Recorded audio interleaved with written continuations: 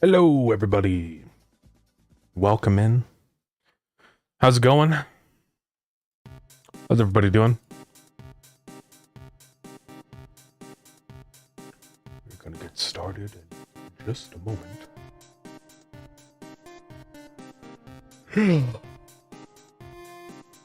Yeah, today we are gonna be working on the Steam art for Lured In.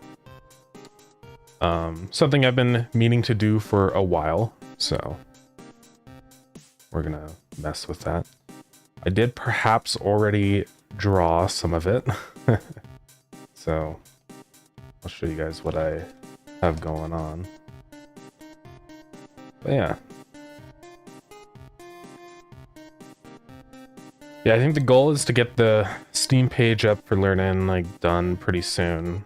Then we can start doing the Steam playtesting stuff, which would be really nice. I think the order of operations kind of is like Steam playtest, then we do the demo, and then yeah, full launch, baby. We've already been doing the Steam playtest, so, or not the Steam playtest, the private Discord playtest or whatever. Yeah, let's go ahead and take a gander. So this is what I have been drawing. I think it'll work.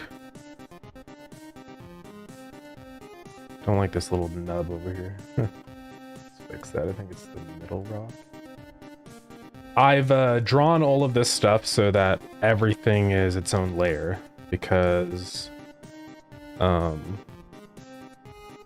when I do all the different variations, I'm gonna have to like shift it around a lot, because we need to do like a vertical one and, you know, all that jazz. So I wanted to keep it very separated so it's easy to move around.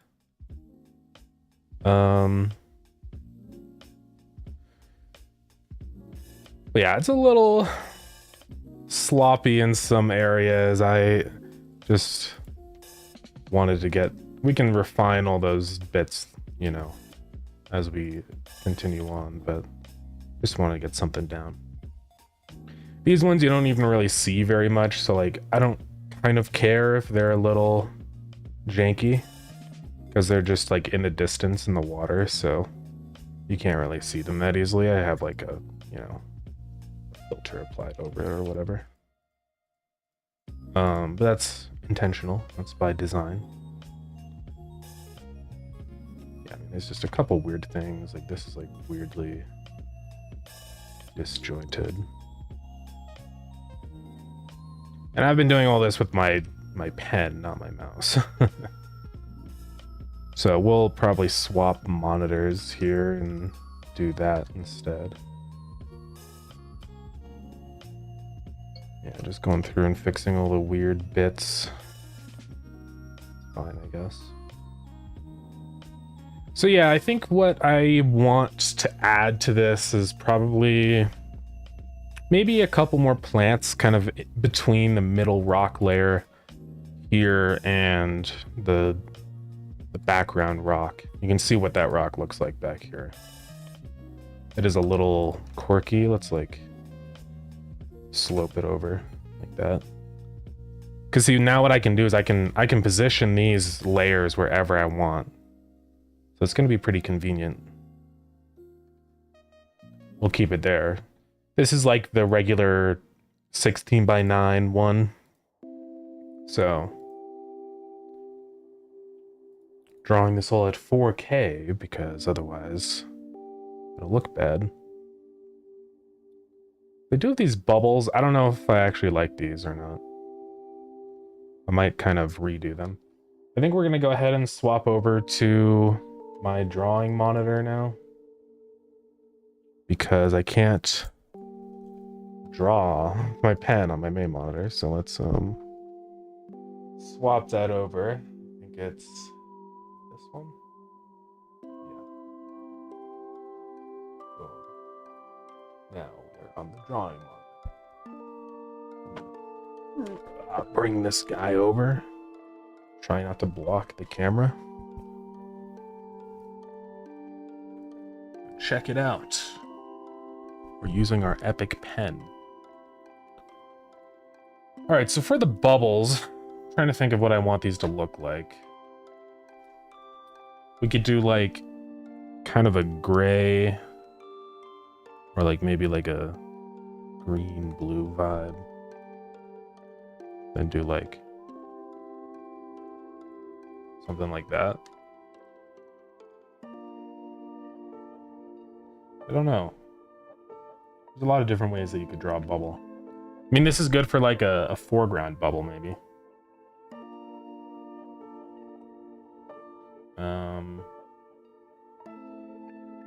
Just want to make sure it looks like we're actually underwater. I mean, it should be pretty obvious, but you know.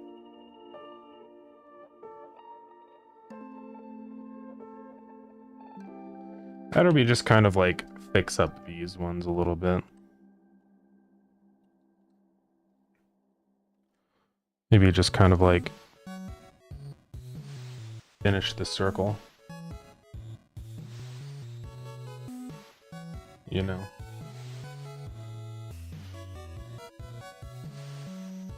Probably fine. Yeah.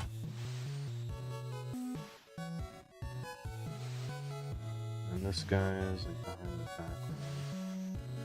Let's do that. There's another guy right there.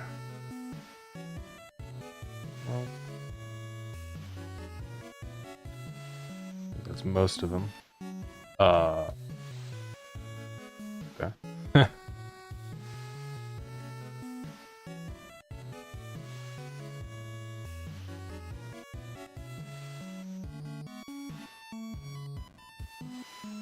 Yeah, I think this works. Just needs like a little bit of the... Now is that? What's going on there?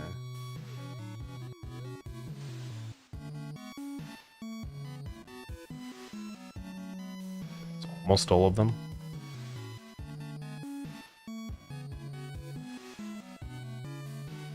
I think that's all of them. Might draw a couple more around here. Can't see anything because it's the same color as the background. Let's hide that for a second.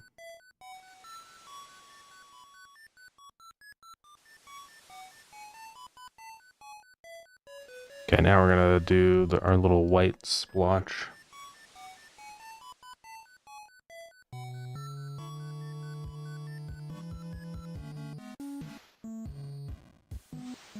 Kind of like that. It'll do. Alright, so I drew this treasure chest last night. I think that one's fine. There's a little bit of quirkiness here. Let's fix that. I'm drawing everything without any anti-aliasing, and the reason for that is because it gives me a lot of control over like where colors begin and end. Because, for example, if I want to change the color of this gold, I can just be like, bam. And it perfectly and cleanly changes that color. Like that. Because otherwise, if this was all anti-aliased, then it wouldn't, like, actually do it correctly. It'd be a mess. So, just like, there we go. So, let's see. What do we want to draw next?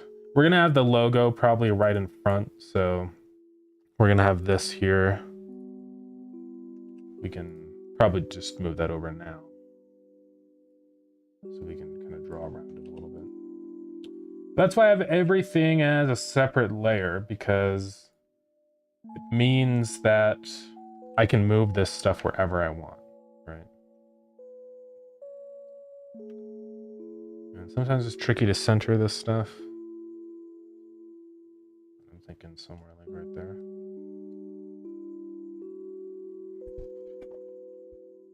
Probably around there.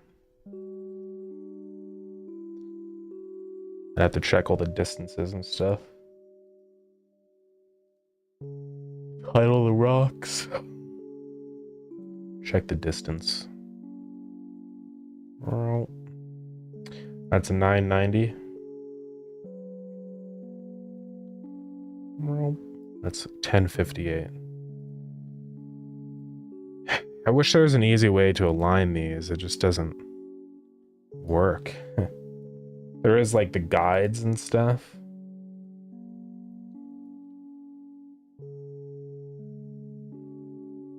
And like it'll snap to this middle line, but I think it's including the like fishing rod as a part of its...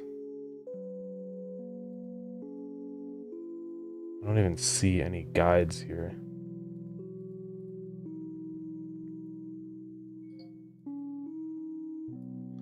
Yeah, it's just a little stupid how it does it. I really hate how the transform tool changes my selection area. Because I copy it here, then when I paste it in here, like, you can see that it thinks that now this is the center shifted over here because this rod sticks out.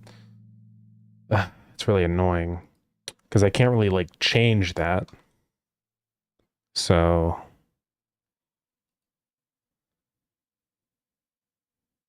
can mirror. Alex cursed. Transform tools perspective. Let's reset that. Yeah, I don't know. It's extremely annoying. I just want to be able to copy this like that and paste it and then have my selection box, but it doesn't work.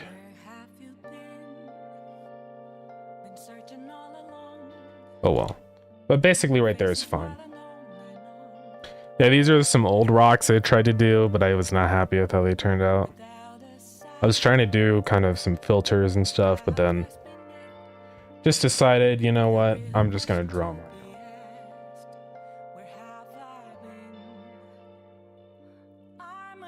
now. Alright. That rock can go away. So, hopefully this all works. I might possibly add some kind of texture to this foreground rock. I could do like... I don't want to add too much, because then I think it just kind of gets distracting, so... Honestly, it's probably fine where it's at. And then I might give this logo like a... possibly a glow, maybe? Hey, bro, welcome in. Cool logo. Thank you. Yeah. I think it'll work out. Yeah, I'm just working on the art and stuff for all the Steam stuff I have to do for Lured In right now, so... There's a couple things I gotta do. There's a lot of, like, variations that I have to do for the art. I have to do, like, the vertical capsule. There's one for the store and the library. There's, like, a little tiny one, and then a big, regular, standard one, and there's so many. But I have it all set up right now where it's all completely separate, you know, layers. So I'm hoping it won't be too difficult. I just have to kind of shift things around. The way that I did it for the Starground art, I think it was okay. It's quality. I don't need anti-alias it. This is linear dodge. Let's do normal. I could potentially do something like this. Just a little bit of a glow so it doesn't blend in too much on the bottom. I don't know how I feel about that. The other option is a drop shadow. Like this. Actually, I don't mind the drop shadow. Let's increase the size. The spread. Lower the size. We could do something just like that. I just want to make sure that this logo kind of stands out from the background area. Hopefully this is like obvious enough. One concern always with doing Steam art is like the text blending into the background stuff that's happening. With like Starground, it was easy because, well, Starground's in space, so you can just do black and then the logo is right there on top of the black background. But here it's a little different. I think the best solution is just to do a big shadow around it so that it doesn't blend in. I could even up the spread factor maybe. Right, just so that if you're looking at it at a glance, you can see obviously, okay, lured in, that's the name of the game. There's no confusion about it. It doesn't blend in with what's going on in the background and stuff.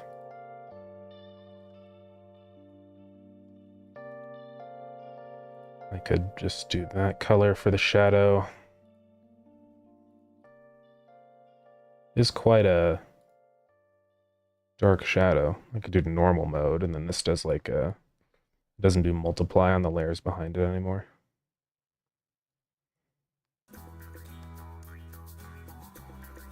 Layer knocks out drop shadow. Okay.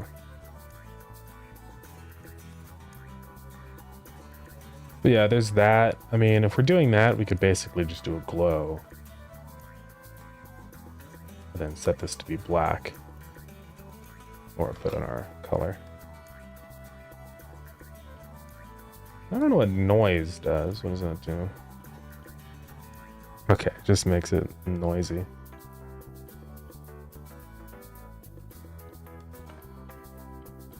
That's the technique. What's precise do? It does nothing. I don't really like how that looks. Because this is like a big thick outline at that point. There's also inner shadow. What does the inner shadow do? Oh yeah, it just makes it look like it's kind of like indented in. Don't want that. Totally bevel and emboss it. That'd be awesome. Satin. Okay. There's a pattern overlay. I'm just kind of messing with these things because I haven't ever explored these options before. This is actually kind of neat. This pattern overlay function. Didn't know this is a thing you could do. Yeah, I mean, theoretically, we could apply like some brush marks and stuff to this. Or even use this as like a not anti-aliasing, a dithering thing, you know? But most of these are so tiny. Wood tissue. Crossed lines. Wave flex, that's what that looks like. It's interesting, but I don't know if there's any reason to do that. Get rid of that. What does stroke do? Oh, that's just an outline. Okay.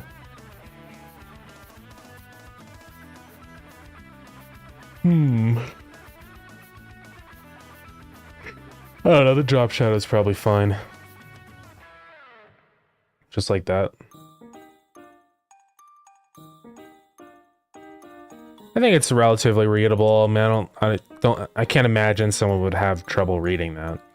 And especially the thing is that we have like most of the logos that or art that you read is like this, where half the image is the logo, right? Like this is the one I did for Starground. So I don't think it's going to be a huge deal. That's part of the reason why Steam lets you do all the different assets, because you can kind of like, if it's not super, or if it's a really tiny one, you can purposely make the logo a larger percentage and stuff like that. Because if we go into the dashboard, we can look at all the different ones we have to do.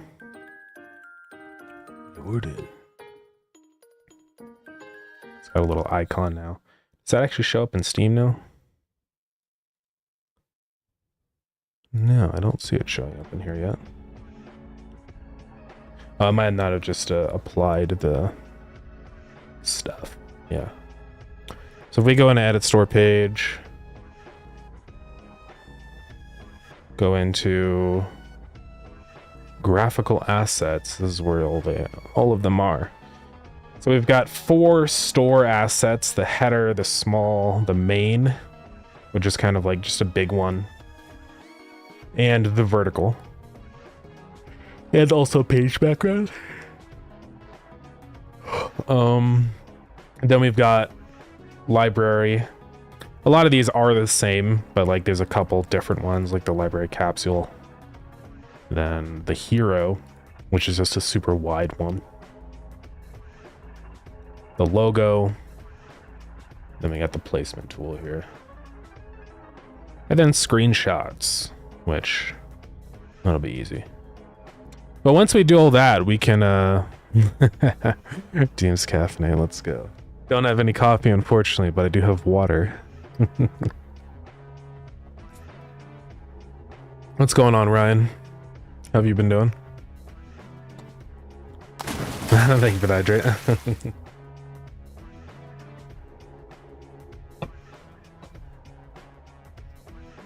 Yeah, at some point also we need to put in a trailer, but I don't think we need to do that right now. I think a trailer is not required to make the store page public, unless it is. No, but I'm pretty sure, yeah, it's only required for in here with like a working, only when we release the game. So hopefully we'll be okay. Just hanging out, nice, nice. Yeah, we're just working on this logo right now. I actually use this color as the shadow, just so it's not quite as distracting.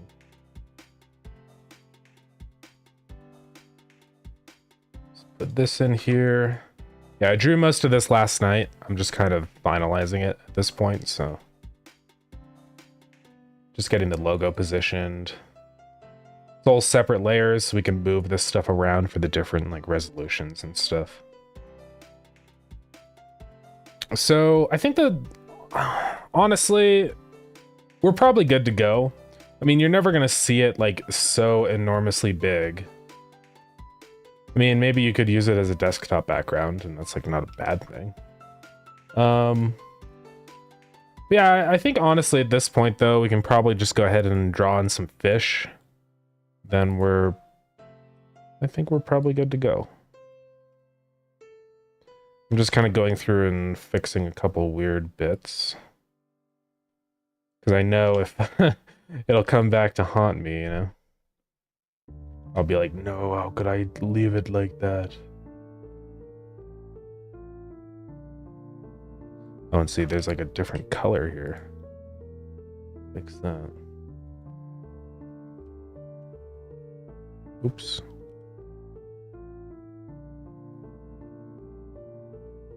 Oops.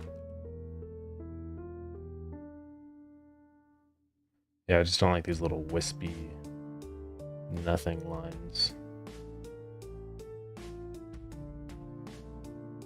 Yeah, not super worried about it, but while I'm here, I might as well clean it up as much as I can.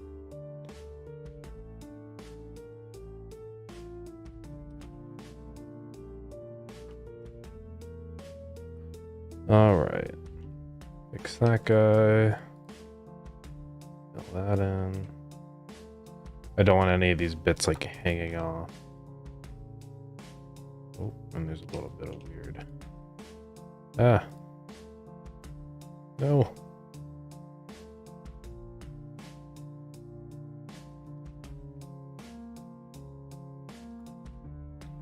It is a little painterly, like I didn't try super hard to do a lot of details. But it's probably fine. Maybe that's part of the charm, you know?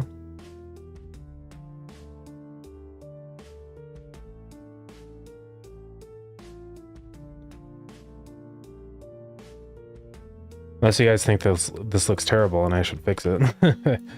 That's probably fine. Oops, I just copied it from that.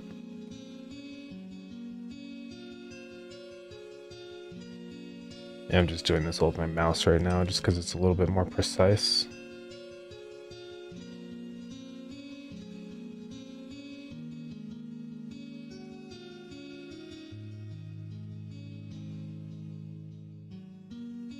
Fix that.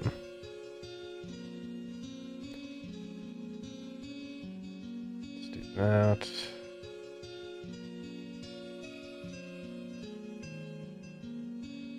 I could go in and add more texture, but I just don't even know if it's necessary. I feel like it's probably just going to make it harder to kind of read the vibe.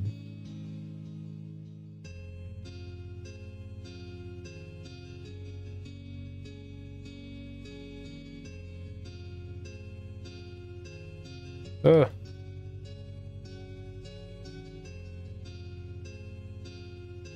There's a little transparent pixel.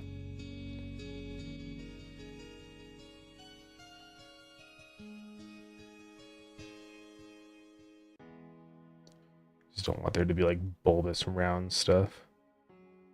Looks somewhat intentional. I think that's looking pretty good. I fixed most of the little weird minor issues. There's a couple in the background rock over here that we could take a look at really quick. But you don't really see much of this guy.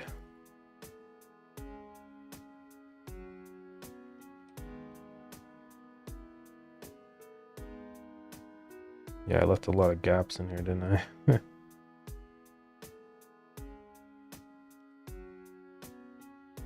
make this one intentional.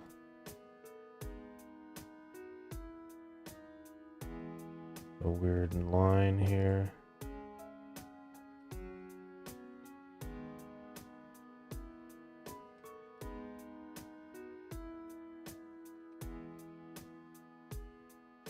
Actually, leave that as it was. I think we're pretty much good to go. We got the bubbles. We got some of the plants. So yeah, let's start drawing in fish, and also maybe a couple plants back here, just kind of in the distance. So we want to do one in between middle and background rock. I'm just gonna draw a couple plants over here. Back to the pen. Where's my brush? There it is. All right, we're behind the rocks. Okay. We'll do just some like tiny plants, you know, peeking out the edge. Oops. Oh, a little pixel.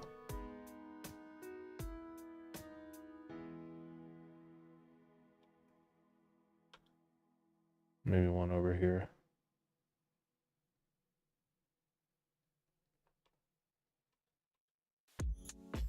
Something kind of like that. And we'll do like, let's just make these long so that when we change or do the different types of art, it doesn't cause issues.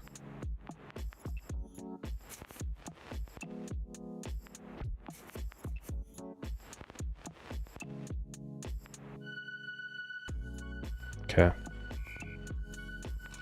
We could do a little bit of shading on these, I suppose.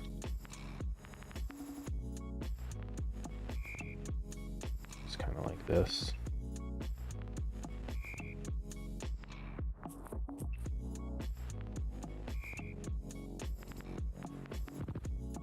That'll do. Is there any other kind of plants that we want to do? I mean, what are common aquarium plants? Or any other kind of iconic fish tank decoration that would be funny? I mean, I got the treasure chest. That's like the classic. Probably good.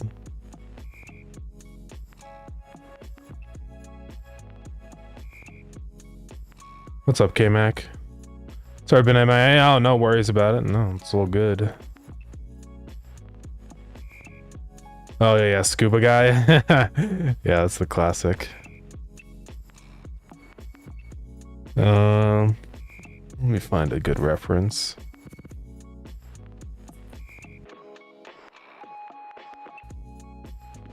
aquarium decoration. Yeah, just like the little guy. Hopefully people don't think though that he's like a real guy. You know what I mean? Yeah, just something like this. Little plastic scuba guy.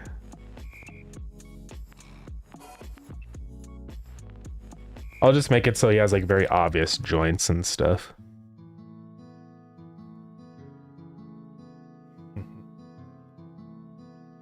Oh, that's an aerating one.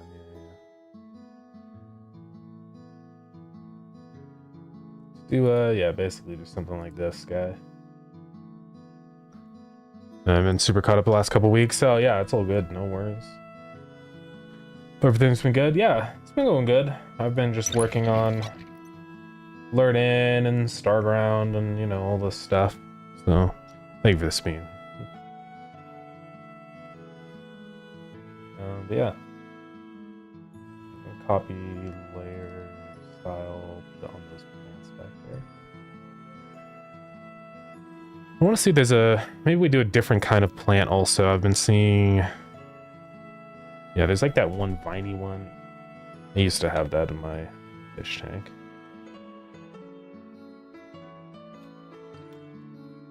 It's kind of like got this like vine. And then like a bunch of little like tiny leaves that kind of stem from it. Like,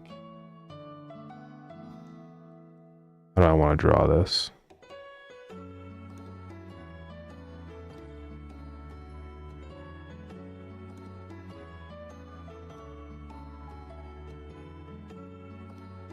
Here, my brush size is way too big.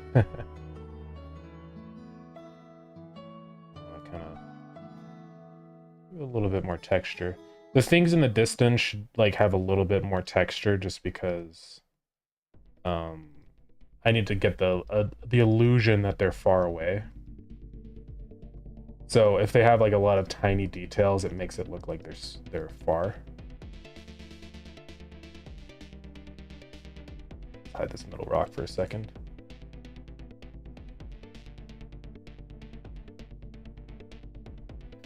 Yeah, we're just gonna kind of get the Steam art ready, get the Steam page ready so that we can like make it public and start getting wish lists and stuff.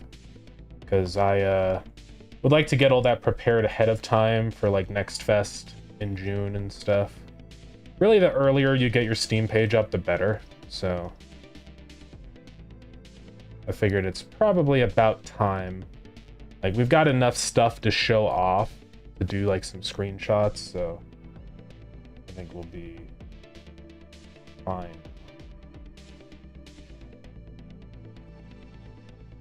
And yeah, the reason I'm extending this so far down is that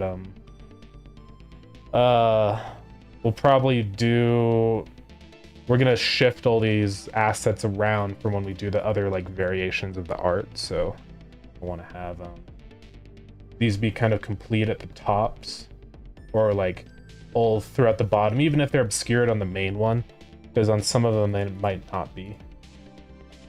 That's been kind of the ideology. Might have to go through and like add more details to some of these, but we'll see.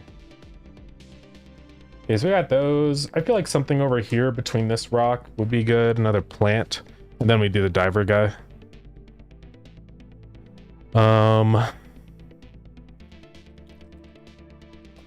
Aquarium plant. Let's see what we got. There is like the grass that we could do. Something like that would probably work.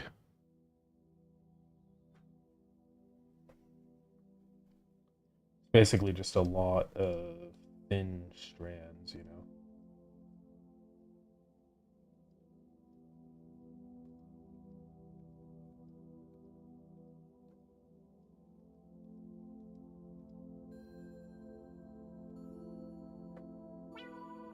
Kind of like that. So I'll make sure this place looks alive. And then we'll extend all these down to here.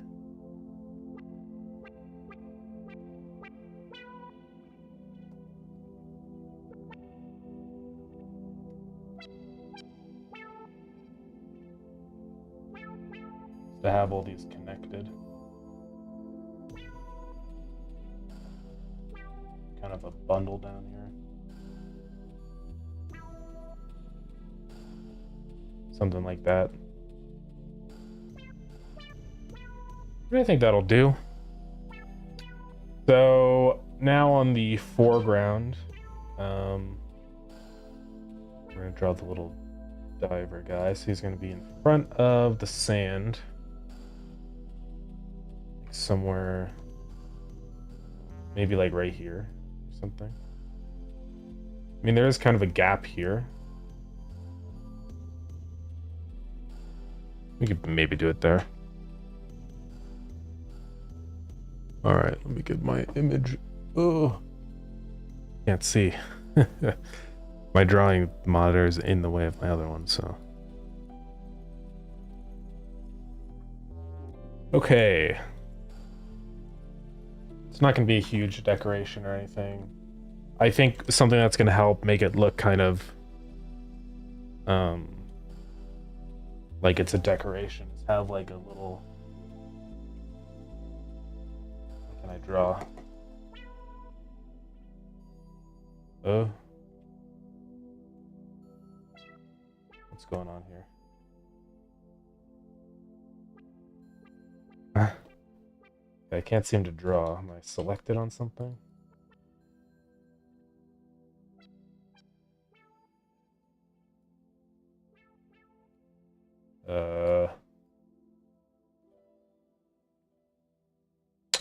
Don't know what's going on.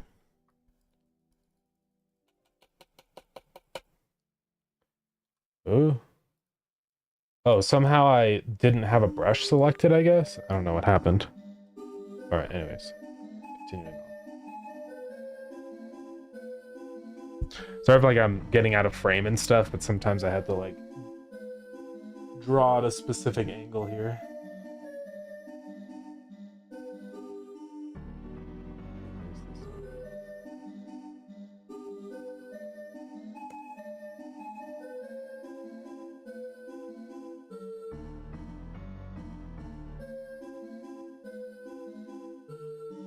So this is like a little platform that he can stand on. And we can position this around wherever we want.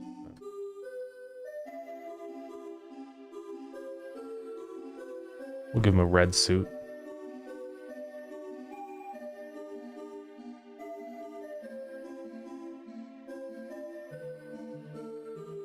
Just kind of get some feet positions.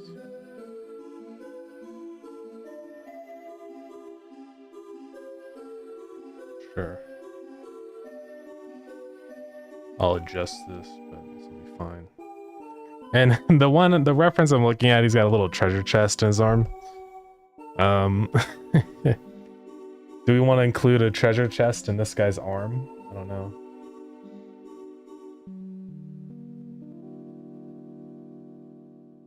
It doesn't have to be super tall.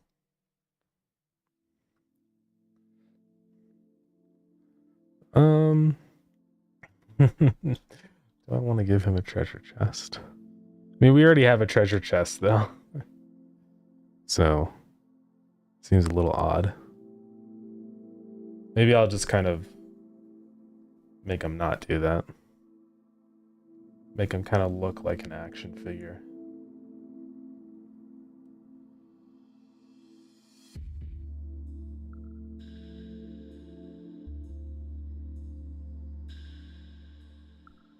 And then he has a big helmet.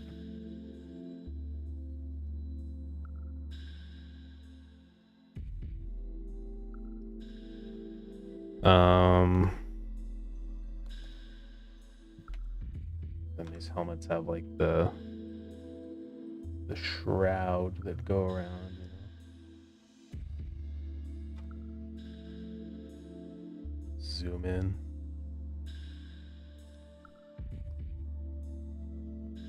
What's the keybind for the wand tool? Let me see. There is none. I need to add that.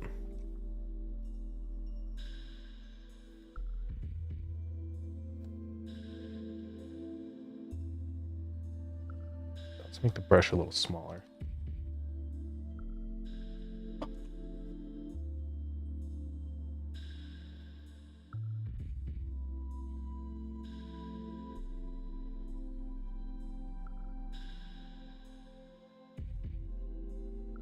Okay. Now we're gonna do that.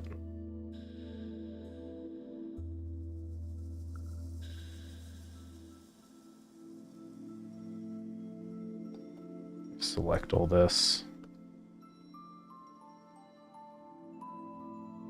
Just doing some shading. And he'll probably have like bars on here, I guess.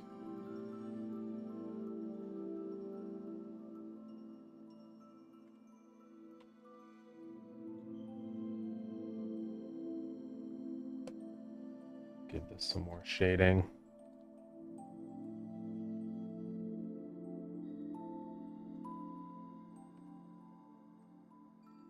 Come on.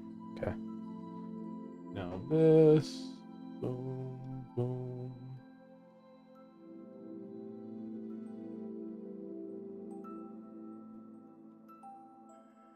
More shading. Then inside of there, it's going to be dark.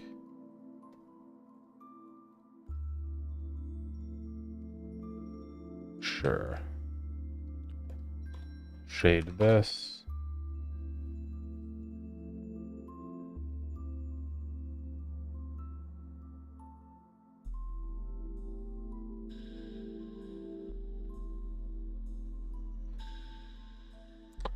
That'll work. Then he has these like straps around his body. Well, he has a belt.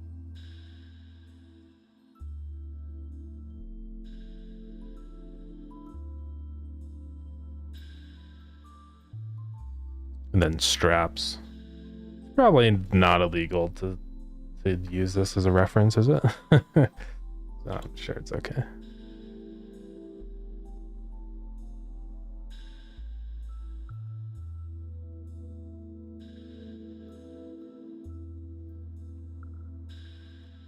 It's fine. Actually, I don't like how those straps lie. Let's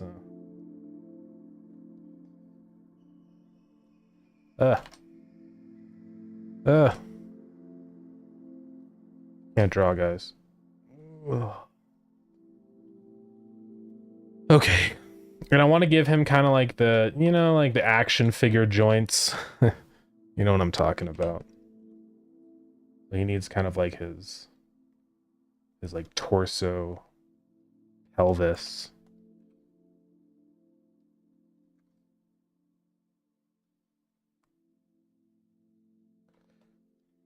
Because I don't want him to look like he's like a real guy.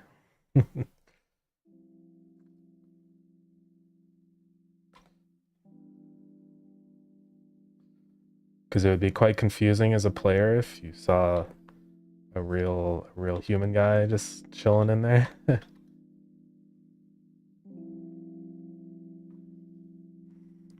let's work on the shoes.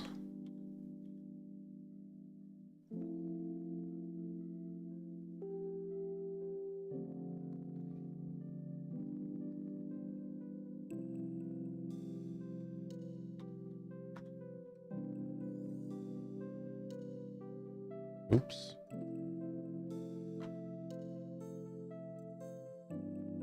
Oh, I'm on erase mode. What is going on? Oh, I'm still in erase mode. I'm a fool.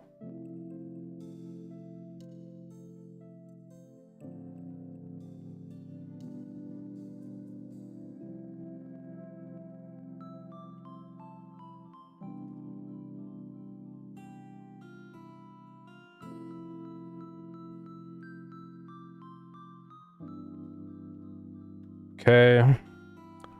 Shading time.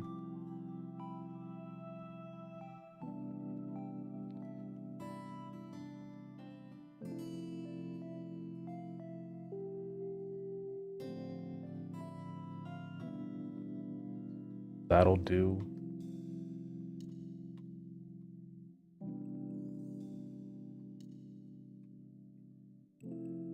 His leg is too thick.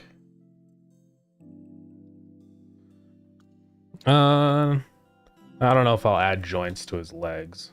I might just keep it there. And now his hands.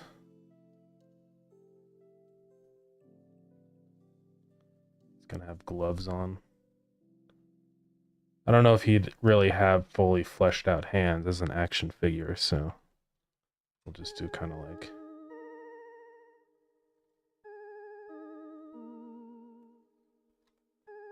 the implied hand, you know?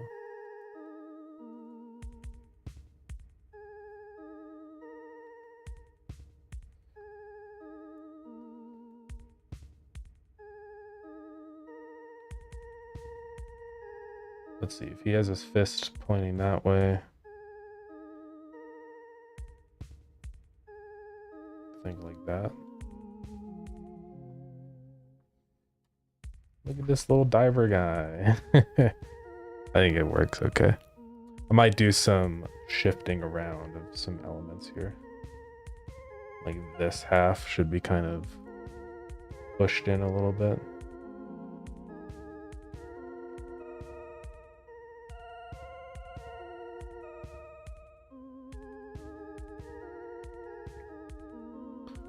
I think this will be fine. We'll do a couple little, you know, shinies on the boot.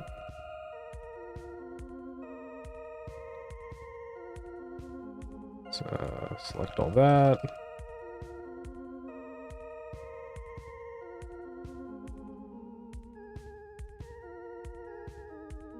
Oops. Here, wait, what am I gonna do like this? There we go. Okay, I just want to fix up all the little like weird bits.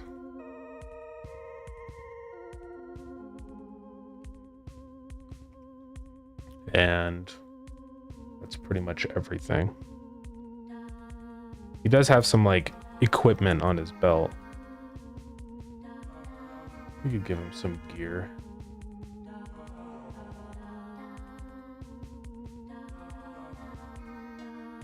I don't know what these things are, but it's fine.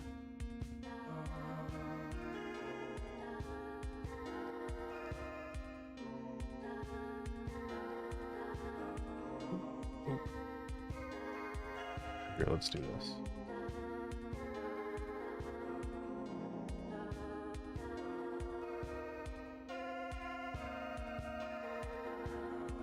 They usually have like a little indent.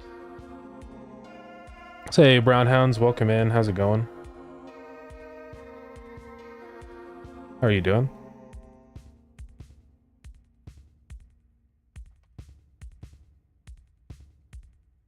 Let's see, we're gonna need to do like that.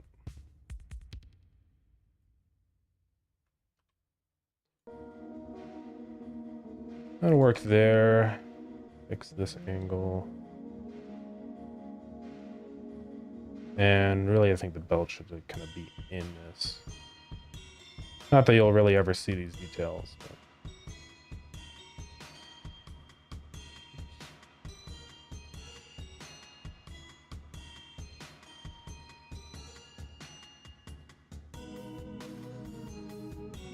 So, new game? Yeah, we're working on the Steam art for Lured In right now, so it's coming along. I'm just drawing a little diver guy because he's an iconic aquarium decoration.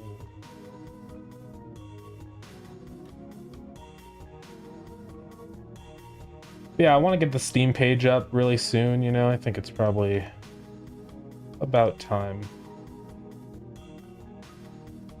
I think this will work okay. I don't know if he's going to be right here. We'll see.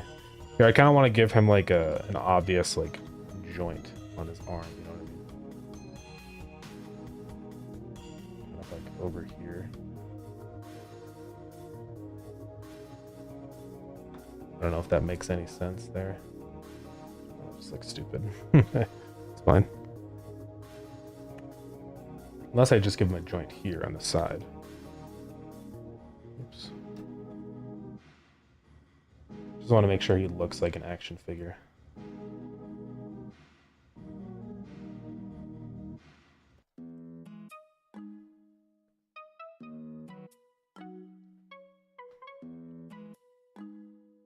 That'll do. just repeat that all over on all the joints. Should work out. On this leg, it's facing over to the left, so you should be able to see the joint right here. But then on this one, it's kind of more...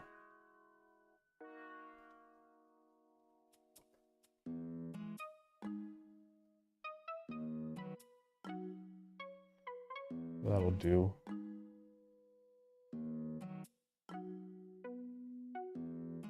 Theoretically, you'd see it on the arm too, I guess.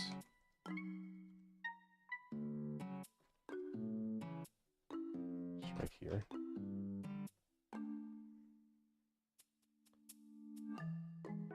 That'll be fine. So we could put him there or move him. I don't know. We can put him wherever we want. Be up on the rock if we want. Could be in the background if we want.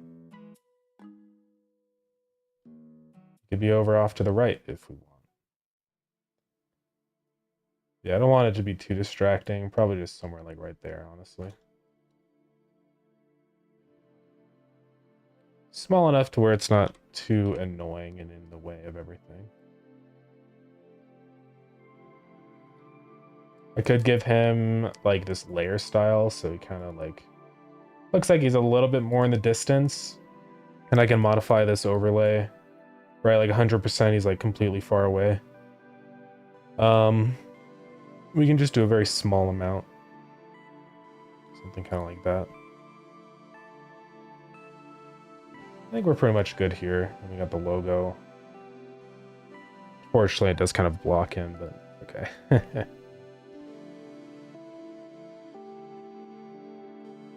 Unless we had him like way out in the front over here or something. But he looks super tiny and like that. I don't know about that.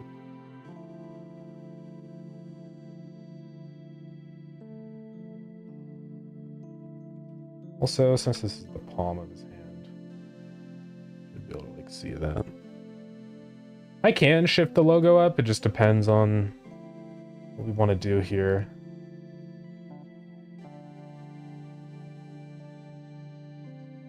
I wonder if I should have just had him over there, but well. Let's see what it looks like with the logo shifted.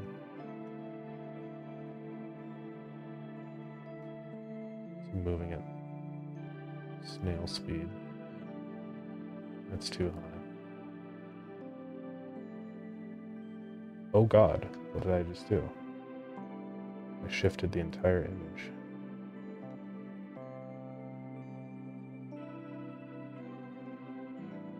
Could do the logo there, but I don't know, it feels a little odd to me.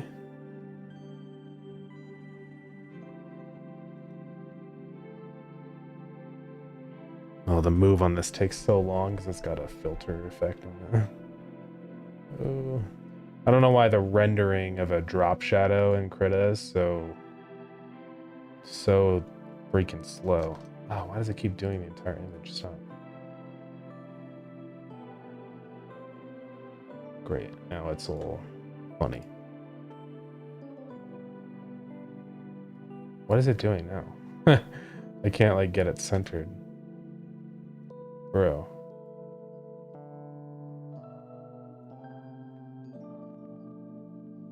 Oh.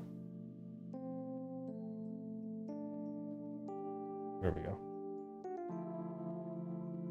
I mean, we could just scale this guy up and kind of clean him up and make him more of a foreground element. Right? Let's snooze the ad.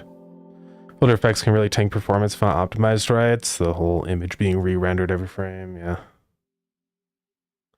I mean, I don't really know how Krita handles the rendering of it, but I imagine whatever they're doing, it's pretty bad for performance.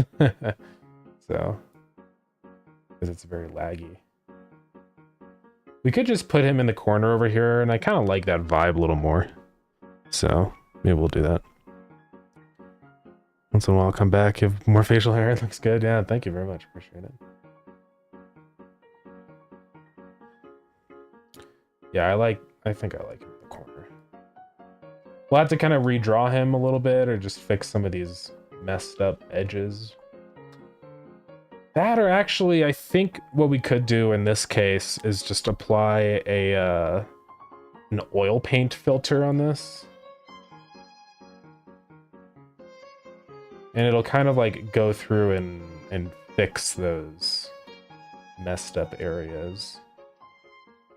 At least internally. I guess the edges we still have to fix. We could lower the smoothness value.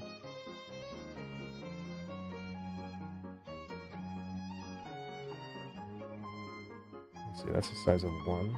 Let's do 2. Kind of like that. So all the internal sections look okay. But we do need to fix all these nasty, jagged outlines.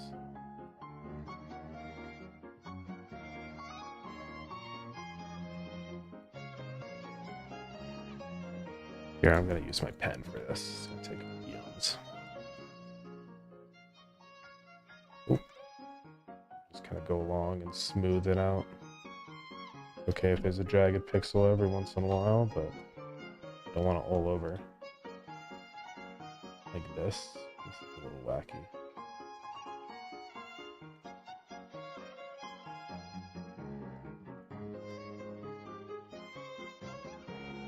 Get all this fixed. Thank you for the follow. Much appreciated.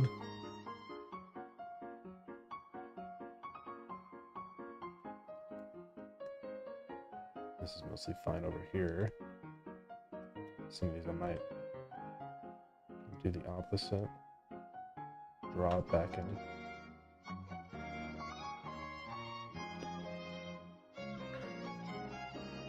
Boy, how long have I been a big boy? Ever since I was born. Yeah. From the very beginning.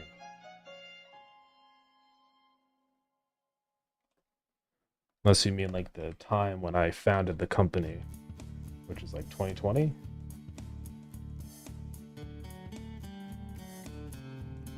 think it was 2020. Well, initially as a sole proprietorship, but then I upgraded to an LLC because it's better. It's all screwed up over here too.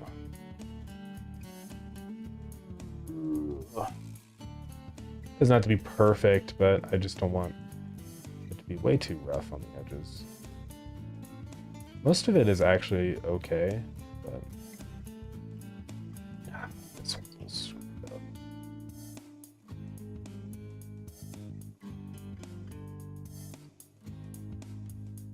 It's quite unfortunate.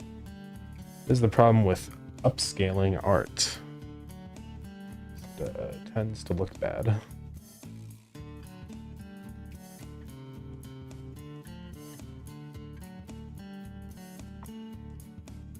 Always been since day one, yeah.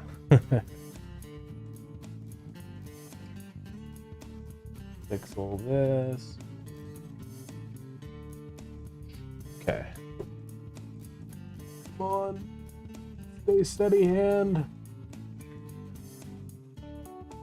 Alright.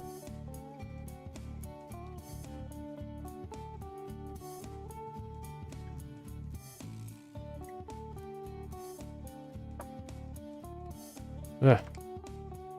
Why can't I? There we go. Fix that. Fix that. Line is a little jagged.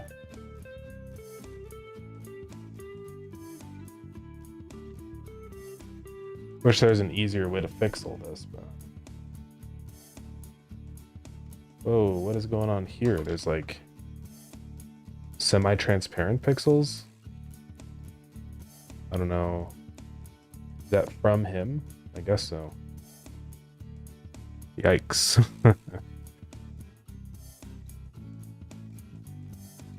It doesn't really matter that much. Let's just clean up the best we can. Should have just drawn him big and then scaled him down, but how was I supposed to know?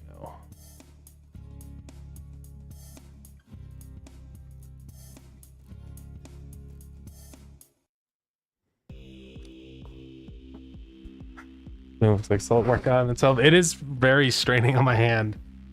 It's hand is quite tired now. Alexa, fan on.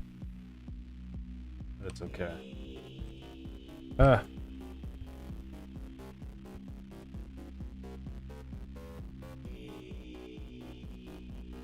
Okay, do this side.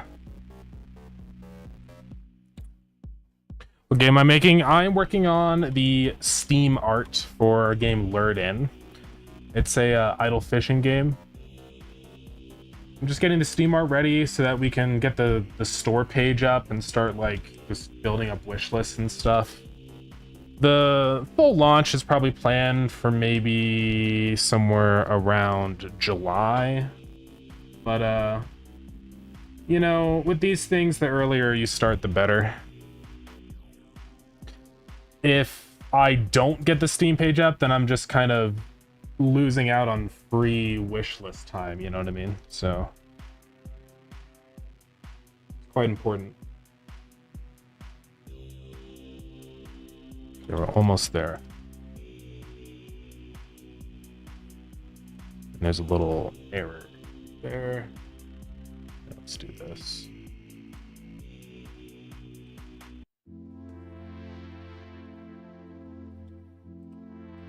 Oh, there's so many.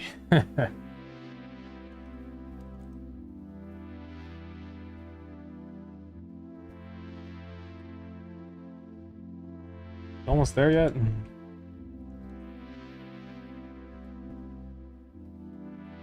this is a little quirky down here. Sorry about the ads, everybody.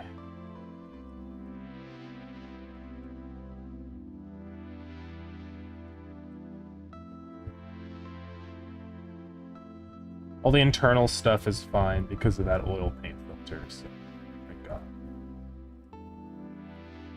Yeah, I don't know why the oil paint filter doesn't affect the outside, but oh well. Oh, and this whole leg too. Ooh.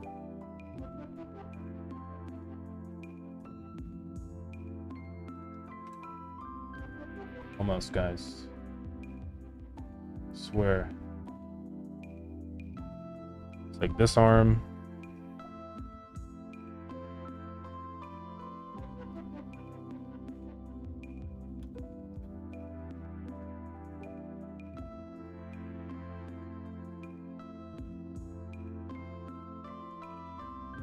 And then this body side is pretty perfect up.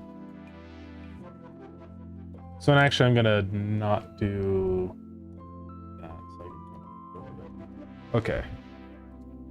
How's it looking? That one's good. A couple quirky pixels.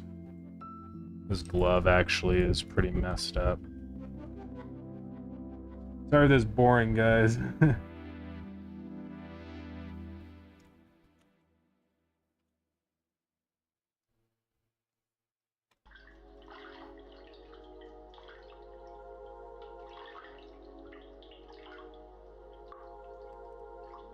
Fix the knuckles.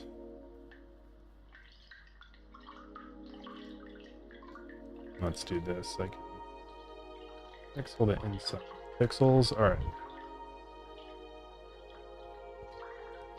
I just know if I don't get this all fixed, I'm gonna like look at it later and be like, man, I wish I would have just spent the couple minutes that I needed to do to fix that.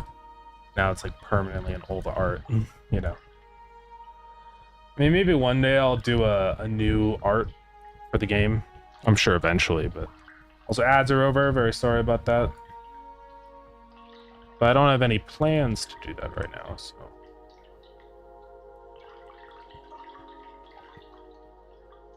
Okay. Finally good. Nope. Ah, I'm gonna go crazy. The glove over here is a little messed up. Fix it really quick.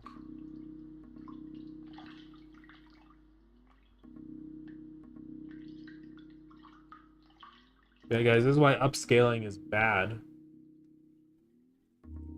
If you can prevent it, don't ever upscale your art. Because you have to fix it. Get all these weird little jagged marks. It never looks right. Especially with pixel art. I mean, luckily this stuff is, like, this art is so high resolution, you don't really notice it very much. It's very minor. But man, if you upscale pixel art, it's just ruined. The effects here are like amplified tenfold. One thing I want to do really quick actually is just do a little, just kind of make it look more like they're a separate segment. Ooh. Redo that. All right. I think we're good. We can also get rid of the style, because he's like directly in the front, so you really shouldn't have.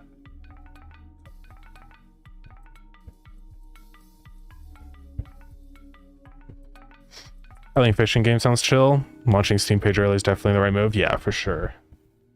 I think it's always a good idea. There's really no like reason not to, you know. I mean, maybe if you launch so early that you don't even have like any gameplay to show off, that would be too early.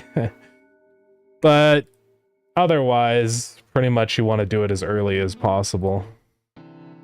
And I feel like this is just a little weird here on the side of his head. I'm just going to do a little bit of repositioning here.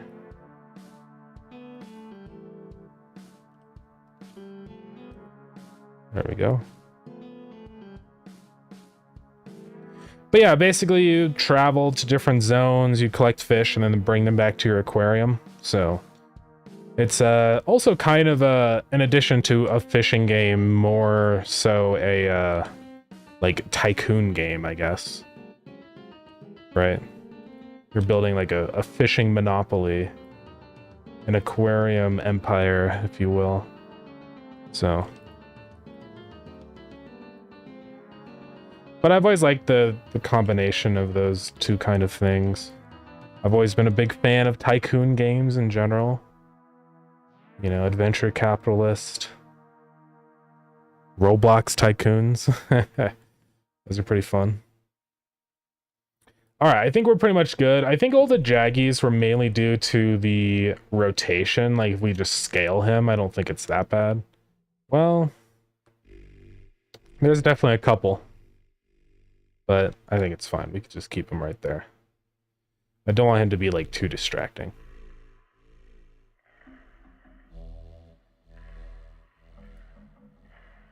So this is what the art looks like without the logo. I think this will work for the background and stuff, and then with. So final step I want to do is go ahead and draw in all the fish. So let's start drawing fish. I have to think about what these fish are going to look like. We'll probably do... Let's just pick some locations for fish. I would like a big fish kind of in the background over here, maybe like a shark. Just swimming along back there, you know? So let's just draw a line that represents him. Maybe a fish kind of curved like that there. Maybe like a couple smaller fish over here or something. Maybe one lurking down there. Maybe a fish over here. Maybe a guy way in the background. Maybe a tiny guy right there. Okay, let's just start kind of fleshing out their shapes and stuff. Just temporarily, I'm gonna make these like a bright neon color so it's easier to see what they're about. Here, what's a color we're not using anywhere? Like a pink. That'll be fine. Okay, so here's one guy.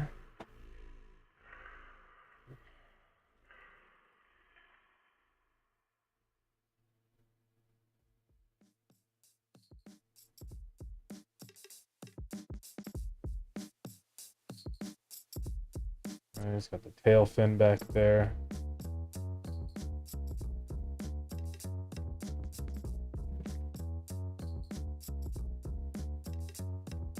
Don't really know what kind of fish this guy is, but he's something. Let's go ahead and make him green. And then we'll start filling in all his details. A white belly.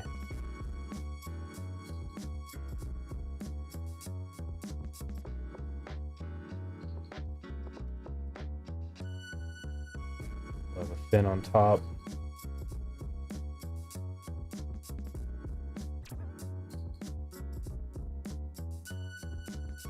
They'll have a couple fins around. Usually fish have like a small fin there, then like another fin. Oops. Make his tail the same color as his fins. Give him an eye.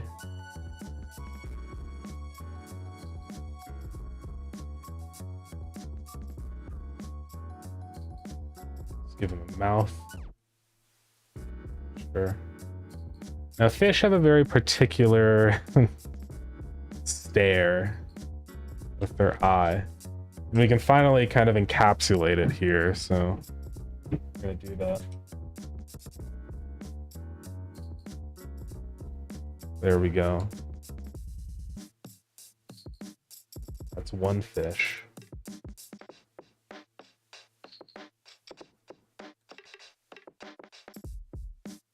Let's just kind of do like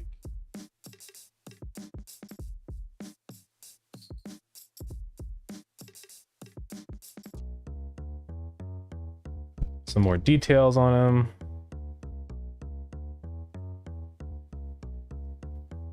I don't really know what kind of fish this is, but I don't think it matters.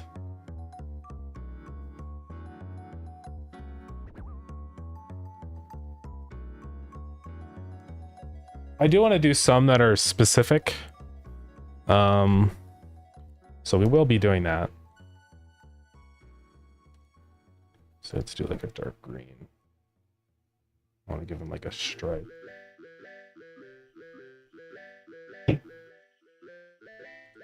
Also something that he's totally missing is like gills. There we go. And he should be shiny on top.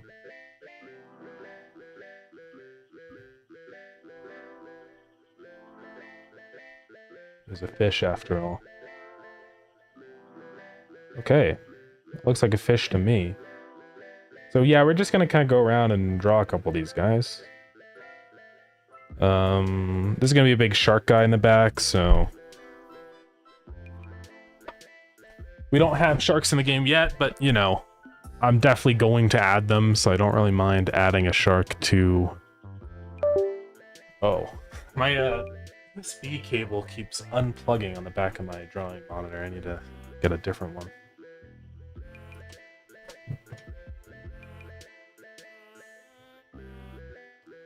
So let's see now. Sharks are built like...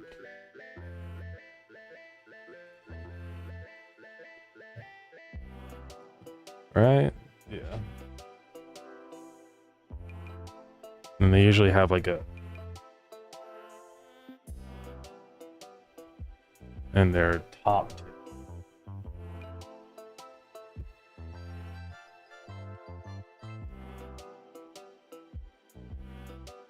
Can't forget the most iconic part of a shark.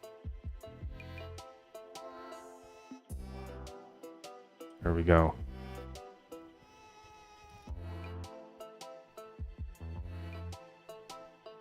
I have a couple of those.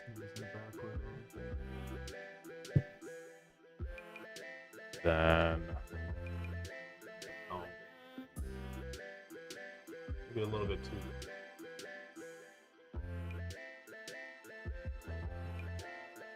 All right. It's just going to be kind of lurking in the background. Got his outline sort of set up. I think he'll be partially obscured. Let's add another layer. And this will sit between... So it'll sit behind the middle rock. like this. So he's going to be sort of behind it like that. It's a pretty big tank then, isn't it? That's fine. It doesn't have to be realistic. But man, this is a big fish tank.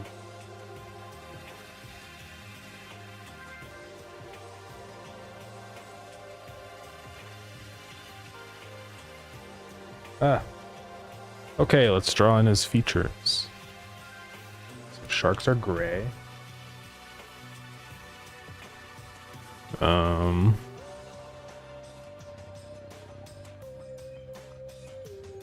Then he's kind of like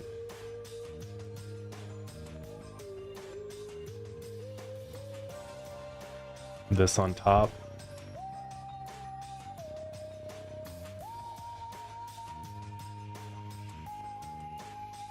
His fin.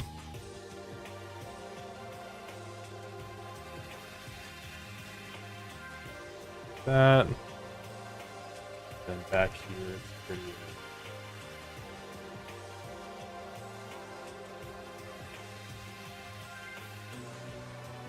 Kind of like that, I guess.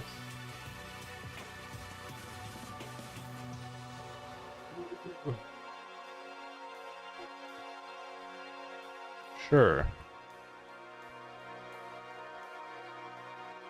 That'll be fine. All right, the mouth.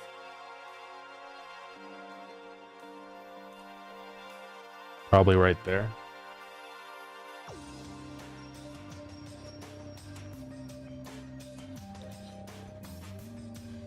Zooming in. And sharks basically just have a, you know, maybe a little bit of a shine in his eye. Maybe not too shiny. Maybe a duller shine.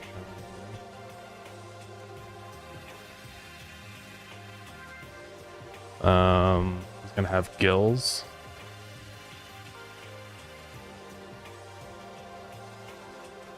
Nah, they usually, I guess they get a 4. Yeah.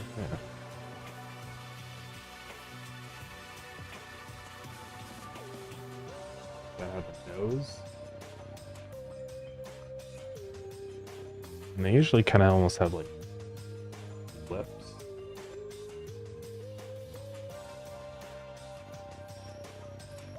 I'm just kind of looking around for some shading right here. Okay. I kind of have like a little bit of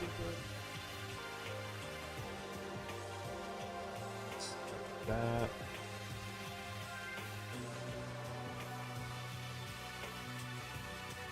I want him to look tired.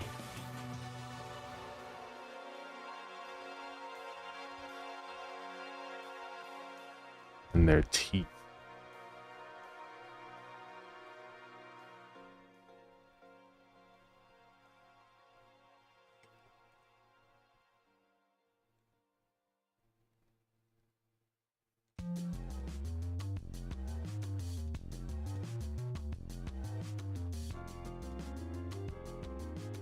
I don't know if this is correct.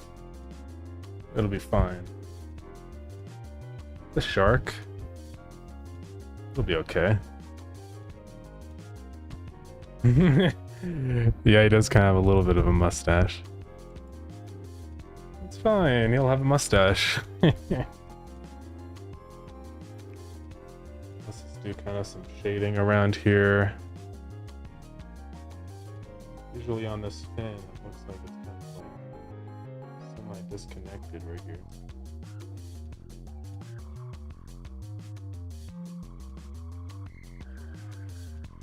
Then it's got some like, oops.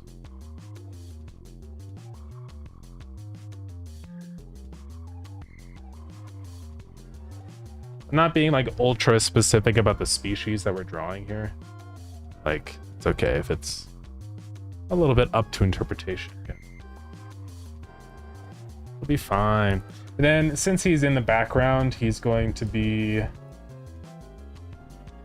you know, like that. All right, so that's another fish down. Let's rename this to front fish. Let's try another guy here, shall we? Let's try a little goldfish down here.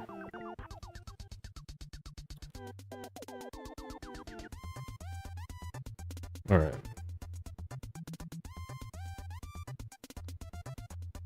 Let's see. Goldfish have a pretty bulging belly.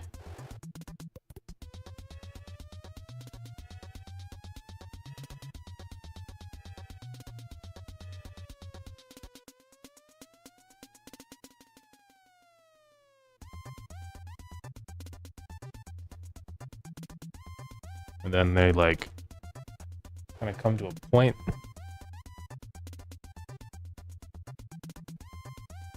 They arch up. Something along these lines. It's gonna have a little fin up top.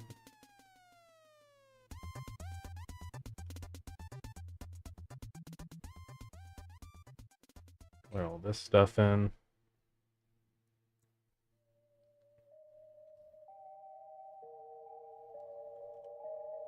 It can almost be like that.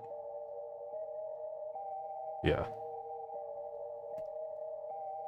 But then they have the fin down here.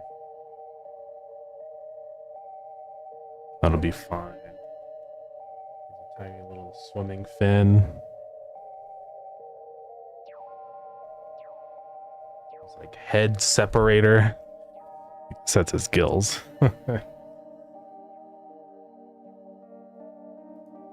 Now let's go in for the eye.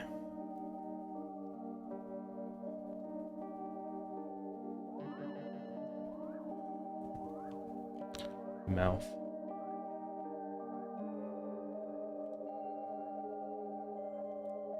Looks like a fish. Let's make him the right color. Here, let's just do this. Also, let's do a little bit of... Yeah.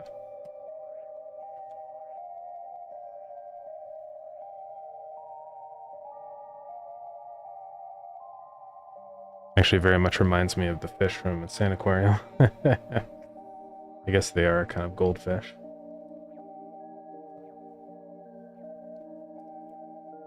Alright, and I'll give him some... Actually, he needs a little bit more shading here.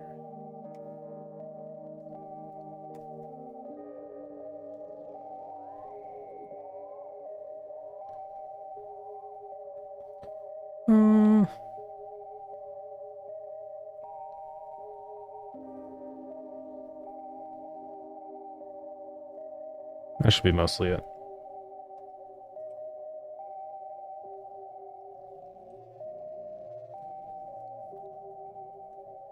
Now we're just going to kind of draw him some scales.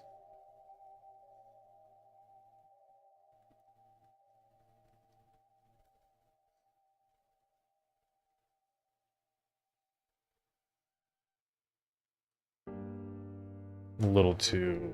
There we go.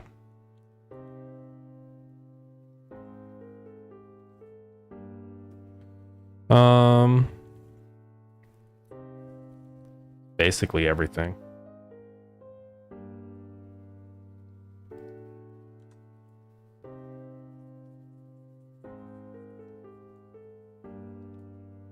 Let's give him like a little highlight on the top of his head, maybe.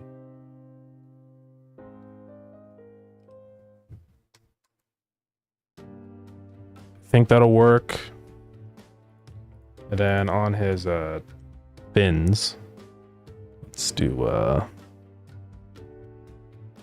some orange.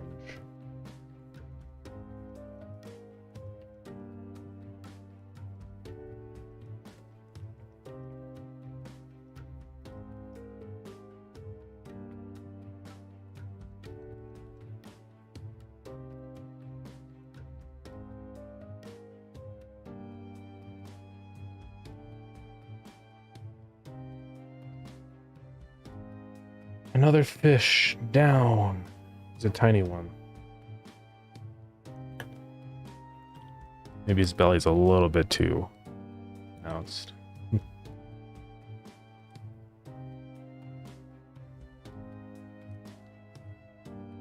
They do have quite the belly, though. Okay, anyways. Let's do another one. Let's do... This guy, I think, should be like a pike. You know? The northern pike. I know that we're mixing salt and freshwater fish, but I think it's okay. I'm not, super worried about it. It's just art. Trying to find a good pike image. Here we go. Okay.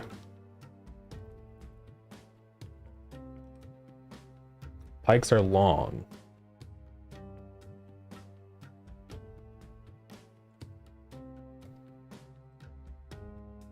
It's gonna blend in. Hold on, let's do... There we go.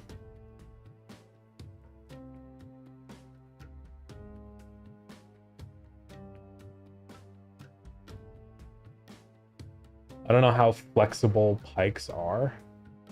If they can like snake around very much, you know? I have no idea.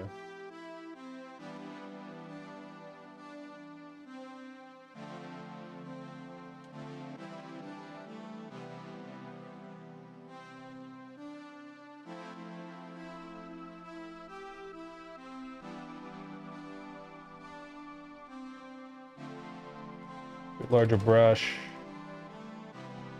Fix his shape.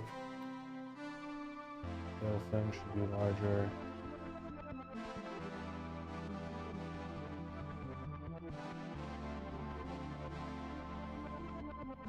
Yeah, again, I don't know if Pike can like do this.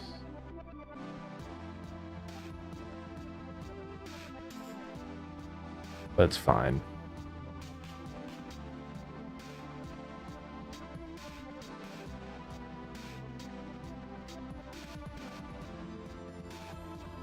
Okay. Fins.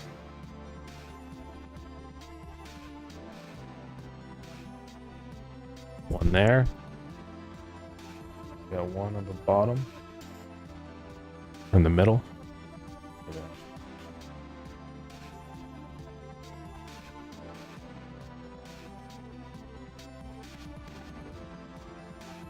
One there.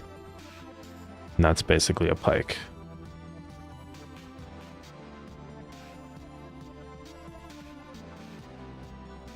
Someone that's like a real fisherman is gonna come across this game and be like, these fish are wildly inaccurate. It's okay.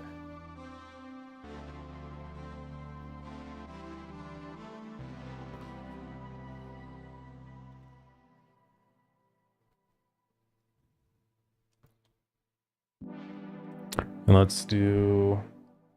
It's kind of a particular mouth. It's kind of like this, where they've almost got like a little bit of like a claw.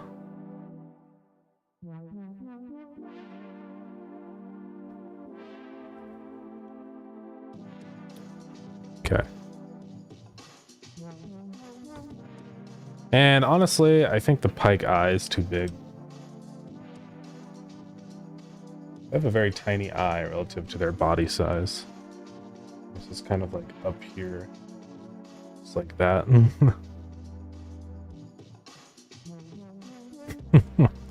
Yeah.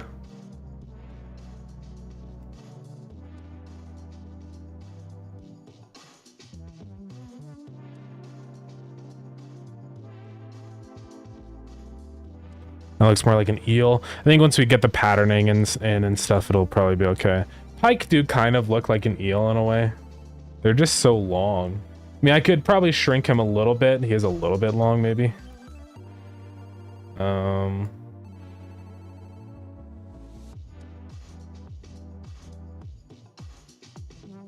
Maybe like somewhere like that.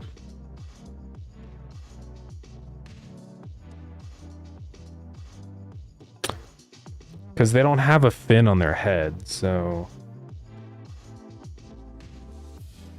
it'll be fine. Let's just start like putting in his patterning, you know.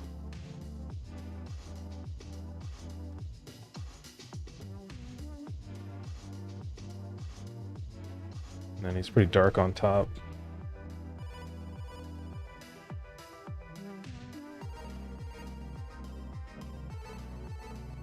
Also, once we give him scales, I think that'll help, because, you know, eels don't really have, like, scales. Ah.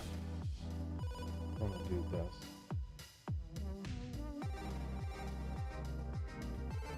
It's kind of got, like, a weird little cheek thing going on. Almost like he's got, like, a...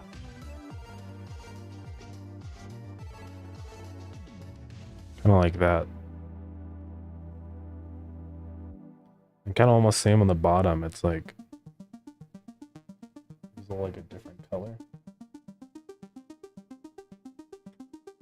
like that. All right, let's make him look cool and epic.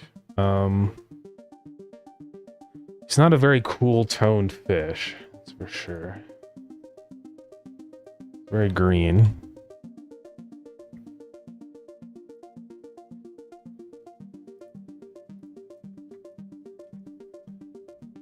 Draw on some colors.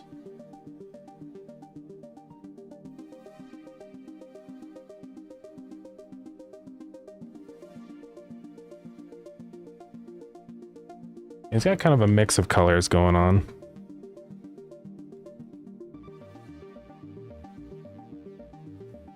A little orangey. Maybe sprinkle in just a little bit of brown.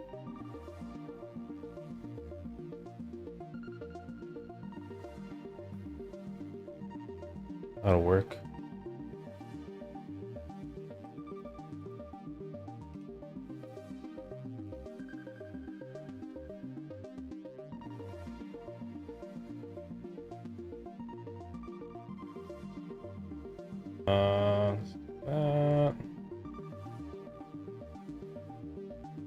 Draw this in.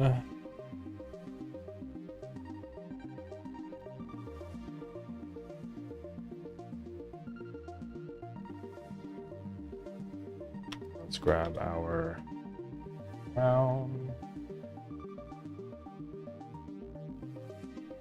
Get a smaller brush size.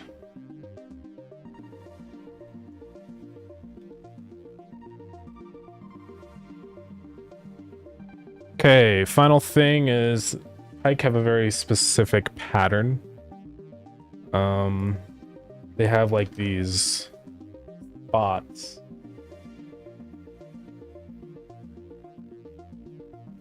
Kind of like this.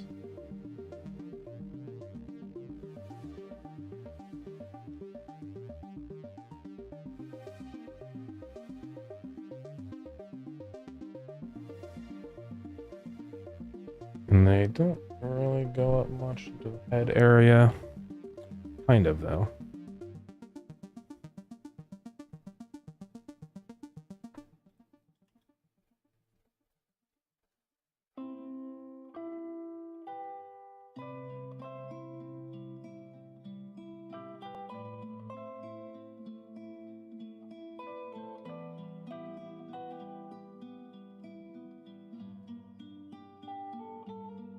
They look sort of like that.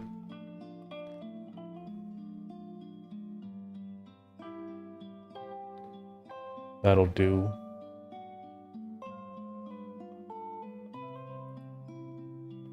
Maybe it is a little too curved for a pike. You never really see pike curved like that. Let's uncurve him. Fix his spine, maybe.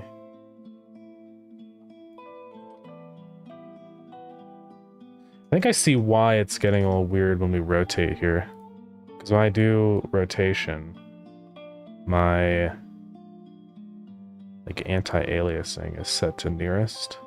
Oh, goodness. Let's see if we can change that to like Mitchell or like Any of these are gonna blur it though, that's the issue. Oh well, we're doing nearest. It'll be fine, he's small enough you don't really notice.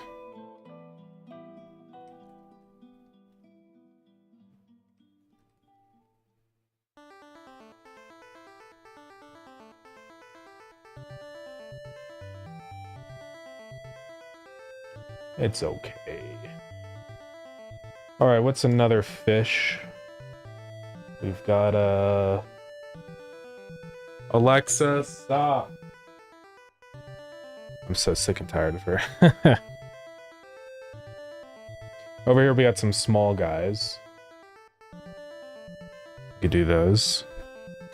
I do want to do the red sockeye salmon somewhere. Maybe we do that him right there. Let's do these guys can be smaller ones. A roach fish. Let's take a look. Oh yeah, one of these guys. Yeah. Do one of those. Sure. They're not in the game yet, but you know. Maybe one day they will be. Let's do this guy up here as the roach.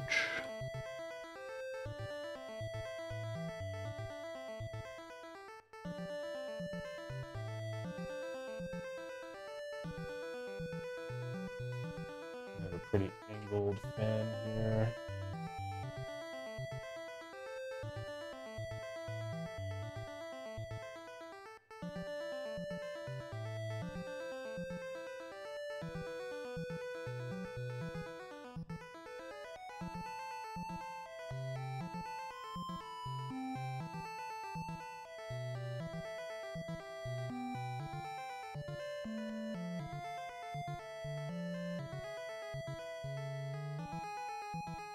Something like that. Looks to be about the right shape.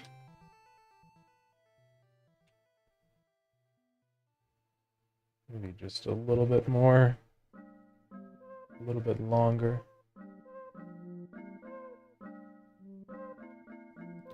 Right. And he's very, almost kind of blue. Very blue tinted silvery color. So I'll start with silver, but I'll probably add in some more blue.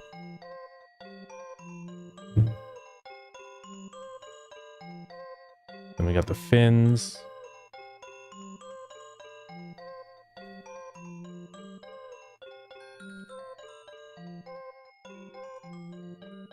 Let's fix that a little bit. And their top fin is not red, at least this one that I'm looking at is. Which is kind of interesting.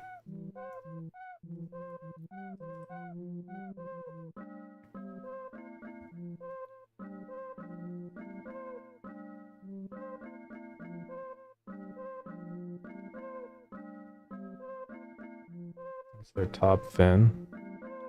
Then all the other ones are red.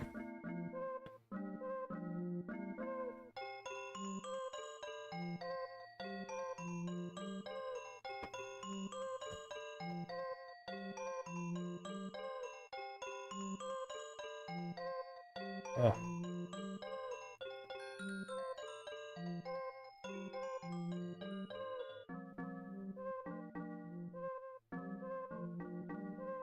Another fin right in there. We'll do. Now let's figure out his like eye location. Right, he's almost like his eyes are almost kind of green. Not quite. Yeah, really what it is that everything else around his eye is like dark. Let's start shading.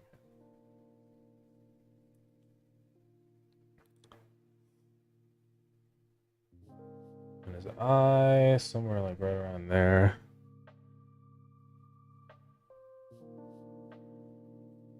I do have like a stripe down the center.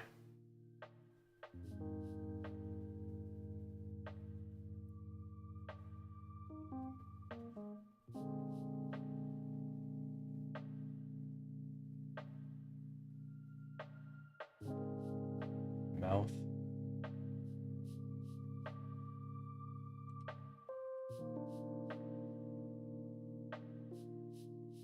Let's give him his eye. Pupil.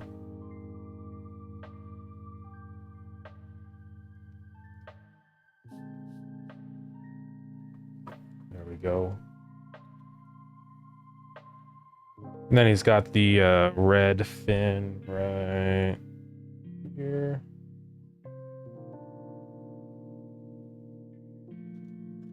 Actually, more like that. Okay.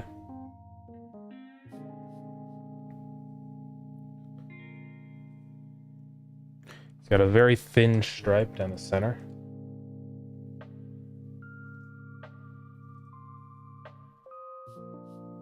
Nope. Come on. There we go. And then scales.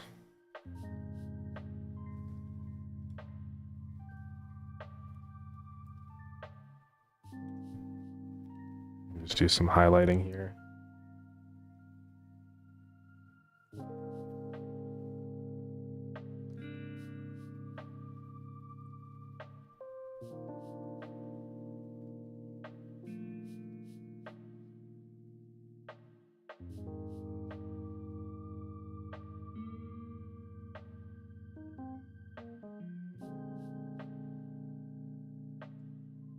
All right. That's basically it. Just had to draw in some colors on the fins. Let's do thin that out.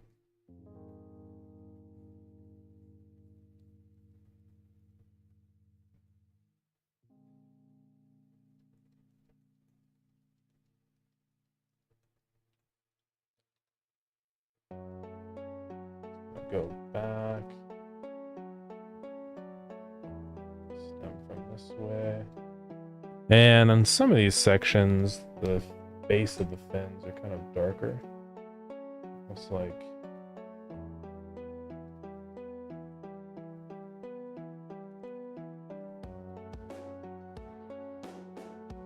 ah.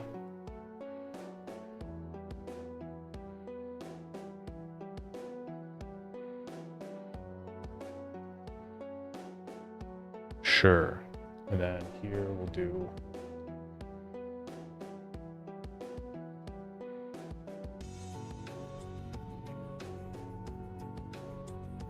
that'll work. There's one guy. So we got to do. Also, I don't like how this is kind of smoothed out a little bit. There we go. Two more over here. Maybe we do like clownfish. I mean, clownfish are very tiny.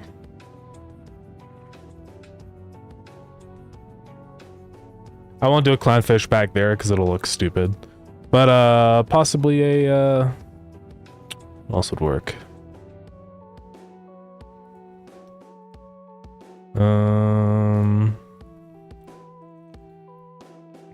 We don't have to be so specific.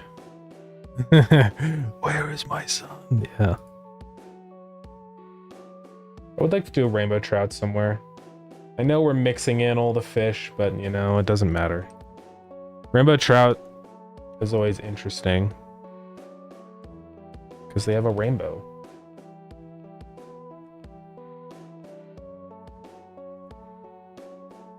I'm kind of draw him like this. And his fin is just flat.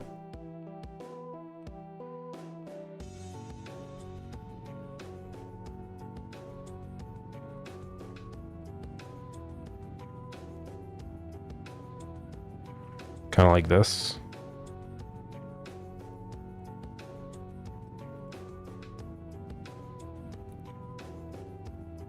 Yeah, I want to taste this as well. Yeah. That's usually the fish that we always have around where I live is always rainbow trout, so I'm very familiar with them.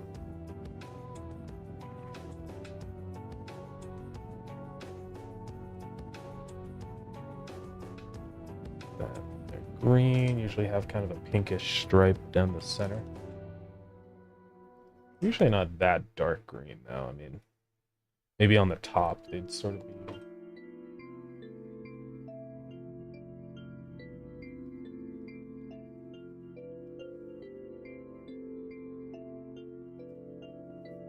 difficult drawing a fish from the front.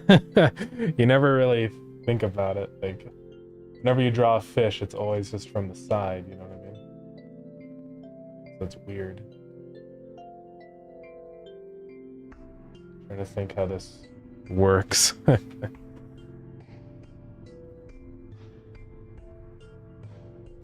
don't want to look evil.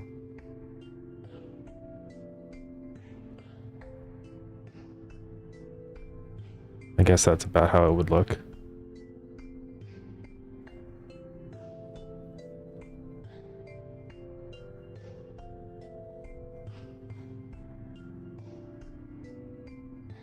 Okay.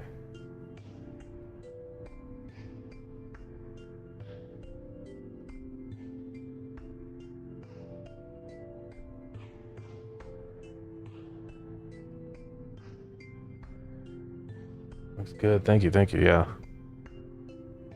I'm trying.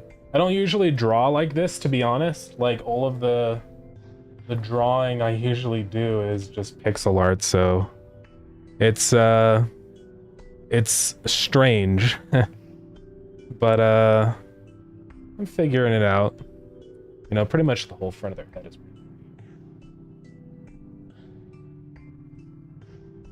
yeah. So, the thing that rainbow trout have is down the middle of their body. They're all multicolored, like a pink, red, and usually they have like little black dots. And their fins are almost kind of round. It's just a mullet, yeah. Let's see. What am I do?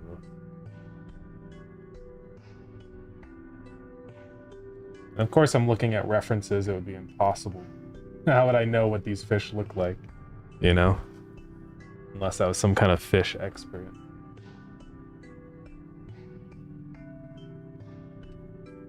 Then he'll have some fins on the sides. Knees will probably be kind of sticking out a little bit since he's out and about.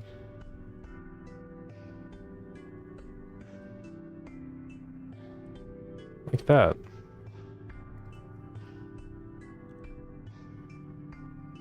Oops.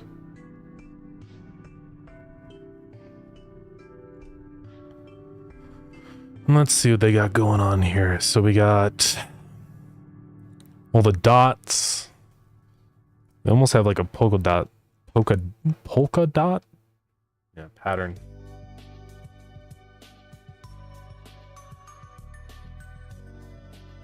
So they have like this where those are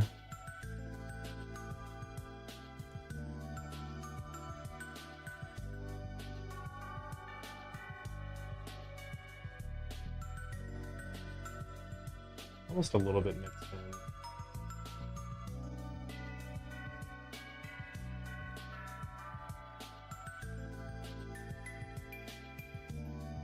Then now there's black dots everywhere. Time you finish the game, you become a ichthyologist. Yeah, is that the term for someone that's like that knows all the species of fish or whatever? The study of fish species.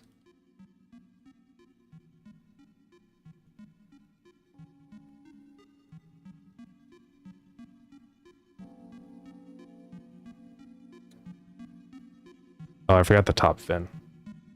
Whoopsies.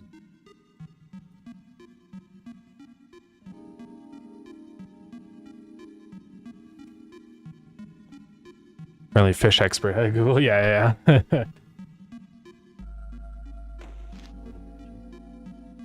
Man, they have dots freaking everywhere. You never think about the dots until you look at a picture of them. And they're everywhere. Usually fish have those like lips, you know what I'm talking about? I don't know how I would like get that idea across.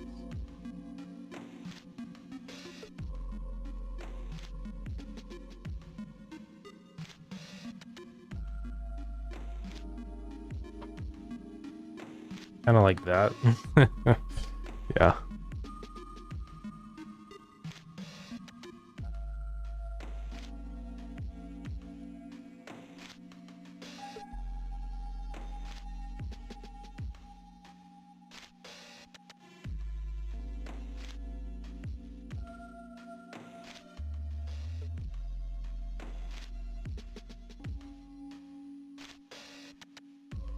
All right. Oh yeah, on the top.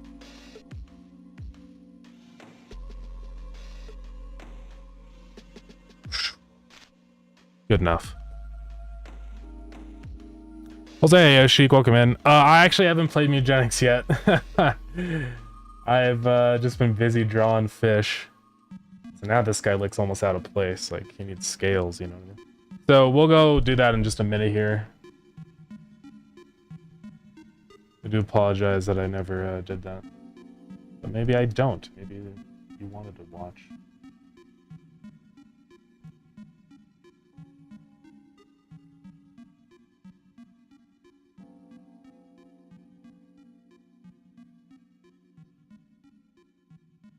So many fish. I got a few more that we need to do, really. You're in a strange run, yeah. Here, we'll, let's take a mini break from drawing fish so my hand is okay and not shredded. And we're gonna go ahead and, play mewgenics like I said that we would. It's only gonna be for a second. We, just need to finish up a run that we were doing last stream, so. But my hand is, I never draw like this, like regular, you know, drawing, non-pixel art, so it's very straining on my hand. Let me fix the stuff here. I had to do like game capture or whatever. There we go. What is going on? Like the Adventure Time intro. Is this just the same intro as always?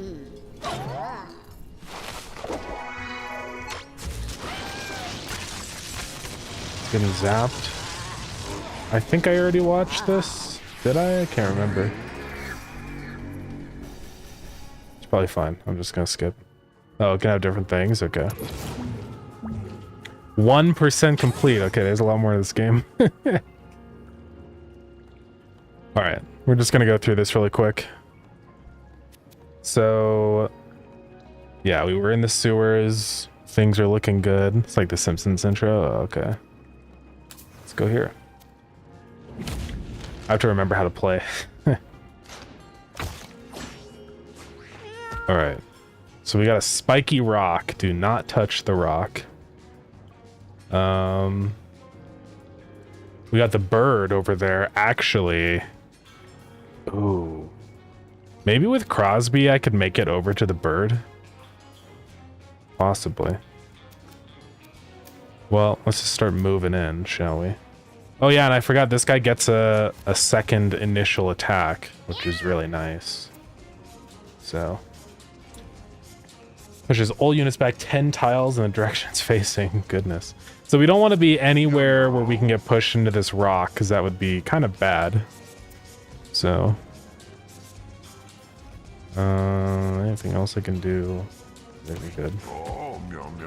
Hit this guy. Oh yeah, also let me turn off. In the way. Let's go ahead and move right there. And I can't really... I don't know if I'll be able to get to the bird in time. Let's see. I mean, maybe with this guy, and then if I hop 2 tiles, I can only do 1 hop. I don't think I'll be able to make it. No. Oh, next turn.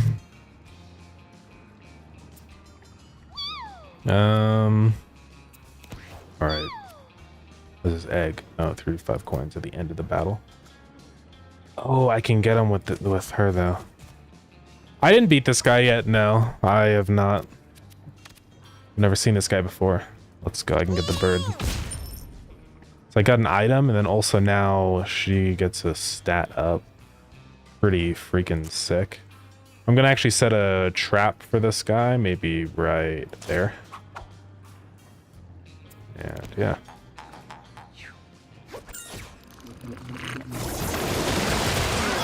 Oh, goodness. Okay, he does move around though, so it's possible to get him.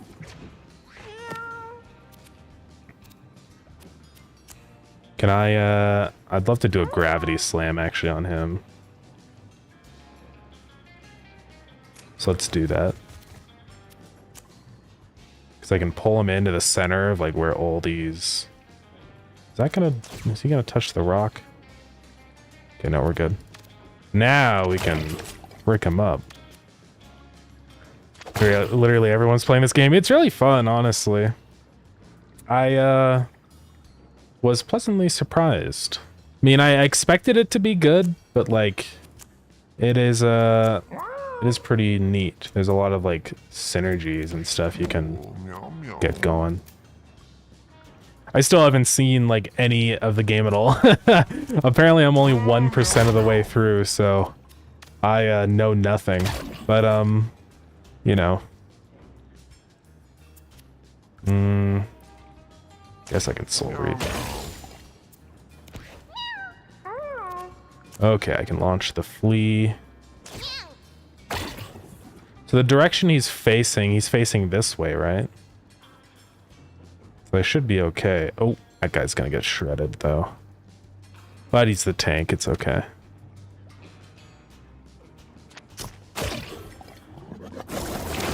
Oh, yeah. Actually, we are taking some pretty heavy hits. Why did he... Oh, because it means he's gonna immediately attack. That's bad. Okay. I'm gonna try and move into a spot, I guess, where...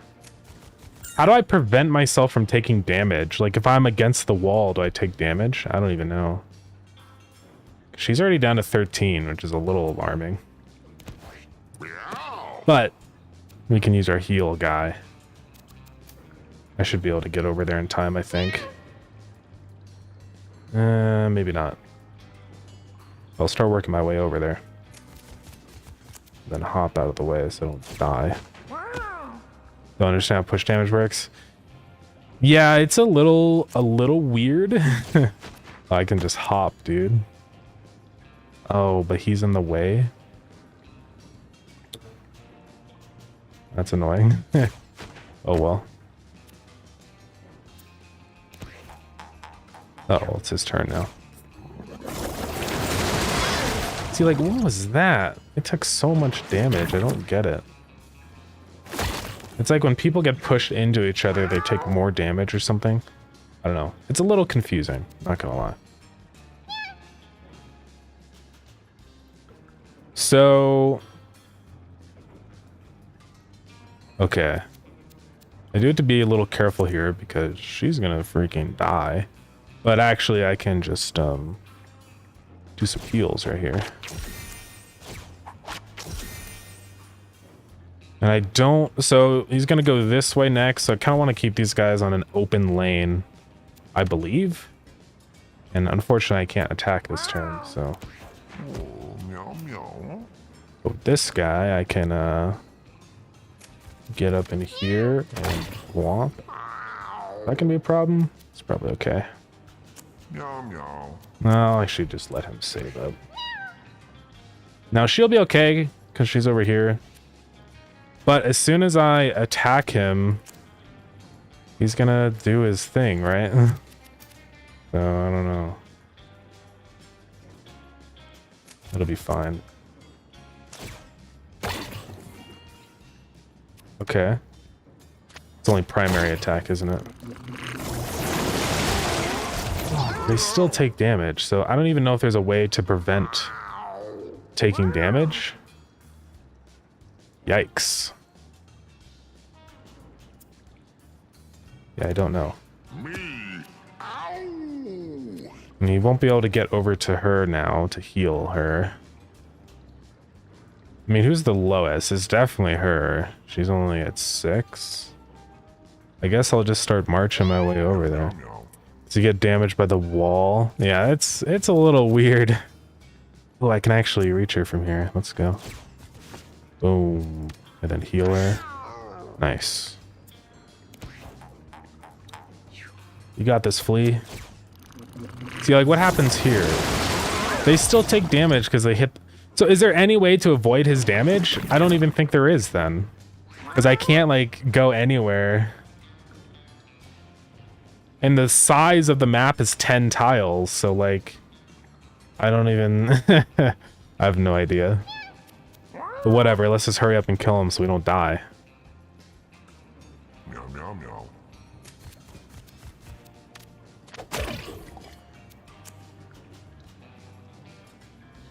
Yeah, you take damage with the wall for certain? Yeah. At least we know that. Sure, do that. Meow, meow. Okay, this guy can do his chomp move. Unfortunately not, though. Just don't line up, no get pushed to the spike rocks. Yeah, I think that's the main thing. Ah, shoot. Guess he'll go over there. Can't quite reach. I can do a push attack. I don't have any debuffs. I don't want to just waste all my turn then. Okay, I hope that... but when she... Okay, so this is gonna incur an attack. That's probably worth it. For this guy, there's no... The web trap is useless because he can't even, like... He just teleports randomly every time, so... Ooh, he's only at 1 HP. I think my cats are okay. Yeah. Okay, who's the lowest? He's at 18. Columbo's actually really low. But Columbo regenerates health. So I'm not like ultra concerned about Columbo. I guess I'm most concerned about Valerie because she's such a big damage dealer. I really don't want her to die. But I could just dash in here like this. And then move to her. There we go. Pretty epic. And now he dies because of the flea.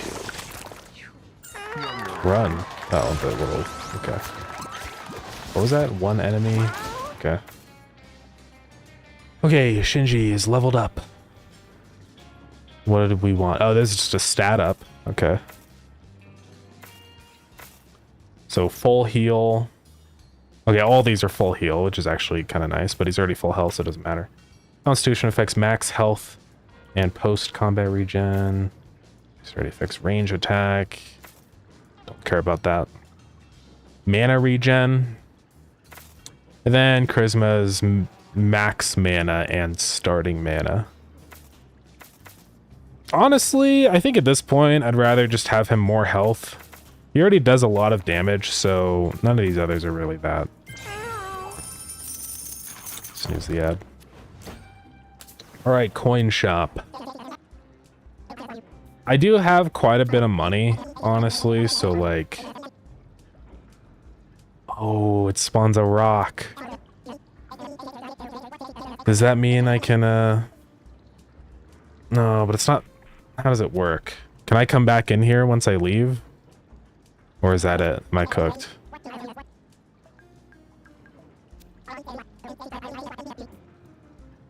Well, let's go ahead and buy rare candy. Columbo has leveled up. He is actually really low on health, so I wouldn't even mind a full heal on him. Well, actually, all these are full heal. Never mind. Oh, it goes to inventory. Okay.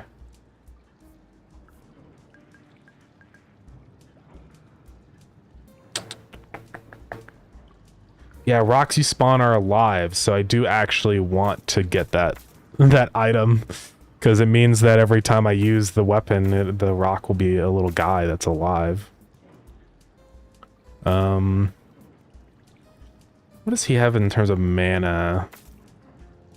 I think probably the thing that makes the most sense is just more damage, but Actually, on this guy, though, I do think he would benefit from some more mana regen. So we're going to do that. So yeah, let's buy this trowel. And we're done there. So can I go back? No, so once you leave the shop, you cannot go back. So it's just good to keep in mind. So let's give him a trowel. Electric immunity. Electric damage revives you when downed. That's kind of freaking crazy. I mean, I don't know if there's any electric type enemies here, to be honest. But I mean, honestly, all of these are pretty good. This one for Crosby really isn't that, like, helpful. I mean, I don't know. It's cool, but he isn't super low health or anything. He can heal himself, can he? Actually, I don't know if he can heal himself. But, I think it's okay.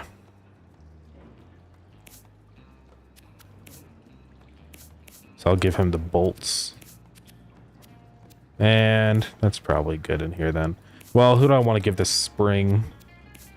Maybe I'll give this to Valerie just in case there's like too many guys surrounding her. I can just throw. Let's continue on. We're almost at the end. I mean, there's only like this level and the boss level, so let's see. He finds a broken cylinder. Let's lick it. Let's go. Does his body mutate? Does that just mean he gets like a stat up? Or has he changed? I don't know. Mutation, yeah. What happened to him?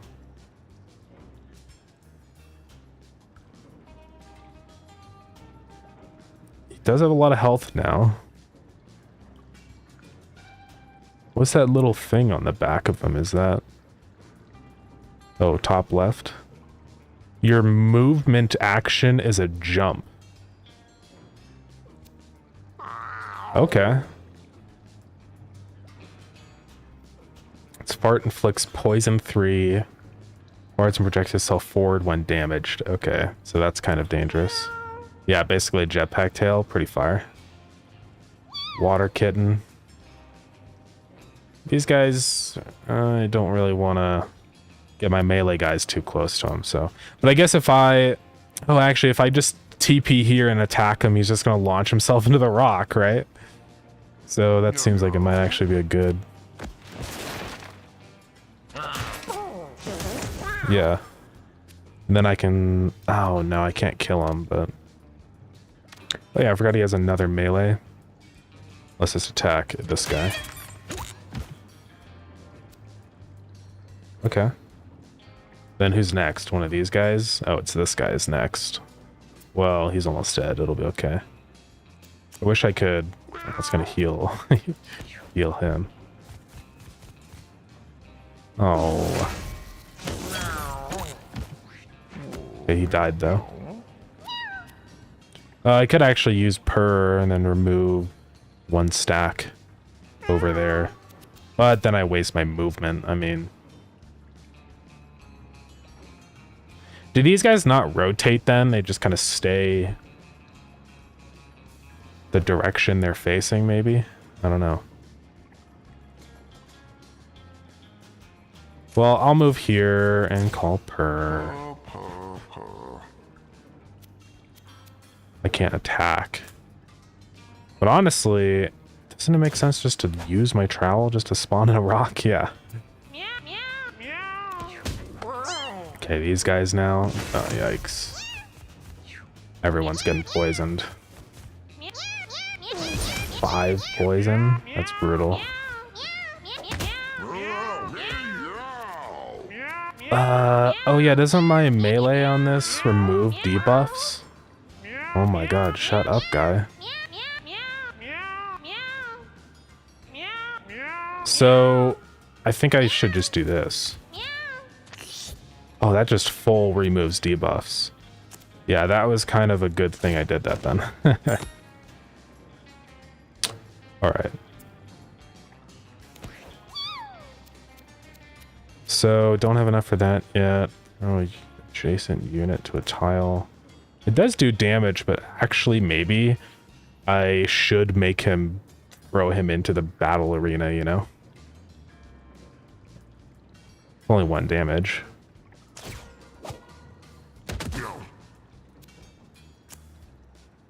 Let's put a trap down. Sure. Then also let's kill someone. Let's kill or attack him. Oh, I can't get to him. Let's move 1 tile.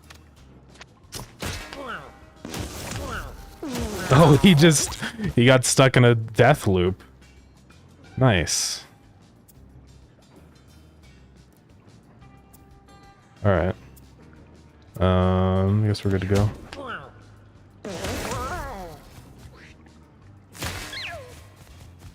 And that kitten's gonna die. Got my pet rocks out here. He's almost dead. Whoa, what was that? More spike rocks to spawn in? Okay, let's go ahead and kill this guy. We're gonna do that. And then we can call exert. Go ahead and attack him again. He's dead. Now we can just jump way out of here if we want. I mean... Well, let's see. I think I'll jump to right here. Oh, these water kittens, like, keep... Oh, they may be hiding in the water. Okay. Youch.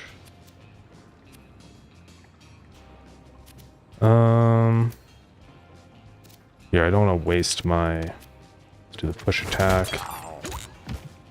He's dead.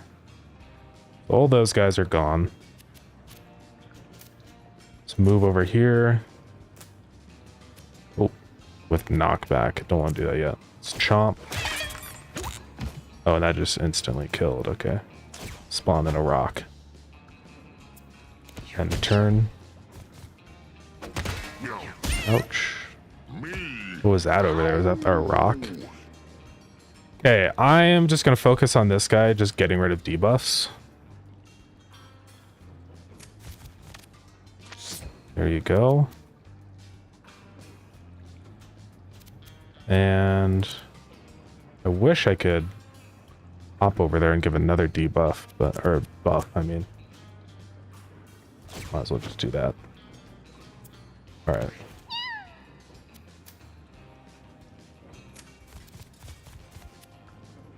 And we got this. Boom. Pretty epic. Okay, another stat bonus.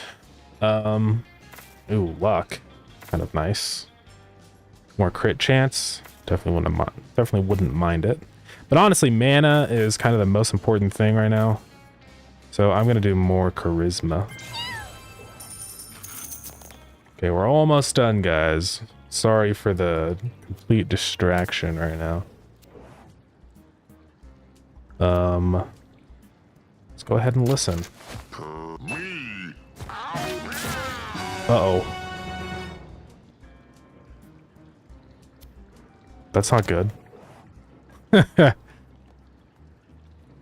happened? They're all scared now? Was that a catastrophic roll or whatever that just happened there? Hairspray. Yeah. Deal fire damage in a cone. That's kind of cool. Give it to Crosby since he can move around really easy. Top right. Zombies spawn at the end of each round. 2 to 4 ghosts spawn in each battle. Oh. Okay, that's quite bad, isn't it? Okay, we got a boss now. Boris. Oh, he's a big guy. And they all have fear. What is going on? Oh, so they just like randomly use their jump or whatever? Well, that sucks, because now I can't do anything. Oh, but it looks like it only lasts for like the first turn. But I can still generate rocks, so it's fine. I can actually kill this wisp. What? Miss? Whatever. So does he just move around? Okay. See, now I actually have enough for new wisdom or whatever. Charisma, I can do 2. Oh, dodges 1 attack per turn, I see. Do a flea shot. I mean, I guess then there's no point in even attacking this guy, because he's just going to dodge it, but whatever. Actually, I do want to throw adjacent units over here, so... Go over there, buddy.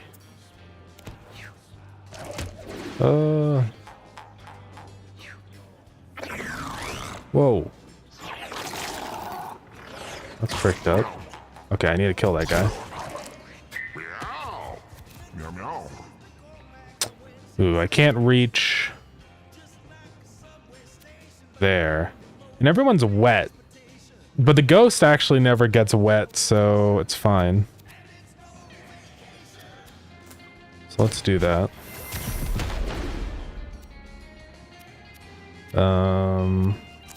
I could hop over here and heal, but there's kind of no reason to. Well, I might as well hop here and attack the ghost. Alright. There goes the ghost. Uh-oh. Okay. That was brutal. But he's fine. Oh, our rocks are doing stuff. These rocks are putting in the work, dude. Okay, now we can finally move. Pretty cool. I think I'm just gonna go jump over here and just do a double whammy, you know?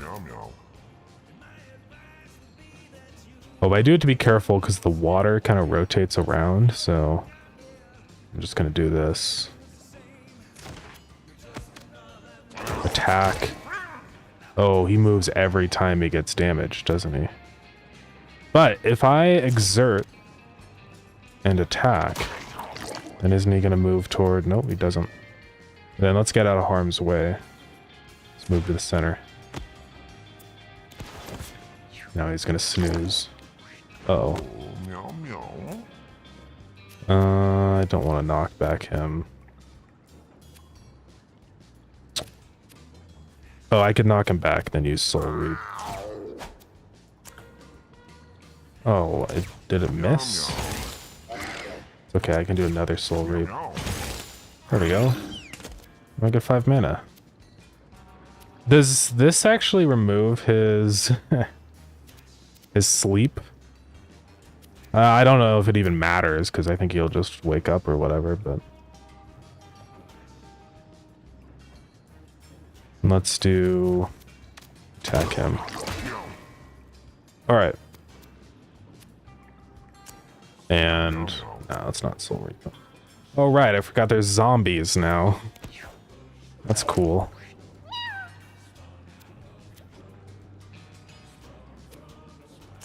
Oh, you know what? I could give him a trap. Now he's stuck. Oh, he broke free already. Okay. Anybody super low? Not really. Go ahead and... You're fired!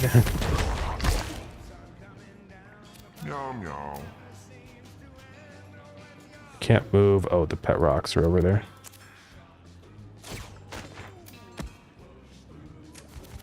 Let's move there. Spawn in a little thing and attack again. All right. He's confused.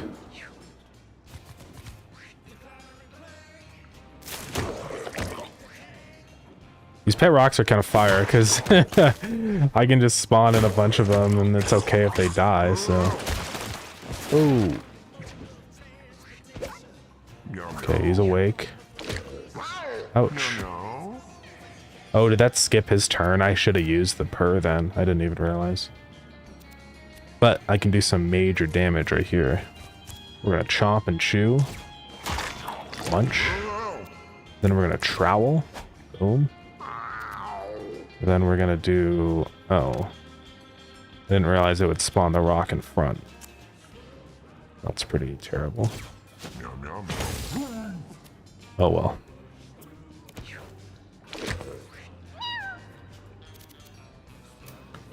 Let's move there.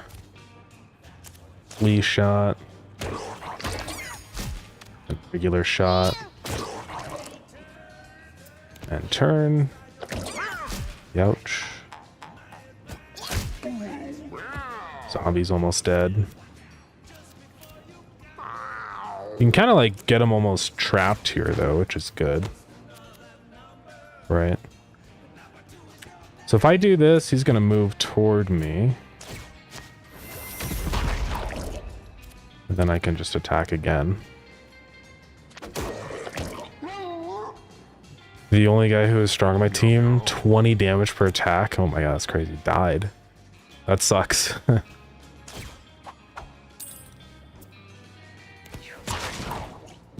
Yeah, I'm glad that a lot of my guys are pretty, like, balanced. Because that would suck if I had, like, one guy that was doing all the work and then they died. Mr. Situation X, welcome in.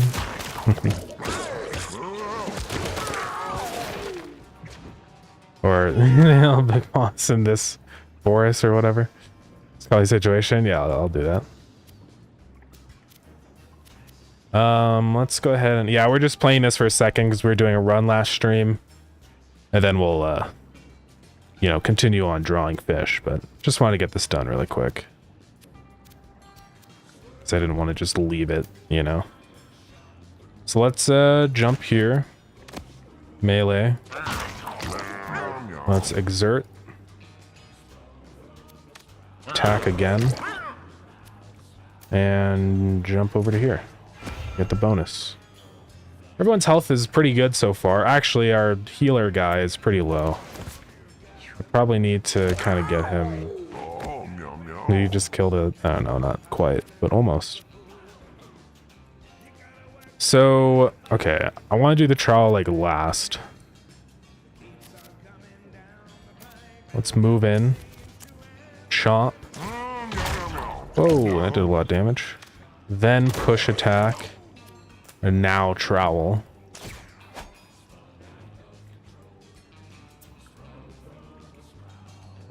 Alright. Pretty good. He killed the zombie. Epic. Now, let's get out of danger's way. We're gonna do a web right there. Then attack. That's pretty much it there.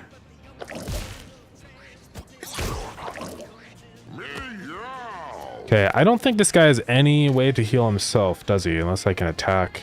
Can I attack myself? Because then we're good. Meow, meow. I'm not sure. We should try it, though.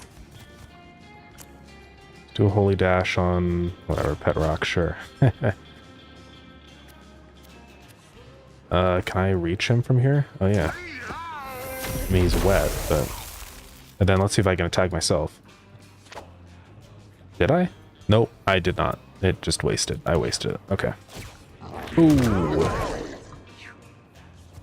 It's not good. The zombies are actually semi-helpful because they attack him. So...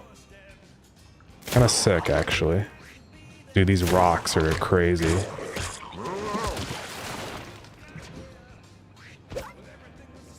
Okay, he's awake.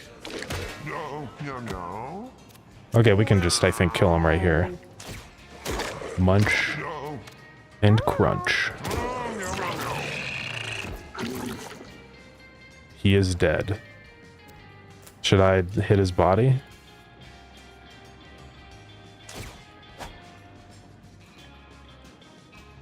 He might drop a lot of coins if I get his body. But I guess now next is kind of just dealing with all the zombies and stuff. Let's see, is there a tile I can go to where I can hit both? Right there. I want to see what this does. Nothing. Okay. So are these zombies just gonna keep spawning in? Or will they eventually stop? Or do I just have to be able to kill every single zombie? No, I've been the guy who loves inconsistency and chaos. That's true, that's true. Well, I better take it easy with this guy then, because he's about to die. They run away after a while? Okay. Might as well give everybody some boosts. Oh, okay, there they go. We did it! Let's go. I got a Cat in the Hat book. Alright, what do I want on this guy? I do love his, honestly, speed. Yeah. So that he can just get around faster. Okay, so now I do have an option here. What is my option? I can... Oh, I can't go down. Oh, that's just the hard mode. Never mind. So that's it. We're done. I got a book. +1. That's kind of cool. And another catnip bag. Pretty epic. No damage at all. Like, nobody died. So... yeah. Let's go home. Pretty epic run. We demolished the sewers. Now we got the caves. There's funny spider guys down there.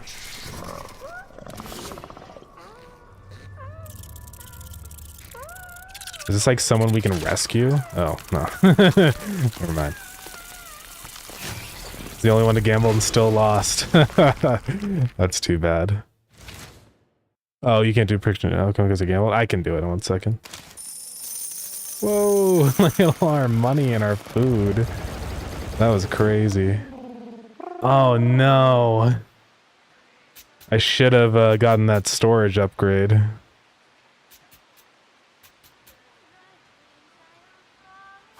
Worn. Well, let's get rid of that. The conjoined eye was pretty epic. And I could see the generator. I don't really want any of these ones that are like potentially bad for you. Like, I don't think Madness 3 sounds good. Because we'll just start attacking our own guys. Witch Nose, magic damage is not bad. Does this little triangle mean it's like a rare item or something? Or does that just mean it's magic or something? Honestly, backstabs, it seems like they never happen, and 2 HP isn't really anything anyways, so I don't care. Electric immunity, I imagine it someday would be very nice to have, so we'll keep that. Your items lose brittle and fragile. I don't think that matters that much. Unless it is good. Golden egg. Yeah, I really need more storage now. We'll send a cat away. I would like the large catnip bag, but I think equipment is more important. Not only has 1 use left, so the trowel is kind of useless. It's just going to break and do a rock. Flip a coin. I would like this one, but I just don't know what else I would get rid of, unfortunately, so... Ah, it pains me so. Oh, I still have a chance, maybe? Let me send away a guy that, like, has bad stats. Oh, call me playing mewgenics, took my Xbox away for a whole week. That sucks, dude. Yeah, I just finished the run that we started last stream, and, it was pretty freaking insane. Yeah, this guy has really good stats, so I want to keep him around. I'm just gonna get rid of all the guys we just did are pretty insane. Honestly, Jonkum kind of sucks. So let's send Jonkum away.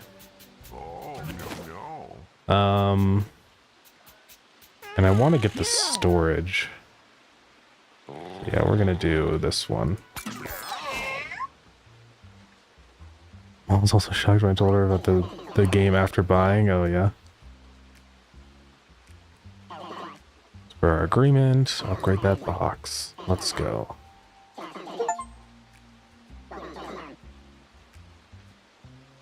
Yeah, I already did that, pal. The thief. Okay. Okay, okay. Interesting. So do I get that storage immediately? Let's go! Kind of fire. Now I can keep all my epic stuff. Any equipment basically is like pretty good. I don't really care about like this stuff because that just seems like actually bad. The hairspray really didn't matter too much because it's only 1 damage. And the trowel, I'm never gonna bring that with me. You know, I'm honestly just gonna ignore that stuff. Yeah. Here's our brave adventurers. I'm gonna put our good cats up here. Because that way, then they are more likely to breed with each other, right? Yeah. All right. Anyways, guys, just wanted to do that, but we're going to. The bottom one is better. Oh, okay. Well, I'll do that next time. Crazy fish. Let's go back to our other monitor now. Because it has stimulation. Okay, okay. How do I get the furniture? I'm assuming maybe that's from Tink or whatever his name is. We'll have to see. Anyways, back to alert in art. Unlock after. Okay, okay.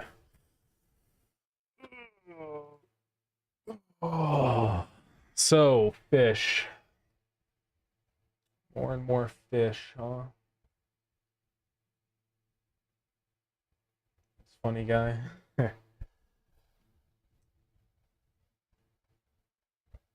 Let's do, there's one right here. This guy's pretty like front and center, so I might want to do the sockeye salmon just because sockeye salmon are very visually interesting. They're like red and cool and stuff, so. But yeah. We'll draw that. Let's turn our music back on.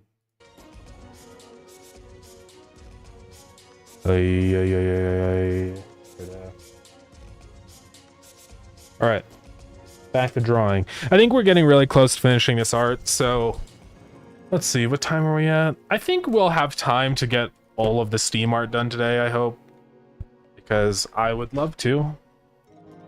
It's really the only other thing I have to do to get the store page ready, so. I mean, I do want to do, like, some better description stuff, but I'll worry about that another time, really.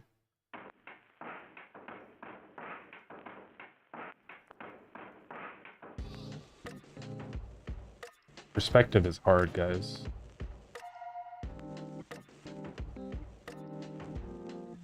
But I'll try my best. Because, like, this is really the top. Like, so this should almost kind of fade into, like, super thin, you know?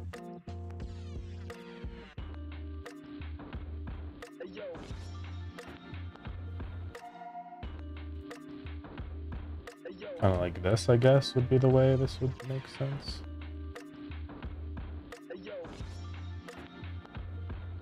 I guess this is how this would work.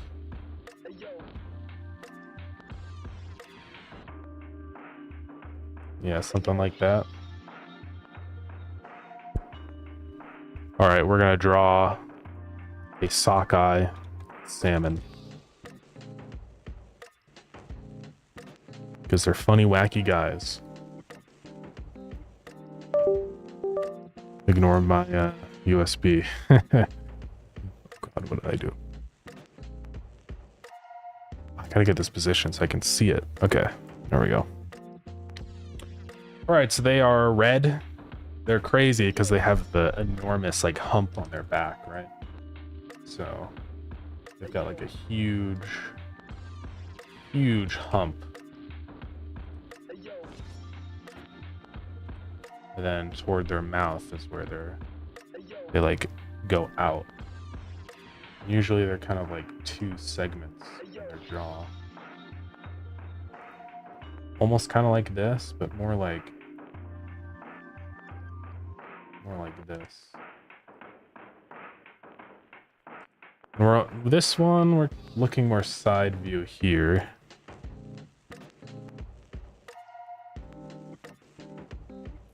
This fish is longer than this. Let's like oh, do kind of like this. I think that's what we need.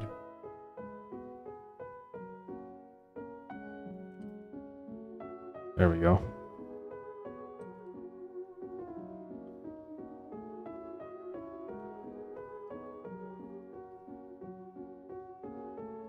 And this should be kind of more long.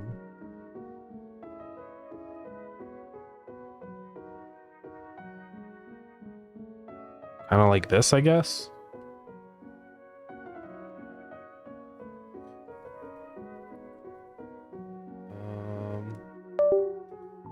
Ignore my funny USB noise, please. Oh, I can't draw. Hold on. Yeah, I need to like glue it in or something. It keeps coming out. It's quite annoying. This guy's built crazily.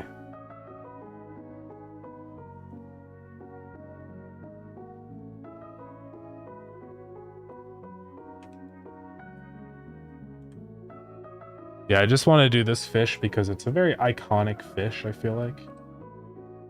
There's a lot of games that use this just straight up as like a logo, like web fishing, I think, is just a sockeye salmon. So like, it's just because it's a very visually interesting fish.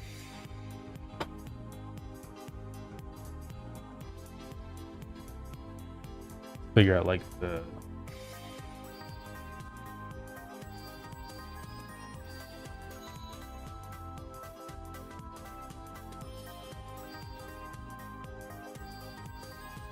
angle this is. I think this is a good perspective here.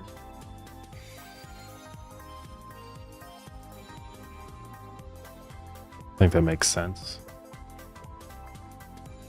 Then let's figure out like their head area.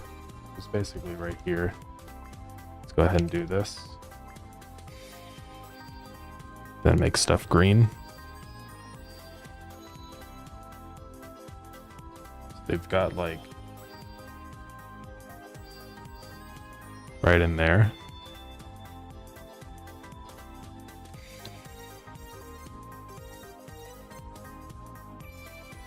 Do like that. No, I actually like it like that. Kind of like that. The fins. One right here.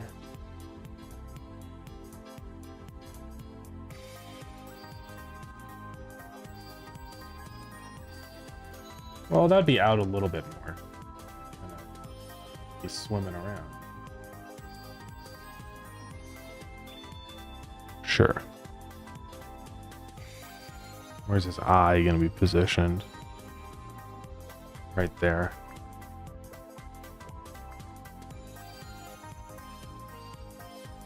Okay. I'm gonna hide some of this other stuff so I can see what's going on.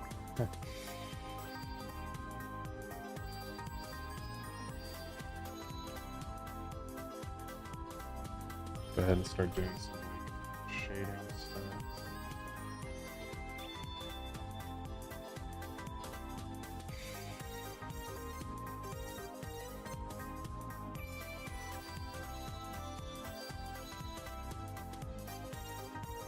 Okay.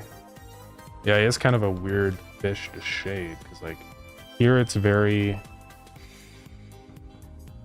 almost goes back like that kind of. Maybe.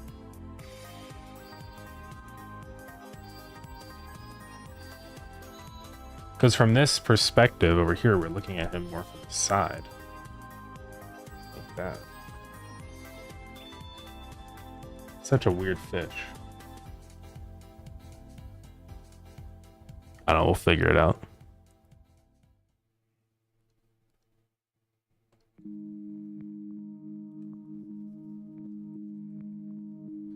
Let's not do that there, just because it's impossible to see.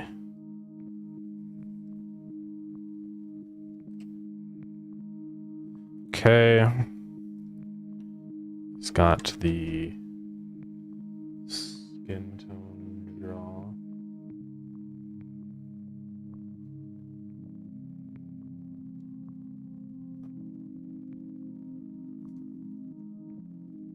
Dark green on the side. It's got kind of like the fish lips, you know? There's some gill marks and whatnot.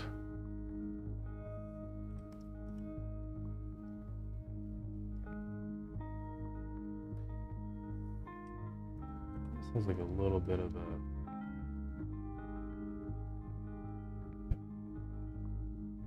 kind of.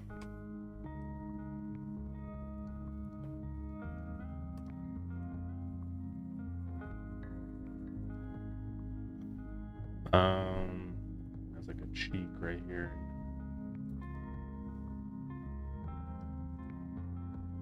That'll do. And he's got lots of tiny little sharp teeth.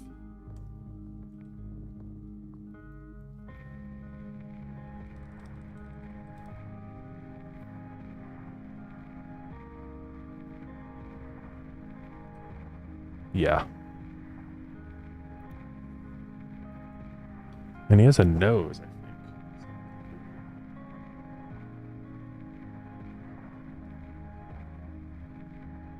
This guy looks pretty monstrous. I don't think its teeth are quite that sharp.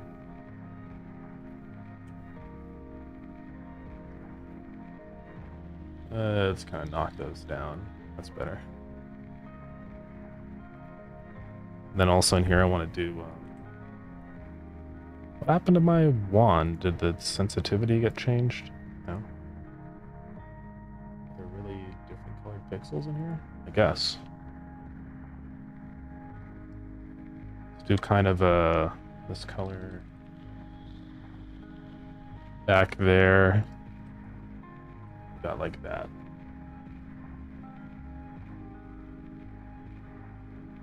That'll do. All right. Let's continue forth. This fin here is kind of that color, like a blue-green. I can't really see is like where this section ends. So I need maybe a little bit of almost like an outline thing.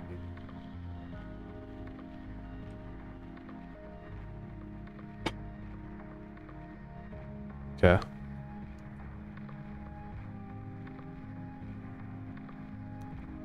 Yeah, right, it's tricky, so that should work. And they kind of have a weird little fleshy thing going on here. I don't know what this is, but like... it's almost like gills or something. It's kind of like a little... got these like pubs.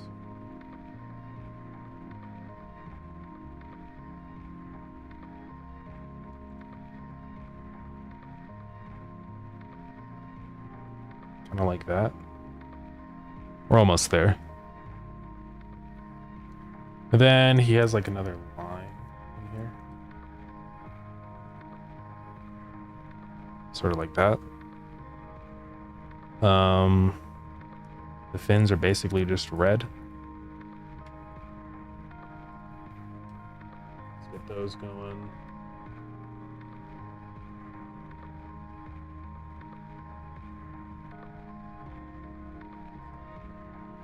And give those a separator so I can go like that. And then there's a little bit of brighter colors going on here.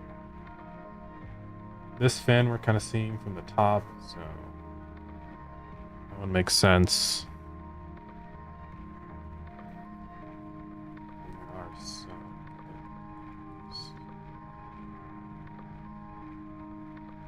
this thing down here.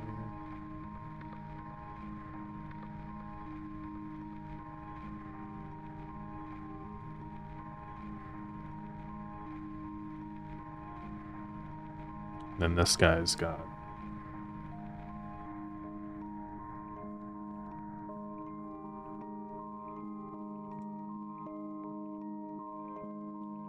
getting there. In the back, he's got kind of a greenish brown thing going on.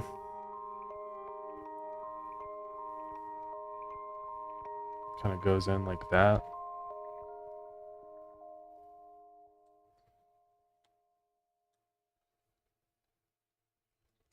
Let's do a larger brush.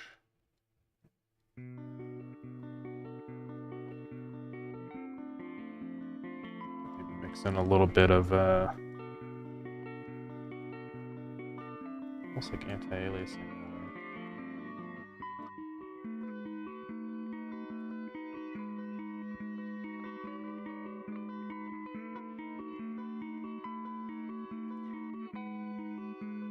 I'm gonna get rid of this stripe I did here. I just don't think it fits the vibe.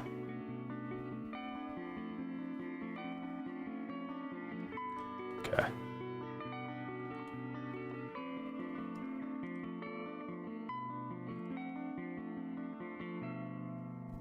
And then that's pretty much it. We can kind of just go through and do some scales. So I think what I'm gonna do for this actually is paint it all that color.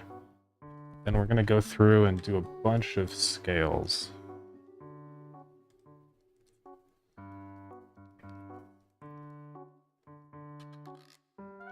We'll just start with some big ones.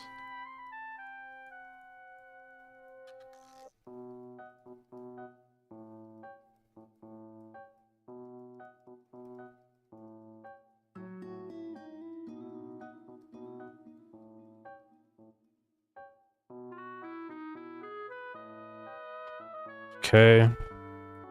Same over here, and I am gonna do a little bit of this here.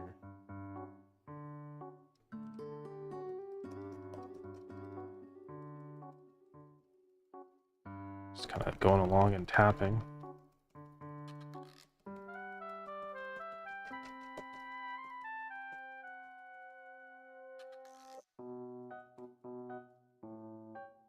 Okay. Fill like the in-betweens in. Yeah, that's where we're at. It's not too bad. I might do a couple little, you know, kind of scale like bits.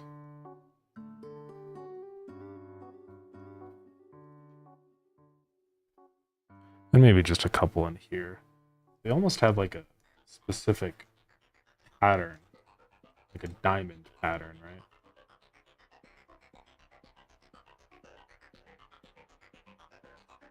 I don't know if that looks right. Nah. We'll just do the blob technique.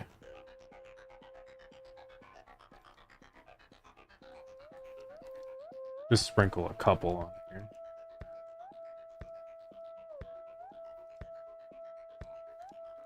Do some like longer ones.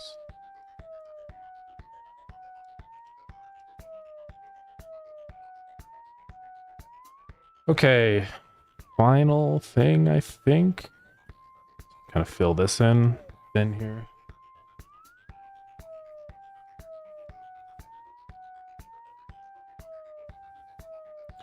That's looking pretty good. Uses a little green over here. It's got like a draw thing going on.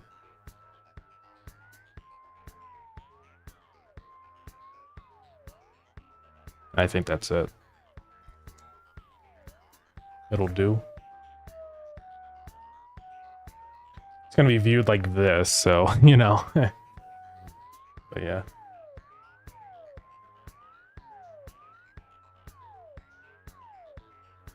Okay. We can do just a couple more fish. Maybe like one over here. Kind of just thinking the flow here. Those guys are good. Maybe one kind of like... Let's get a bigger brush. You know, there. Or like there. I know these fish, if they were in the same tank, would definitely be killing each other. Like, pikes are predator fish, so they're gonna eat up the goldfish and stuff, but it's fine. Something that would be kind of fun maybe is a little crab guy on the sand. Also, I feel like I want another fish kind of in here. And a crab. Who's just chilling down here? Figure out how to do a crab. And I think I actually want to put this salmon, kind of a larger fish.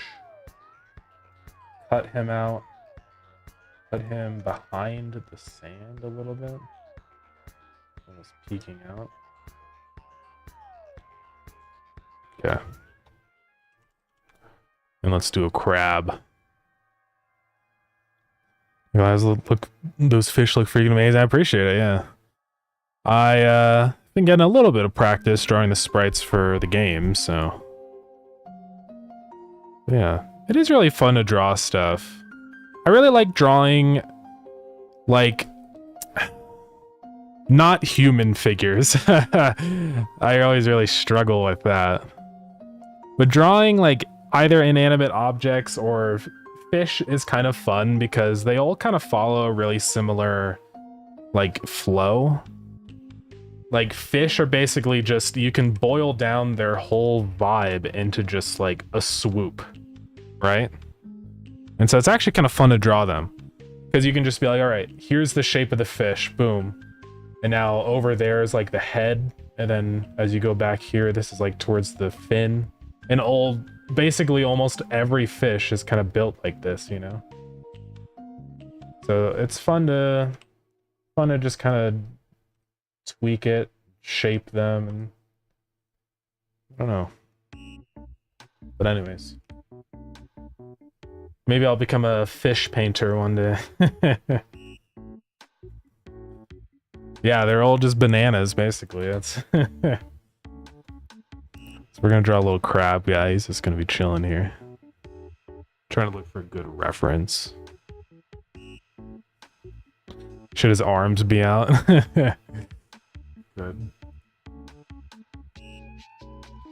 I like how this guy looks now. He's built like a pancake. All right. So crabs are basically just a disc with spider legs and then big claws. That's literally it.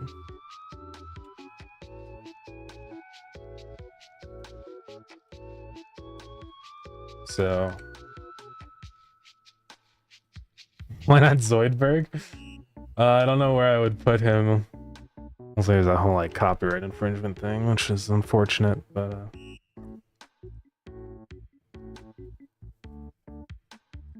so they're just gonna be kind of chilling like this.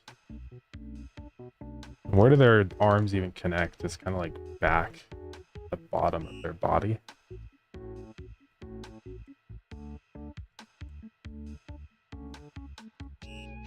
I'll raise them up a little bit.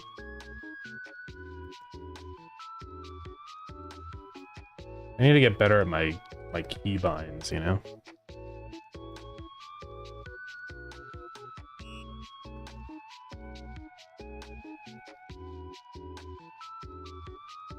I was gonna build almost like this. And claw in front. I think.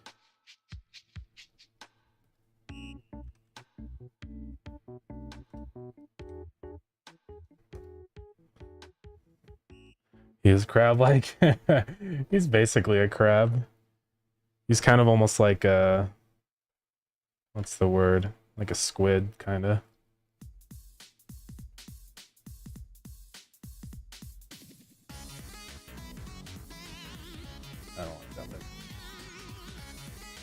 I don't know if this works, but it'll be fine. And then they have this funny little like this part is raised in. Like that, and it's like wavy.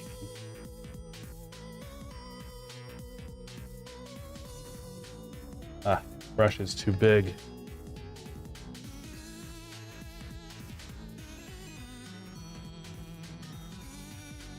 Kind of like that. And I guess they'll just have little black eyes. Maybe eventually we could fish out as Zoidberg. It would be pretty epic, yeah. Wouldn't be opposed. Man, crabs are weird when you think about them. They're like almost a fish. Like they do kind of have a tail, but it's like a weird tail, you know? I think we can just kind of draw a thing back here. So, how does this guy work? And they do have like little antennas.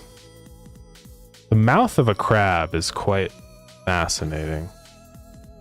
I picked the lowest resolution image I've ever seen before.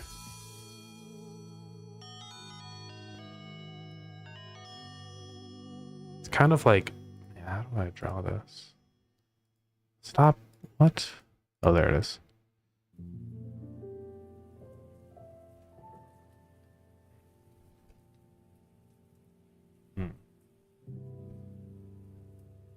They've got a lot of stuff going on in here.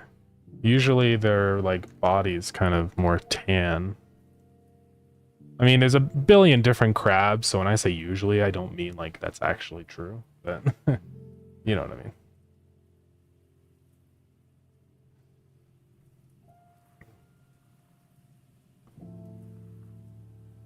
They've got kind of, also their body is almost like indented, sort of like that. They're very flat creatures.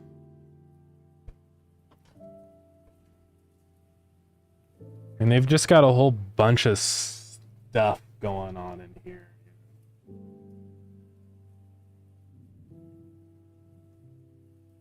Like a bunch of little things, and I guess that's like their mouth or something. And they've got two little like claw looking things. Man, these are weird. I don't think I've ever drawn a crab before. Hey, Johnny B, thank you so much for the raid. Welcome in. How's it going? What are you up to today on your stream? It's almost like a suck at drawing crabs, apparently, guys. There's just so much going on in their mouth region. It's pretty wild.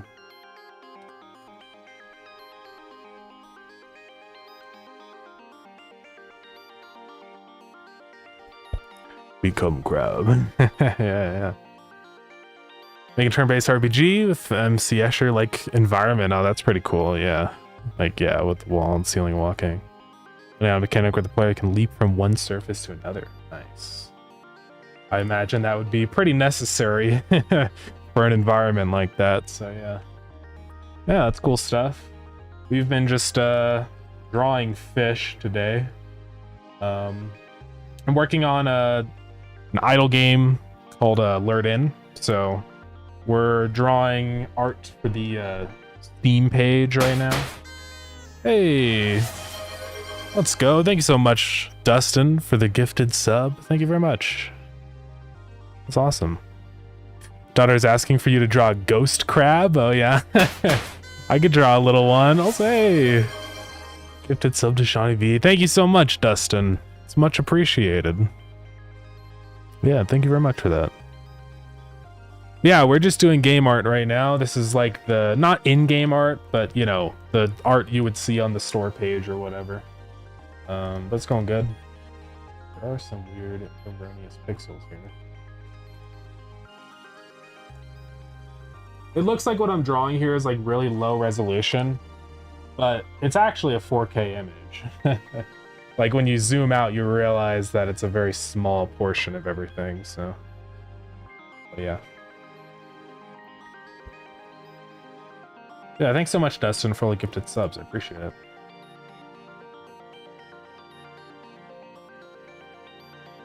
So yeah, I'm just kind of getting the shapes figured out here.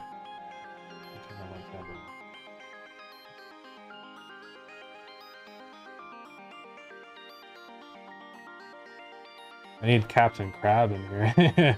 I bet he's drawn at least a couple crabs before. Then we got like some darker sections kind of in here. We're like,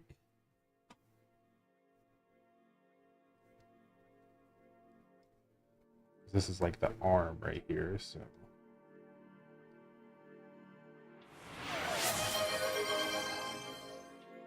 We just got a hype train on. Let's go. Epic. Thank you very much, Dustin. So this is the arm. You kind of like can't draw, guys. Okay. Oops.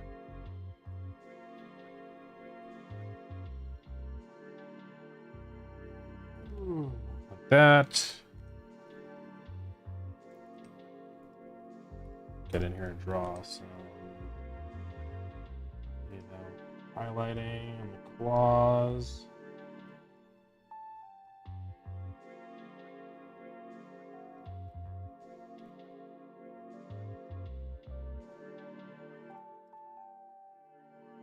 Here.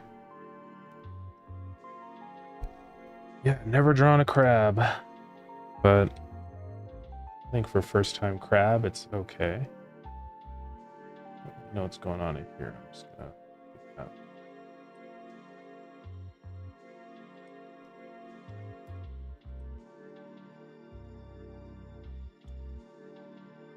Shade this stuff. This is gonna be brighter down here. They have like little like nubs or whatever down here. Yeah, I'll just shade it in and do the nubs after.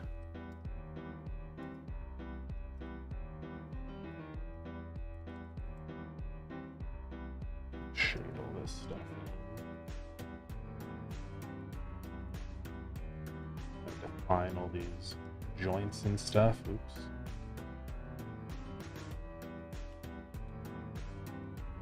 Great crab, yeah, thank you. I forgot something? What did I forget? Is this FTL music? Maybe? A lot of the music that I have in the playlist is like from a bunch of people, so sometimes I don't like know every single track that's being played. But we've got a lot of different tracks, so I wouldn't be surprised. Oh, the prediction. My bad. Sorry. Let's go finish that really quick. So you lost, oh Sheik, you lost the prediction. Yeah. Yes. There we go.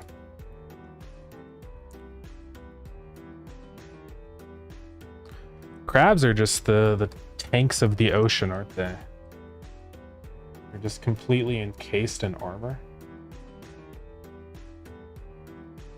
And go through and kind of do a couple like shiny, you know. Imagine crabs are quite shiny in the water. Who knows, maybe not.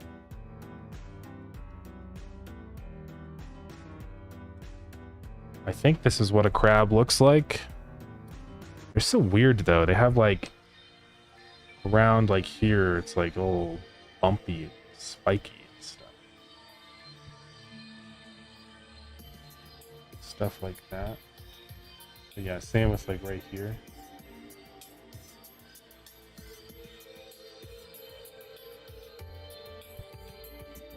Okay. See, I wonder if I've ever drawn a crab. Yeah, I don't know. I don't think I have, to be honest. But it got me thinking today. I'm like, you know what? Have I? Yeah, I don't think I have. So I think crabs do have antennas. I'm gonna try and get a good image here. Yeah, usually they do. We'll give this guy some. Because, you know, he's alive. He is not boiled. Otherwise, I think we're looking pretty good here. I might do a couple just regions that are darker. Like maybe just right in here beneath there. Kind of separate that leg from the arm, you know?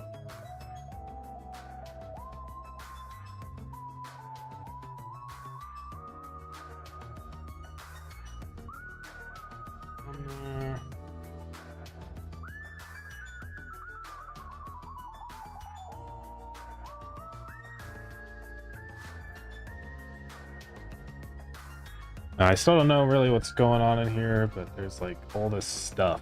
Seems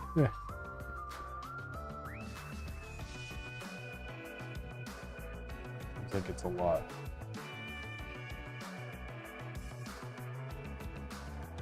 I guess that's a crab. Peak of evolution, yes.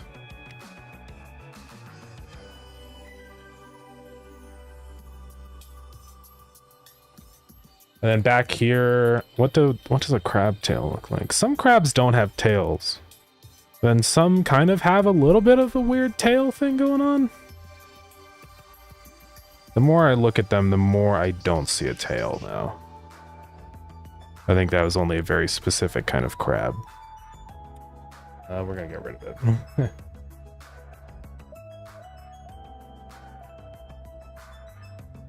I saw one that had like a little thing. It might have just been a leg or something maybe.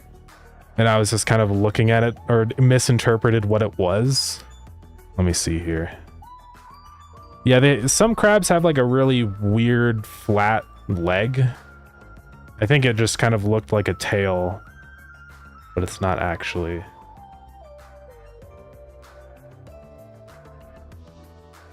Yeah. I'll look it up. Do crabs have tails? No, I think it's more of a lobster thing.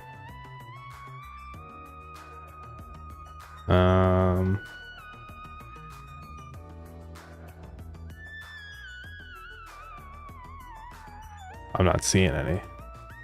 They have like these weird little legs, like here. You see these like legs down here? The swimming legs. I guess though, I think I just looked at that and assumed it was like a weird tail thing, but it's weird. It's almost like they just like, as they evolved, their tail just split apart into two legs with flippers, you know? They're very weird. Hey, peak evolution though. Final thing I think I'd like to do actually is around the eyes. Crabs always have those eyes that kind of like poke up. You know what I'm talking about? Kind of want to give them like that. Actually, I messed up though on this one. This should be like that. Oops. And this should be like that. There we go. I think we're good enough. Yeah, they have like sort of antenna eyes. Only other thing I do maybe is just a little bit of shading, kind of define the shape a little bit more. I think we're good though. All right. All right. One thing I'd also like to do, kind of pass through all this stuff, is shadows. Because it looks very flat without any shadows going on in this scene. So we're definitely going to do that. Let's continue drawing more fish. So you want to do a ghost crab? Are ghost crabs like a thing? Oh yeah, they're like one of these tiny little guys. These. Thank you for the hydrate. I can throw in a ghost crab. Some water.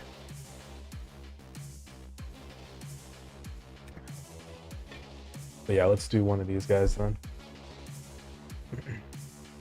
I'll just do him really tiny somewhere.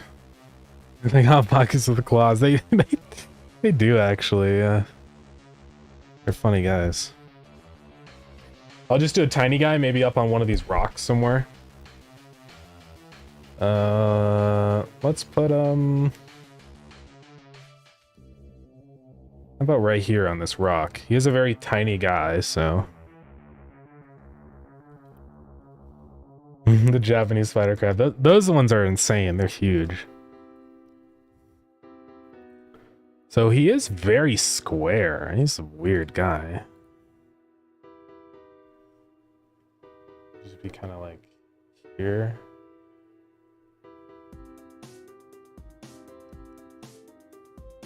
And then his eyes. He's actually kind of like almost gray. Sure, I'm not doing that to everything. And they've got these like stalks for eyes, you know? Kind of like that. You should love it. I told her I'll screenshot it. Epic, yeah. Sounds good. Then their claws, they kind of don't stay low to the ground. They like walk above everything. So. But their legs do. Oops. Stem from their bottom like this.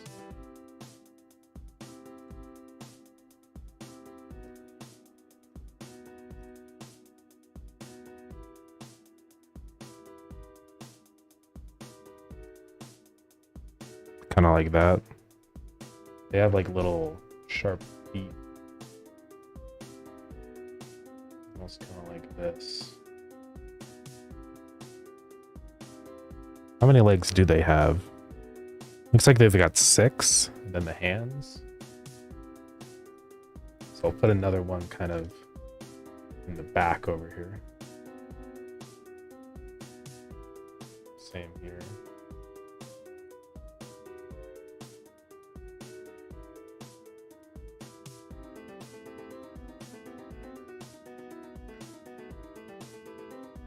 Something sort of like that. Then they've got their big claws right in front. Ugh, keep changing my mode on my. I gotta stay on pen mode.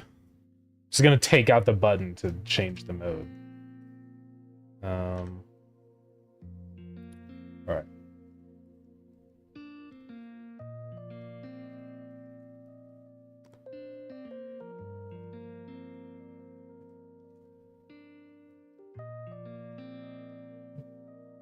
Something kind of like this. And they're so... Animals are so weird. Like when you really look at their kind of anatomy, there's all these weird like little shapes, structures. I think especially sea creatures, they are pretty insane. But they have this like weird like pocket at the top here, right? That was a terrible arrow, but like right here, there's like a weird little indent thing. It's so fascinating. And might think that about us too, probably. Yeah. They'd look at us and be like, what is going on with these guys? They have multiple limbs. But yeah.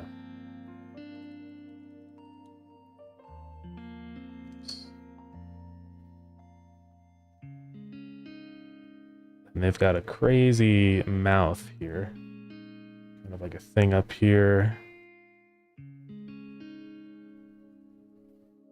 I am kind of drawing these to be somewhat accurate. I mean, I think it's kind of cool to make them how they actually look in real life, you know? So. And they've got like a segment here. I'm gonna go in and change the colors on this, but...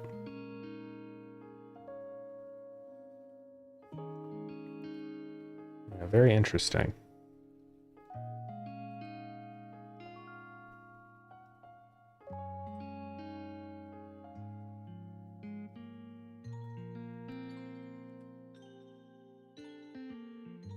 Okay.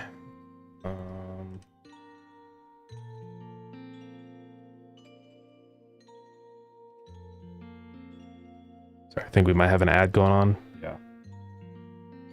Weird appendages. Yeah. That is true, isn't it?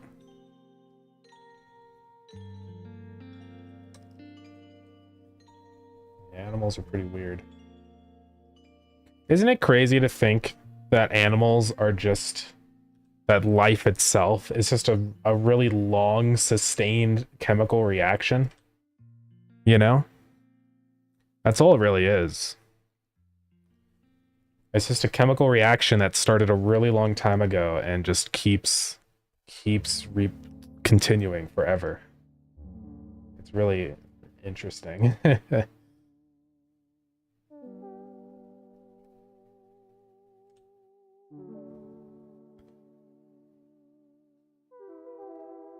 see, let's do this.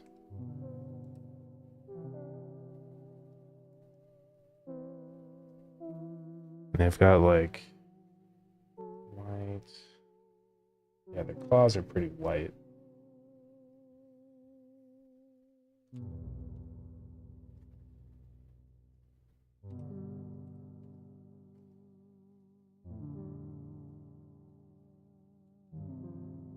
Like a little darkness there.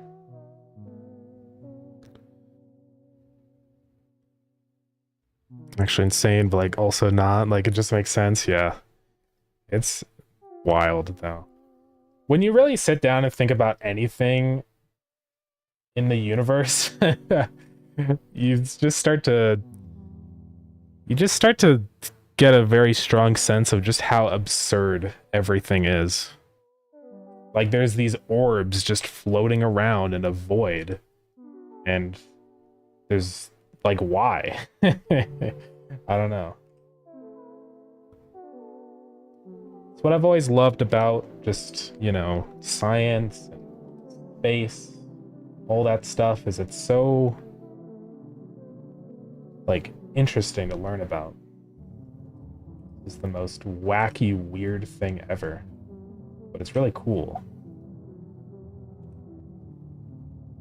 That's why it's always really exciting just to, there's like new space discoveries. It's really cool. And also like the image of the black hole and stuff is just such a freaking crazy thing. It's really cool we were able to actually get a picture of that. Man, it's just insane. It's crazy out here.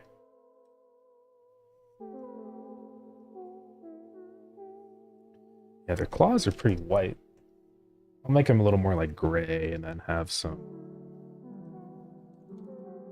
little like bumps. And on the edges they have like some little spikes. Yeah. Nature being like, why not? Yeah. Really. Seems like everything is just so random. But you know what? It's kind of cool that everything is so crazy. There's a lot of things to explore and discover. They kind of have this like outlining sort of thing going on around their legs like this.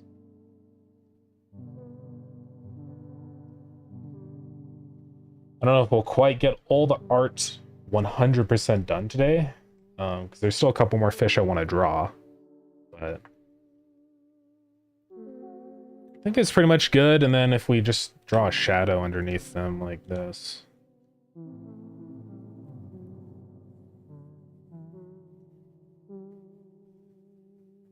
Now, the thing with the shadow, though, is it's kind of... I'll probably do a separate layer for the shadows. I'll figure that out, but let me do one more little...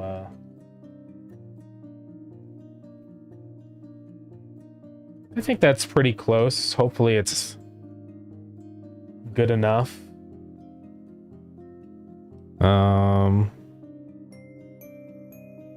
Maybe on a couple of these spots in here, I'll give it another highlight. Kind of like that.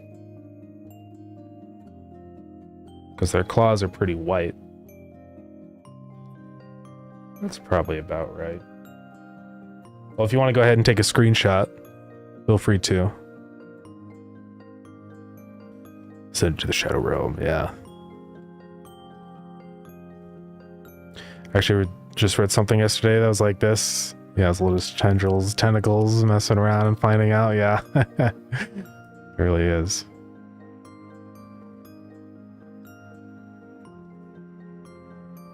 Yeah, I think this works. It'll just be a little guy up on the rock. Epic. Yeah, no problem. I think it's always really cool to have little, you know, Easter eggs in the art. I mean, this is pretty permanent, so it's kind of fun. You can't really see it at most scales, but you can see that it's there, but, you know, you can zoom in, really. I'll probably also just give everybody this art in case you want, like, a desktop background or something. I don't know. Okay, let's keep going. We got, like, another 30 minutes. I want kind of a larger fish here. What kind of large fish do we want? Loading Starground plushie? We could. Oops, I accidentally looked up a largest fish. Pretty nice palette set. Yeah, I appreciate it. I think it's... I like the direction I've gone with it. I wanted something kind of chill and more pastel. Also my... hold on, my monitors. Because the one I did for Starground is very saturated and it's fine. It's good, but I wanted something a little more calming. Because I think the whole idea of the game is like it's a very chill, idle. I want the palette to kind of synergize with that.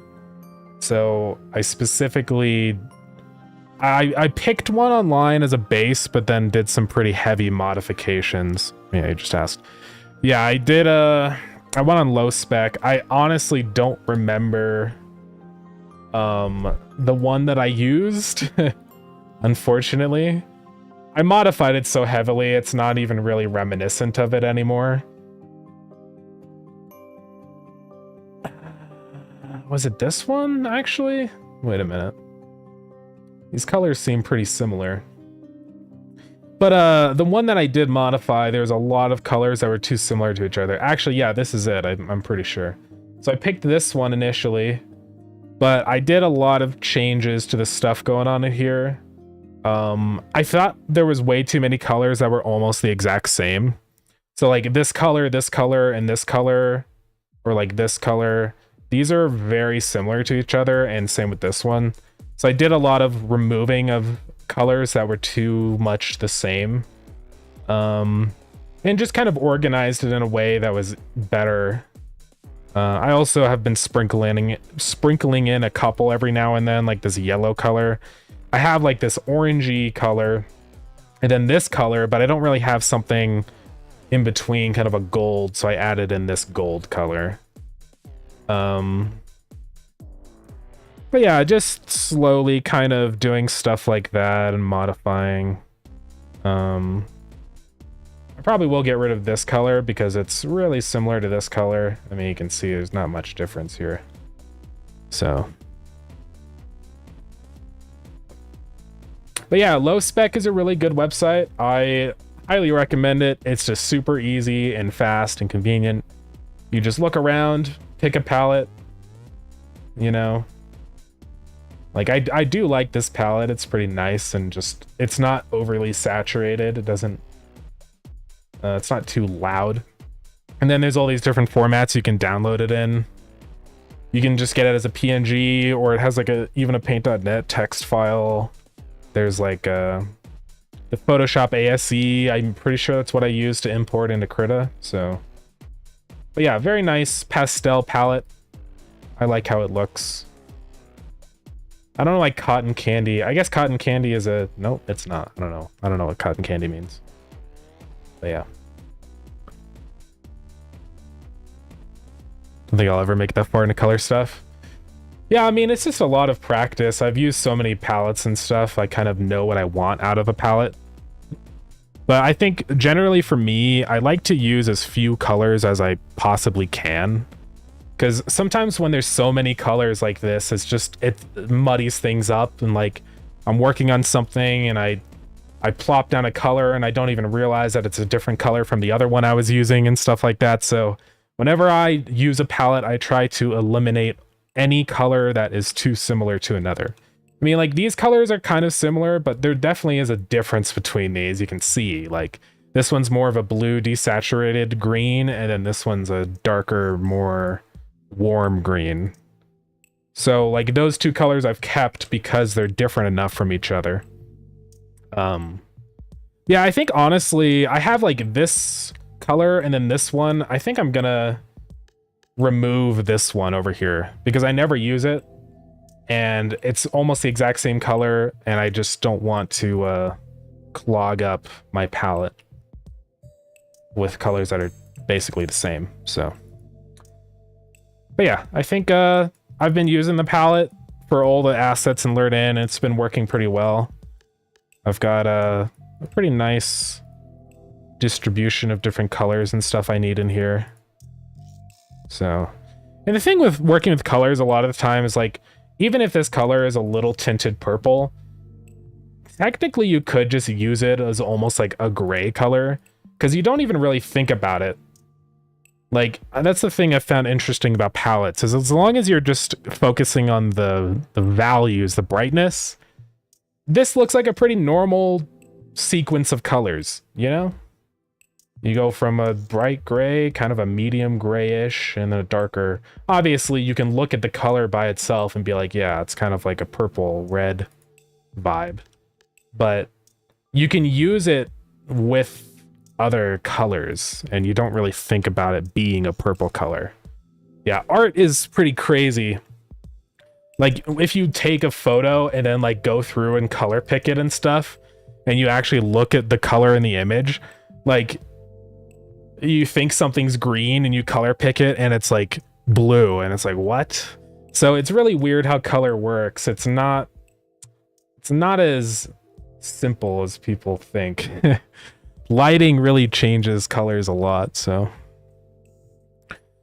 let's see, I struggle with consistency and style, so this will help. Yeah, definitely. Whenever I'm doing any kind of project, I always pick a palette because I think it's just so great to have a universal color scheme for everything in your game. Assets in game, then also the art. I think it's gonna just match nicely with what I have going on in the game. So, yeah. So he's got a great sense of color. It is kind of ironic because I do have mild color blindness, but apparently it doesn't seem to cause much of a problem. I've never really had any problems.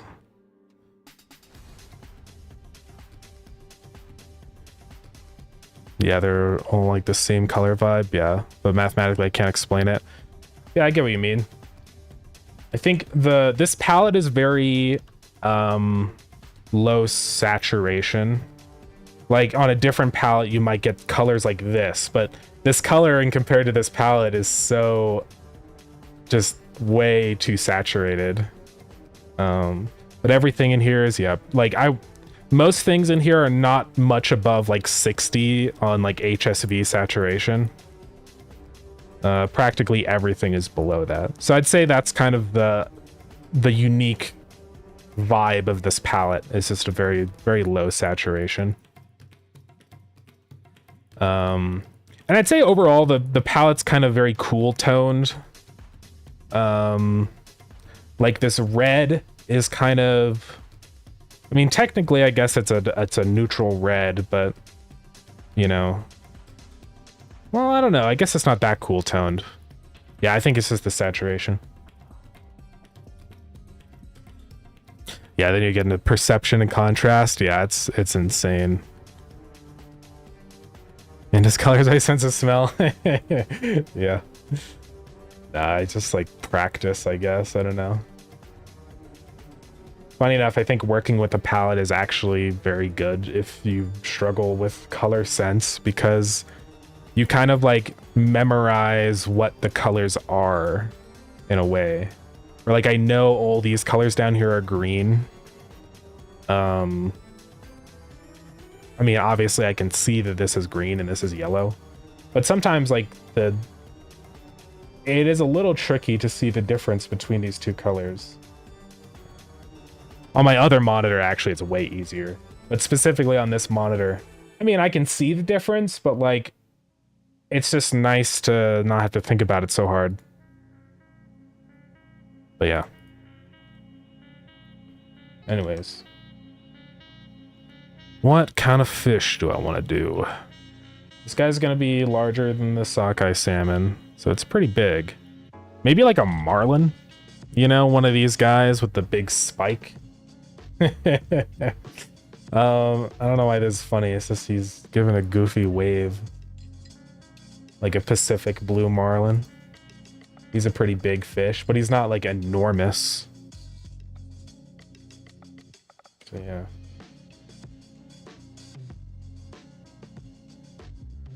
Let's what's the difference between these two guys?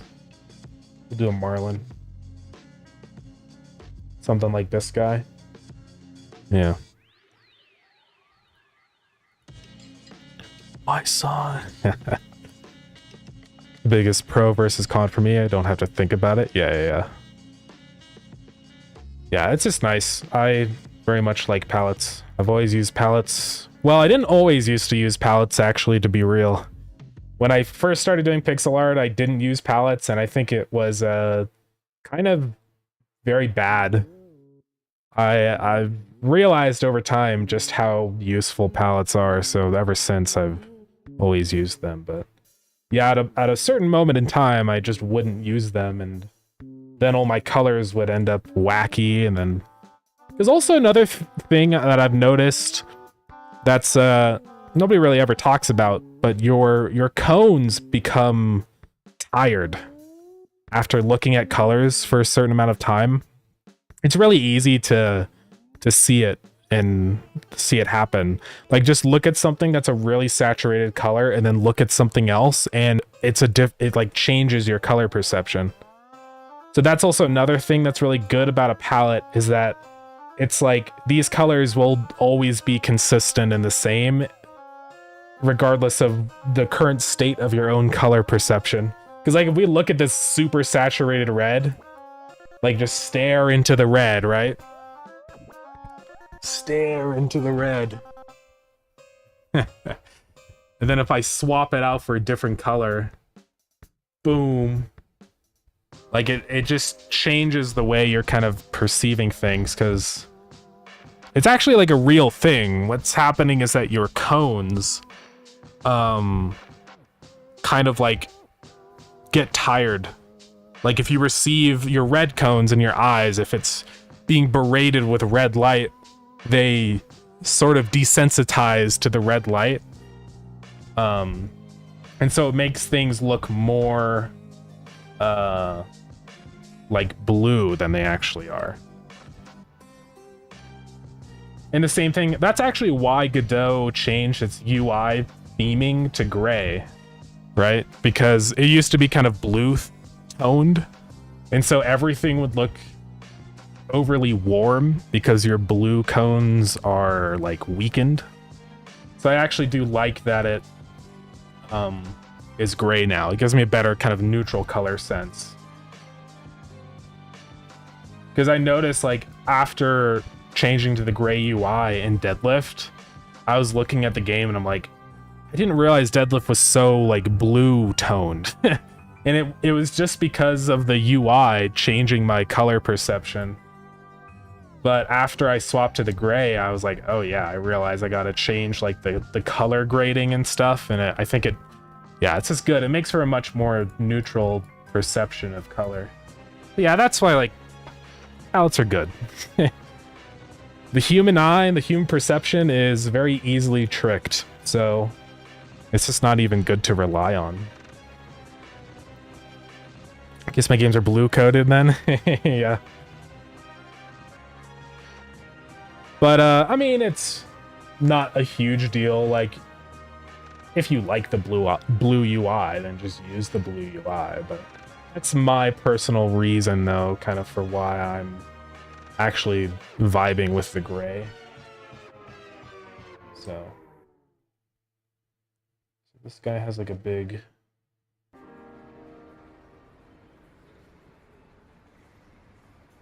He's got like a lip.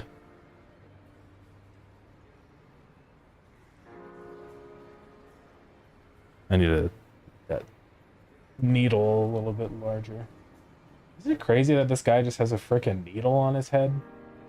Again, just how insane nature is. It's the power of evolution and time. Like, this guy didn't used to be so crazy, but, you know, he evolved for a couple million years, and now he's got a sword. It's insane.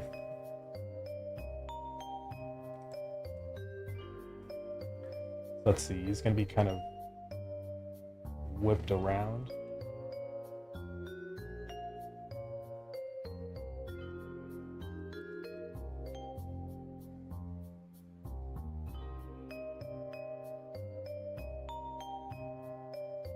And they're pretty chunky guys.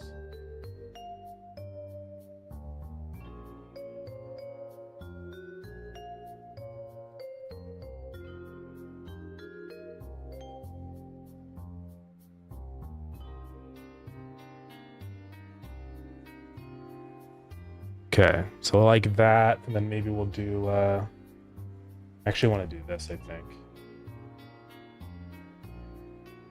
Kind of make his fin sort of like, you can see it from the other side.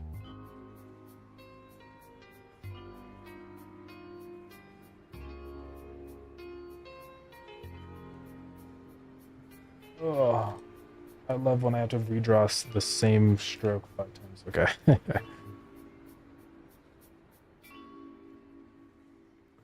Yeah, perspective is weird.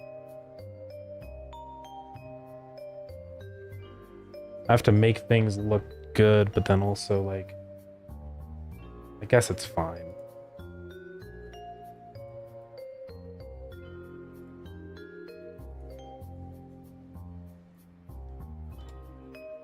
What do they even use it for? I'm pretty sure they do. Don't they actually stab fish?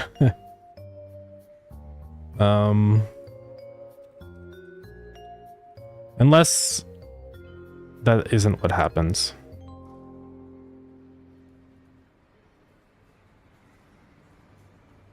Yeah, so they use it to hunt. They that's why they swim so fast also. They swim super fast and basically use it as a spear to kill fish. Look at this. Look at this epic image. He's got a fish speared onto his nose. So it's pretty crazy. She said, thank you for the ghost crab. Epic. No problem. Yeah, this is why nature is just wild, guys.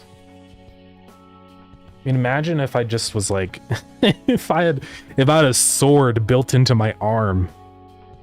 That's like what it's like. How does it get it out? Yeah, I don't know actually, but I imagine that they could like scrape it off or something and then eat it. I don't know. It's a good question. It would be kind of interesting to find out.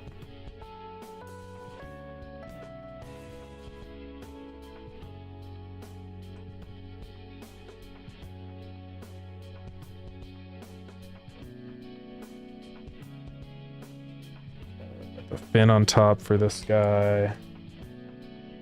Actually, this kind of goes back a ways.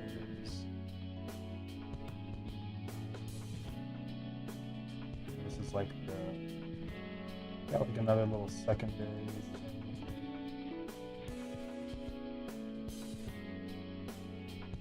Like that. Now this fish really does have a mohawk. I'm gonna move his head down a little bit. He's got more of like a bump on his face. Oops. Okay.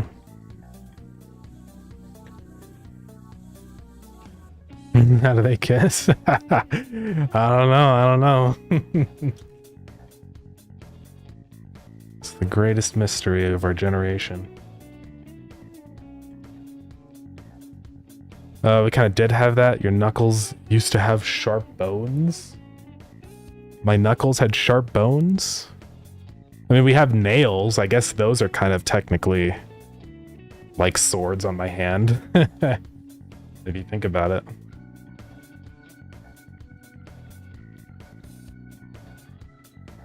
So he's pretty much blue all the way back to here. That's why they call him a blue marlin.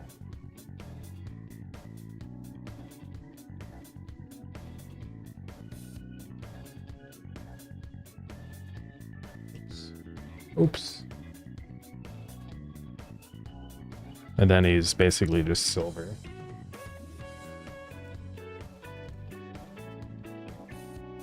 Ah, there's like little bits of pink. Okay. And by yours, I mean ancient humans. Yeah, okay.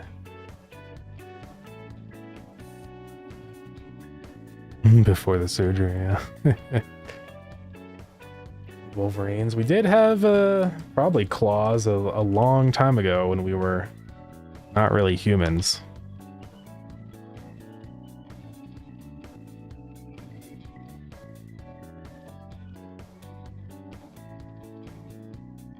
Okay, I need my wand. I can't imagine like back in the olden days when people would draw without computers, and well, I mean, people still do that. I have too, but you know what I mean? Like not being able to undo things is a huge, like, especially if I imagine for like commercial professional work, not being able to undo. That's gotta suck if you accidentally screw up your art. And when there's money on the line, I mean, no wonder we invented computers, dude.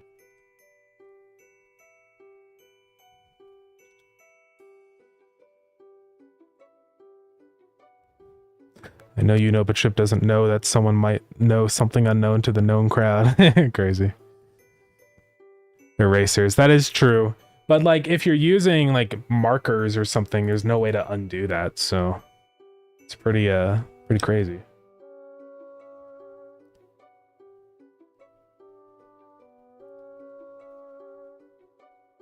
Let's see, we're gonna have an eye kind of around there.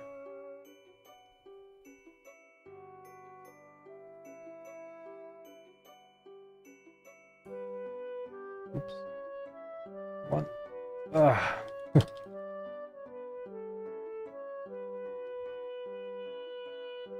Then they have a yellow stripe down the center. I just tried to tap my screen like it's an iPad. I'm a fool.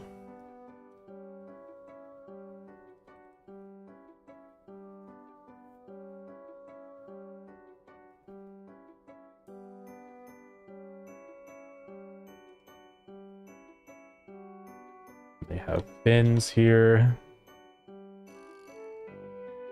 Let's do all their like gill stuff. We've got one that kind of stems from right here.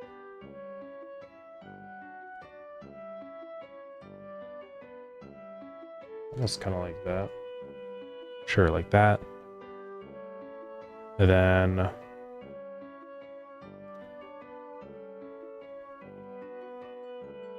sure. We've got like a weird little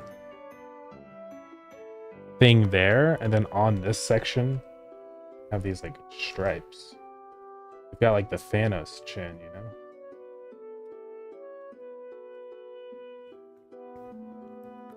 This artist probably used the heck out of the undo function. Yeah, I mean, I've been using it so much drawing these fish. It's pretty insane.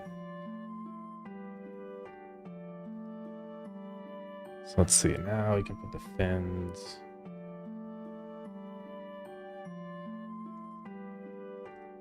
I mean, just right there, I used it like 7 times. Like, it's stupid. but it is extremely useful. It means I can get the right line. I guess you would just have to practice like really stable control over the pencil, you know? Dang it, my camera keeps focusing on the... Really good. And they've got these two little lines right there. I'm gonna make it so you can see the other side. And I'm sure they've got more fins. Yep. We're getting there.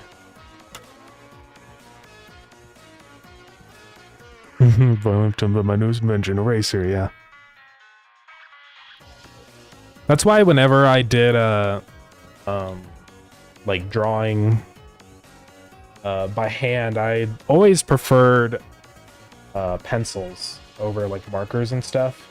I mean, markers have their place, but I feel like I always just, it's really hard to get an even texture with markers. I know there's like methods to do it, but I just always enjoyed the process of a pencil more. And pencils, you know, if you do mess up, there's always the ability to fix it. Now, it is quite difficult to erase a colored pencil. It's because like colored pencils are like waxy, so yeah, it's really difficult to do that. But you can if you absolutely must, so it is really nice to have that ability. Goodbye, drawing tablet.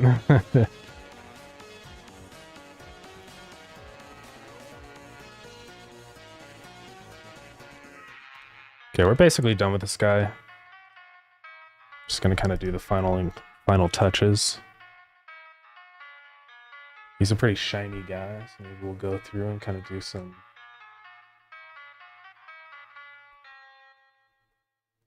Make him shiny. And the tail fin, it's got a little bit of yellow stuff going on in there. God dang it.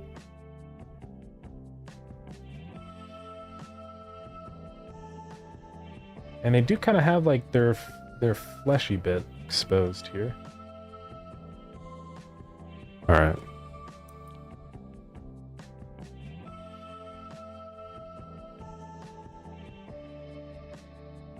So we're gonna do that, and then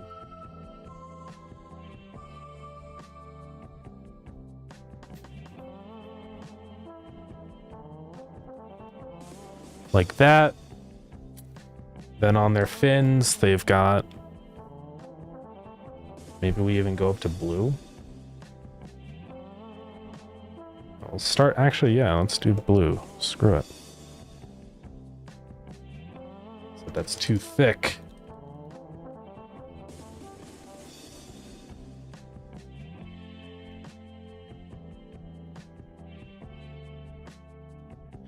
And like it kind of fades out as it goes toward the back.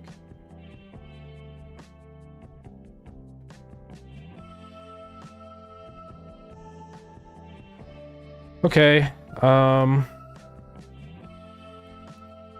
what else?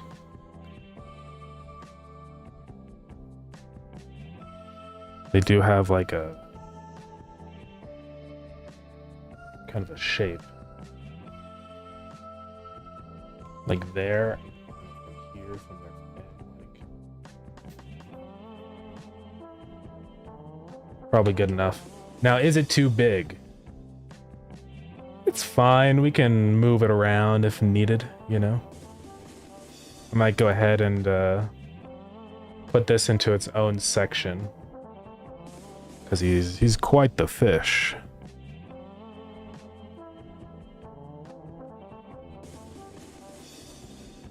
Come on. Ooh. Okay. So, yeah, I'm gonna cut him. He's going to be in his own layer. Because I could see needing to move him. Sorry, not going to block the camera that much. And I think he should be kind of somewhat in the distance. So like, I'm gonna put him right here, but then put him behind the foreground rock. And give him just a little bit of this layer style like this. It's a nice easy way of kind of making it look like he's sort of in the background, but like not give it as much that. So kind of like that. That works pretty well. I mean, do we even need these other fish? I don't know. That's a lot of fish to draw. Now that the marlin's there, I don't think these two are necessary. But I would like this fish here.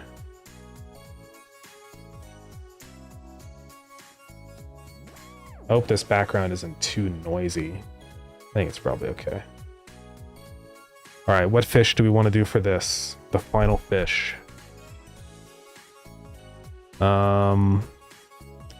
What kinds of fish are there?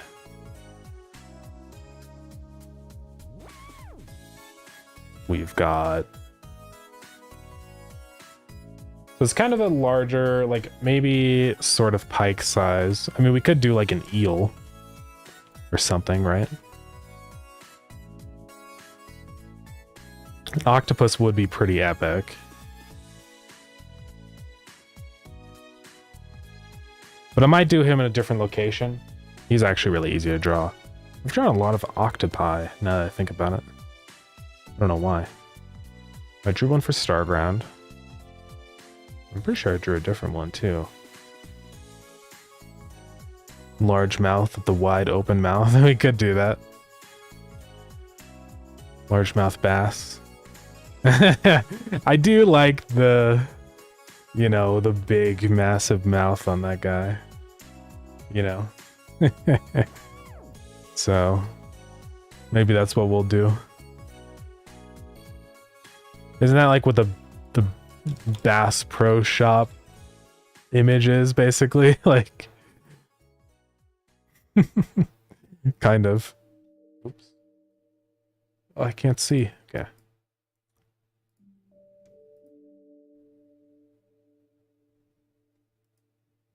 Yeah, let's do big funny mouth. Now, time for my arch nemesis, foreshortening. It's really hard.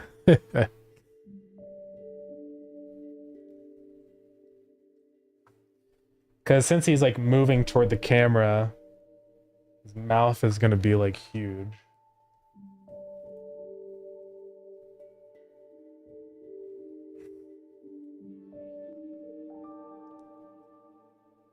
Something.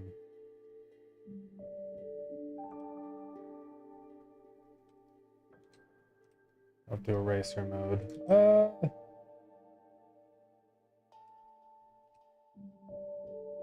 This is gonna take a lot of time to figure out. I might have to just kind of use an image as a little bit of like a reference for this, or kind of like not 100% trace it, but just so I get like the proper angle, because this is really difficult. Let me keep looking for a good image here.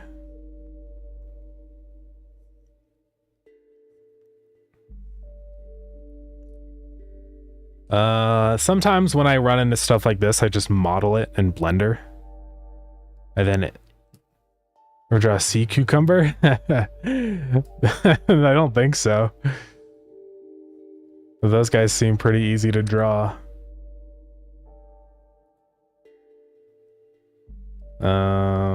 Let's see here. What can we do? I might just have to get a reference of just any fish. I mean, like, it could just be any fish, and then I can draw on the lips, right?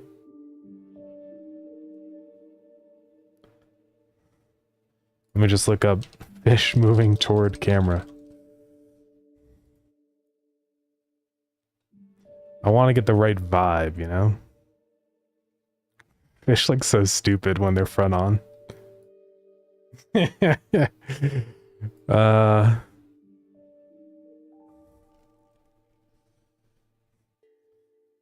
no disrespect to fish, but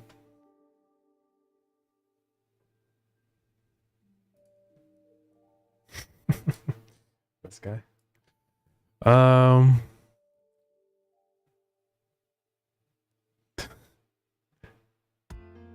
That is what the fish look like. There's not really a lot of good reference images for this angle. I'm just gonna have to figure it out. Hopefully we can make it look good. I have so many tabs open, I can't even find it.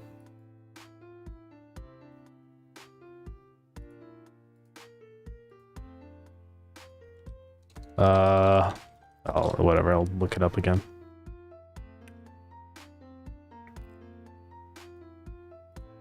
Okay, I've got a couple images here that I can kind of use. I mean, almost like this one. Let's just keep messing around. So first off, and his tail's gonna be like curved this way.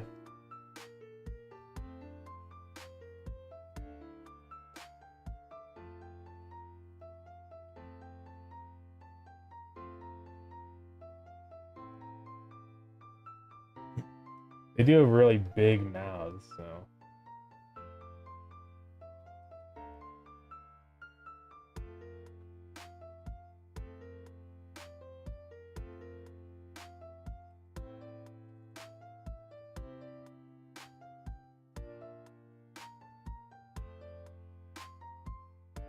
And their mouths kind of like their bottom lip juts out a little bit.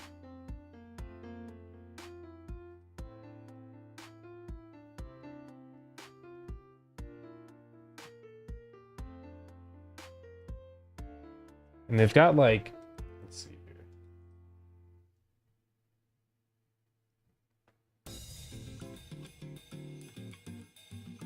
They almost have like two segments. Like the bottom lip is one thing. And they have like another like arch that comes along with their top lip, you know?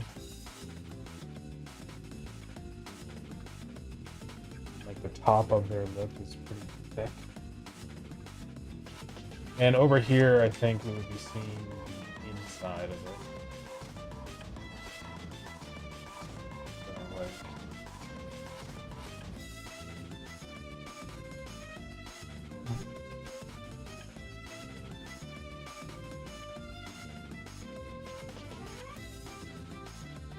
almost something like this. And their eye would be right here.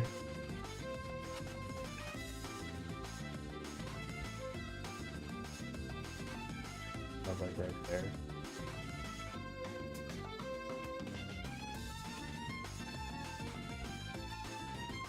Kind of the perspective, I think.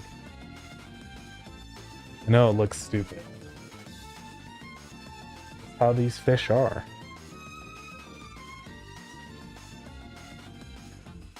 Let me keep looking around so I can make sure I'm getting this correct. I kind of like erase some of this stuff. Go up like that. And have like a second.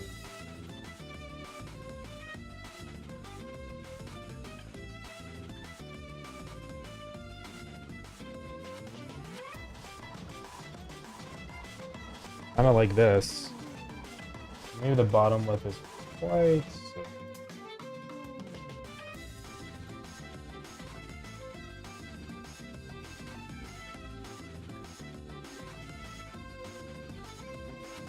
They do have like a ridge in here. And they do have a tongue. Weird that fish have tongues. Do they even use them? You know?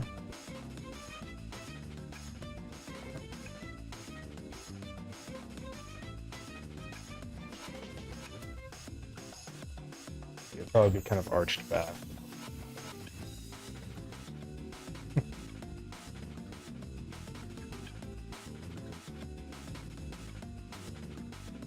And it would be like dark back there. Oops.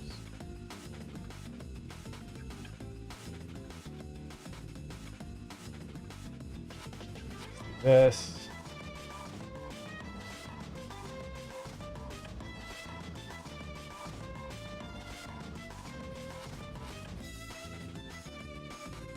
Kind of.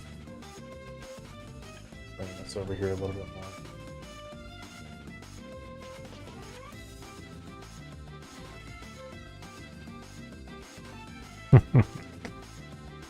Make them green.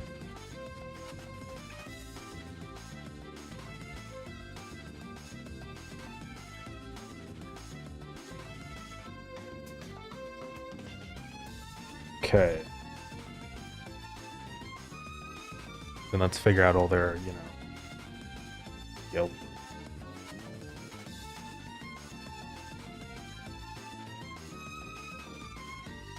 Kind of like that.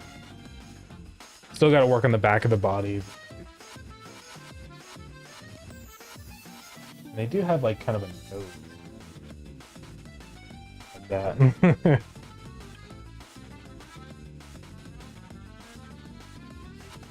guys are quirky. I guess this is how old fish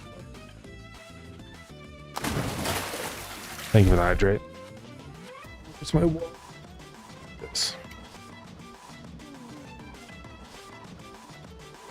Thank you very much. Can't talk.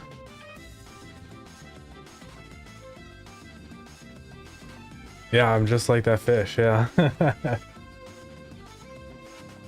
funny, I don't even think these fish open up their lips like this. But it's fine. It's a nice comedic element of the art.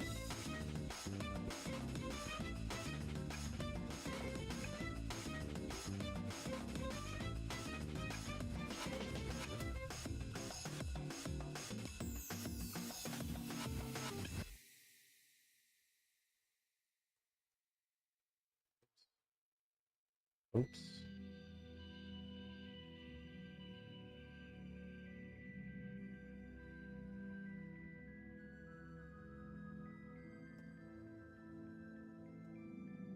Let's do this color.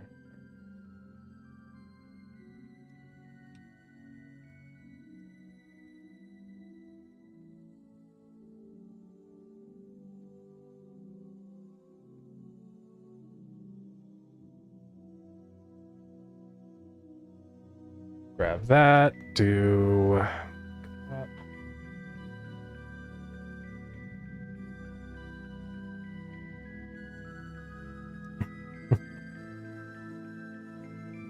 It's basically doing the pog face. Go fishing for game research? Yeah, I probably should. They open up like that to gulp down their food? Yeah, I imagine they do. I mean, why else would they have a mouth then if they don't use it, right?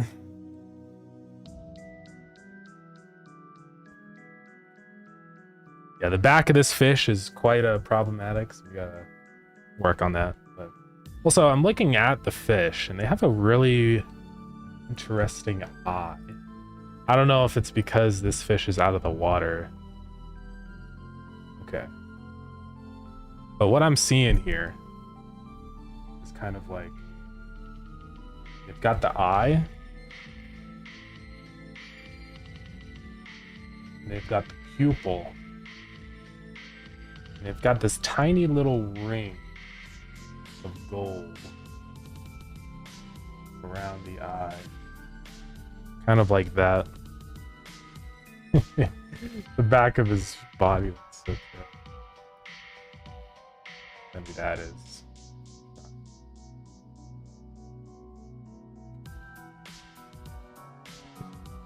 How big is he on the... That's fine. Yeah. Just want to make sure it doesn't look stupid. I don't think these guys really have, like, teeth, per se. I mean, all fish usually do have some form of teeth, but I think they're pretty, like, tiny, so I'm just going to kind of give them, like, little... They're like little nubs, basically, you know?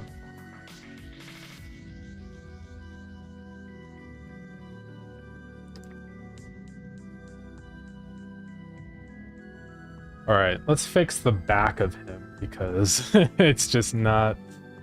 I think what I need to do is make him a little bit longer.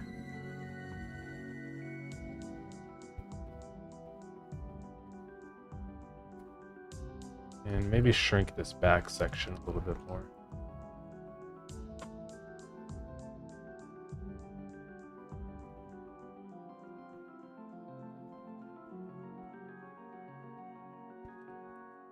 It's kind of like almost like it's so he's like going sort of like this. Oops.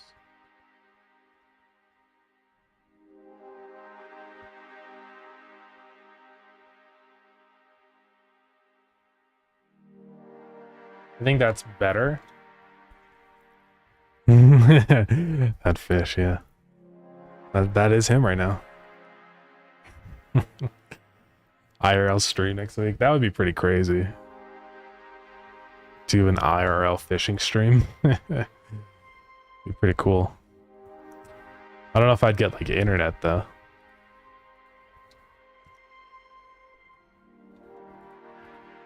Let me get a good image of him. Okay. So he's got, let's start drawing in his other fins. He's got kind of like one here. That's like larger back here.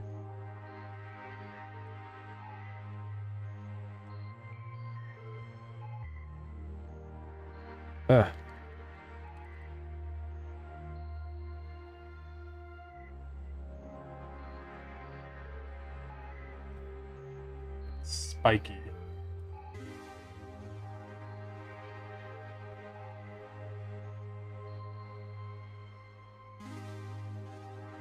I guess kind of like that.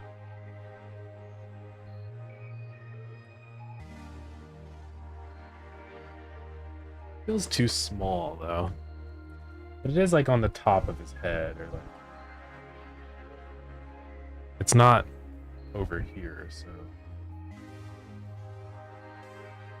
it's probably okay. Also, he doesn't really have like a super tall tail.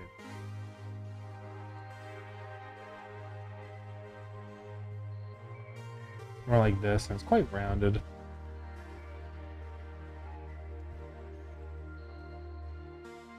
Let's go ahead and just start coloring some of this stuff in. Merges into the background.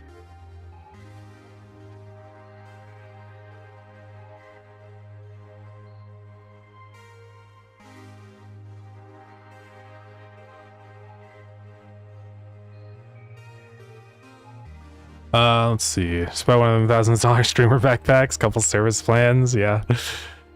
Yeah, Sheik to be the cameraman, yeah. No, that would be pretty fire. Totally affordable. Really not like $1 billion. Yeah, I could just get a Starlink. Yeah.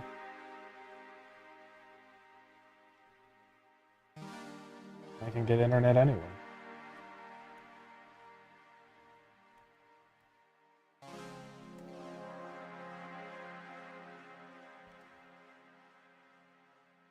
This guy is kind of funny.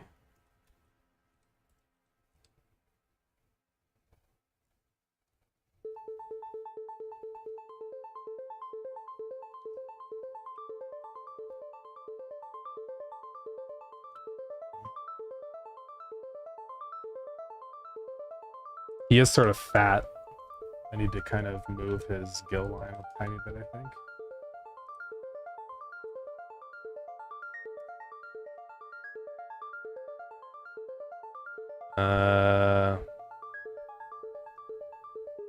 Kind of like it's kind of angular on this guy, like.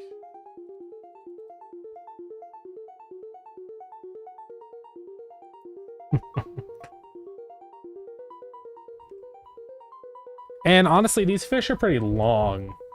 I think I need to make him even.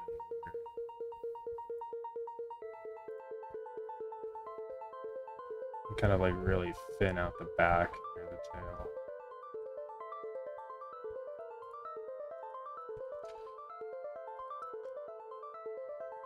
Marty's cameraman, not much work to do. Let's go. First typo I've made, tried to say though and said do. It still works though, it's fine. I don't think anyone would have even noticed unless you called it out. Just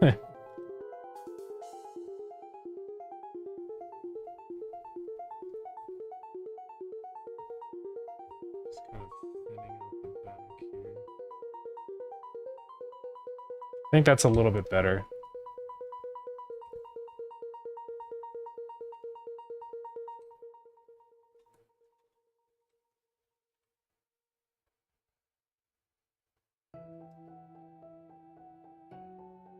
I mean, he doesn't really have much of a top fin. Pretty chill. He's a funny guy. Well, I think we're pretty much good to go.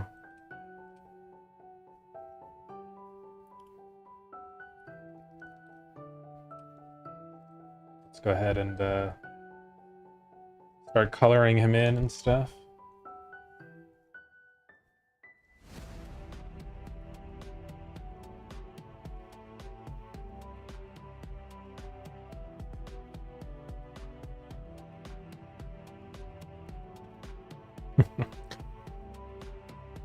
He's gonna have like the tan belly.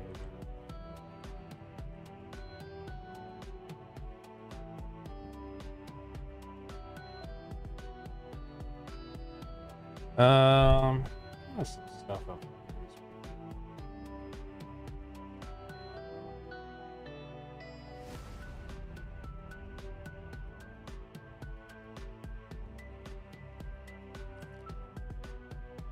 Creature feature featuring the creature. Crazy.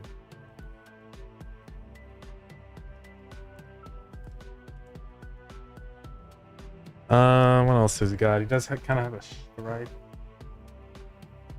in the center, but I have to kind of see,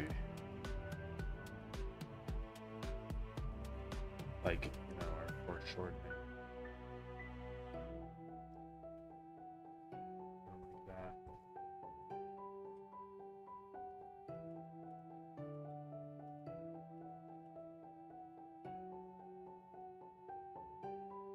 And here, I almost need to do like this, where it needs to like come around from the other side. There we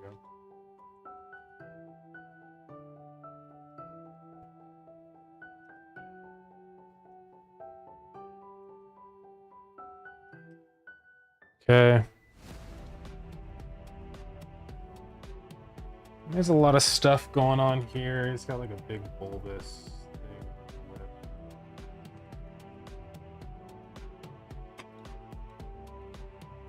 And his fins up on top. Do a bit of this action. Snooze the ad again. Ooh. Oh god. And Larry. Thought he wasn't scared of fish. That was until the evil fish came in and said, "I'm evil." Chip thought he wasn't Larry. scared of fish. Yeah.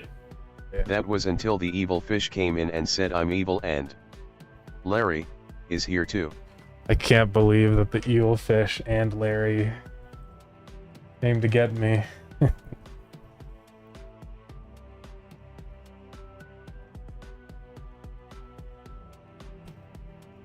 something like that, and then these will go back.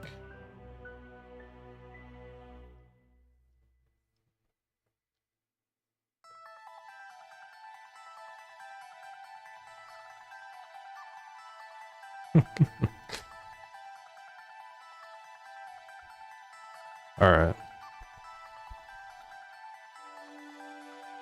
What else do we need? I guess just more shading.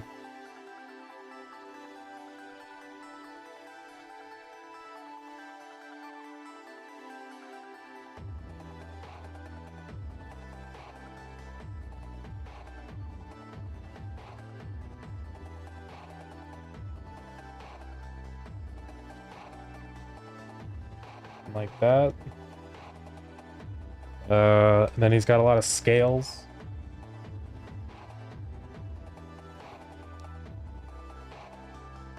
Kind of drawing some scales along here.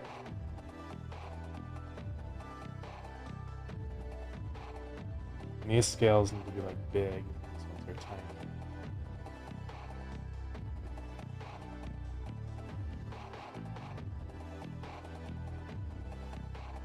As we get over here, they get larger.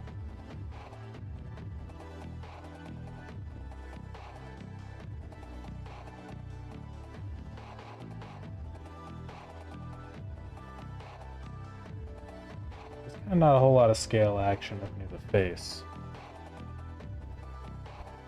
All right.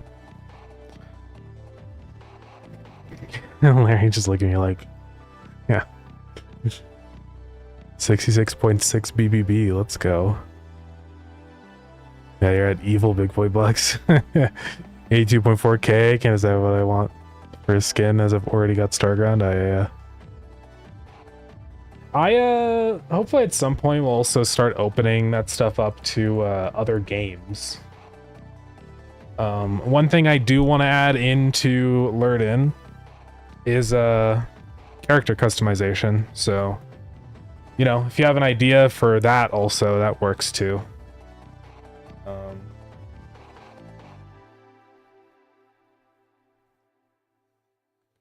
Yeah, I might kind of just start making that, a lot of those redemptions sort of just for any game that we're working on, you know?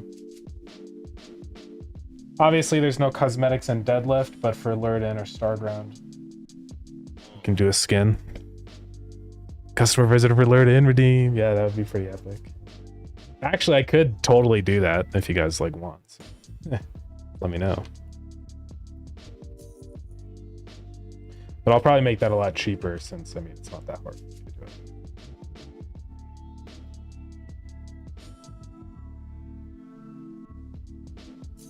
So here, I think that now needs to be like that color.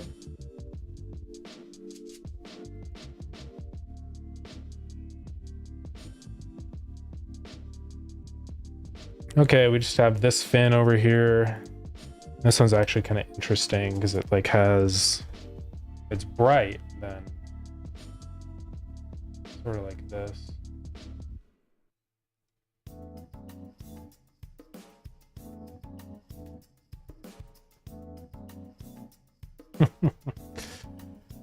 Well, what do you think, guys? Do you think it works?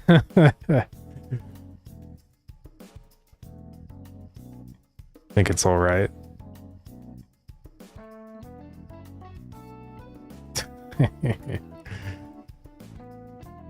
He does have two fins that go down here, but I don't think from this angle you would see them. So I think it's okay.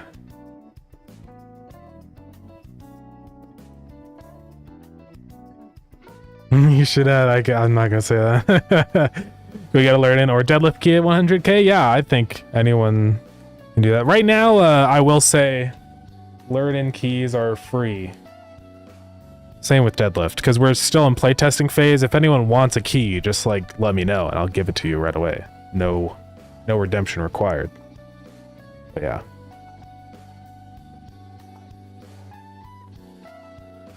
All right, I think we're good to go, guys. Was there anything else that we had to do to finish this? Oh my goodness. When did we go for another hour? I expected. Okay. I need to end stream. Let's just run this ad really quick. Nah, actually, let's snooze it and end stream. It's fine. Yeah, here's the art. It's basically done. I'm gonna go through and kind of just clean up a couple things and add in shadows. And then I think we're good to go. This is what it looks like with the logo. So you'll be seeing it at like this scale. I just needed something happening in the background because otherwise it'd be boring.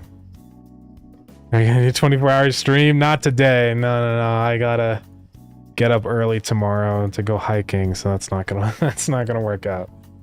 But maybe one day. Probably not. I don't really want to do a 24-hour stream. I think that would destroy me. But yeah. I'll do on Discord then. Miss Lured-In playtest setup. Yeah, cool. Yeah, if anyone wants the key for Lured In, just send me a DM and I'll send you a key. I am kind of wanting more people to test Lured In anyways. Because we're getting a little bit closer to like doing the public play test, so I want to work out all the final balancing stuff before then. But yeah. 24-hour Half-Life plus mewgenics stream, yeah. That'd be pretty epic. Hiking IRL stream. Maybe one day it would be pretty insane to do a real life stream. It'd be so like odd. Go from computer to the trail. But anyways, I'm better in stream. I've been going for too long. I'm gonna get in trouble. Don't talk. All right. But thank you, gamers, for coming into the stream. Feel free to grab Starground on Steam. And hopefully very soon, as soon as I get all the different variations of this formatted, we can get the Lured In Steam page public. So you guys can wish list the game, which would be very cool. And eventually later down the line, we'll also do that for Deadlift. Let's go pick somebody to raid. Who would we like to raid?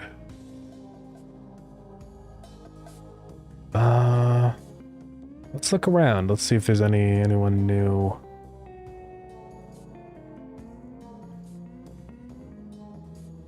To the stream, yeah, no problem. There's not really a whole lot of people online right now. We don't have to raid somebody that's doing. We'll raid Bullion. He's doing games and demos. It's basically game development. All right, we'll go start that up. Could do Jitspo.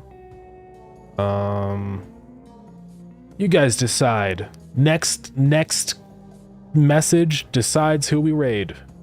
Go.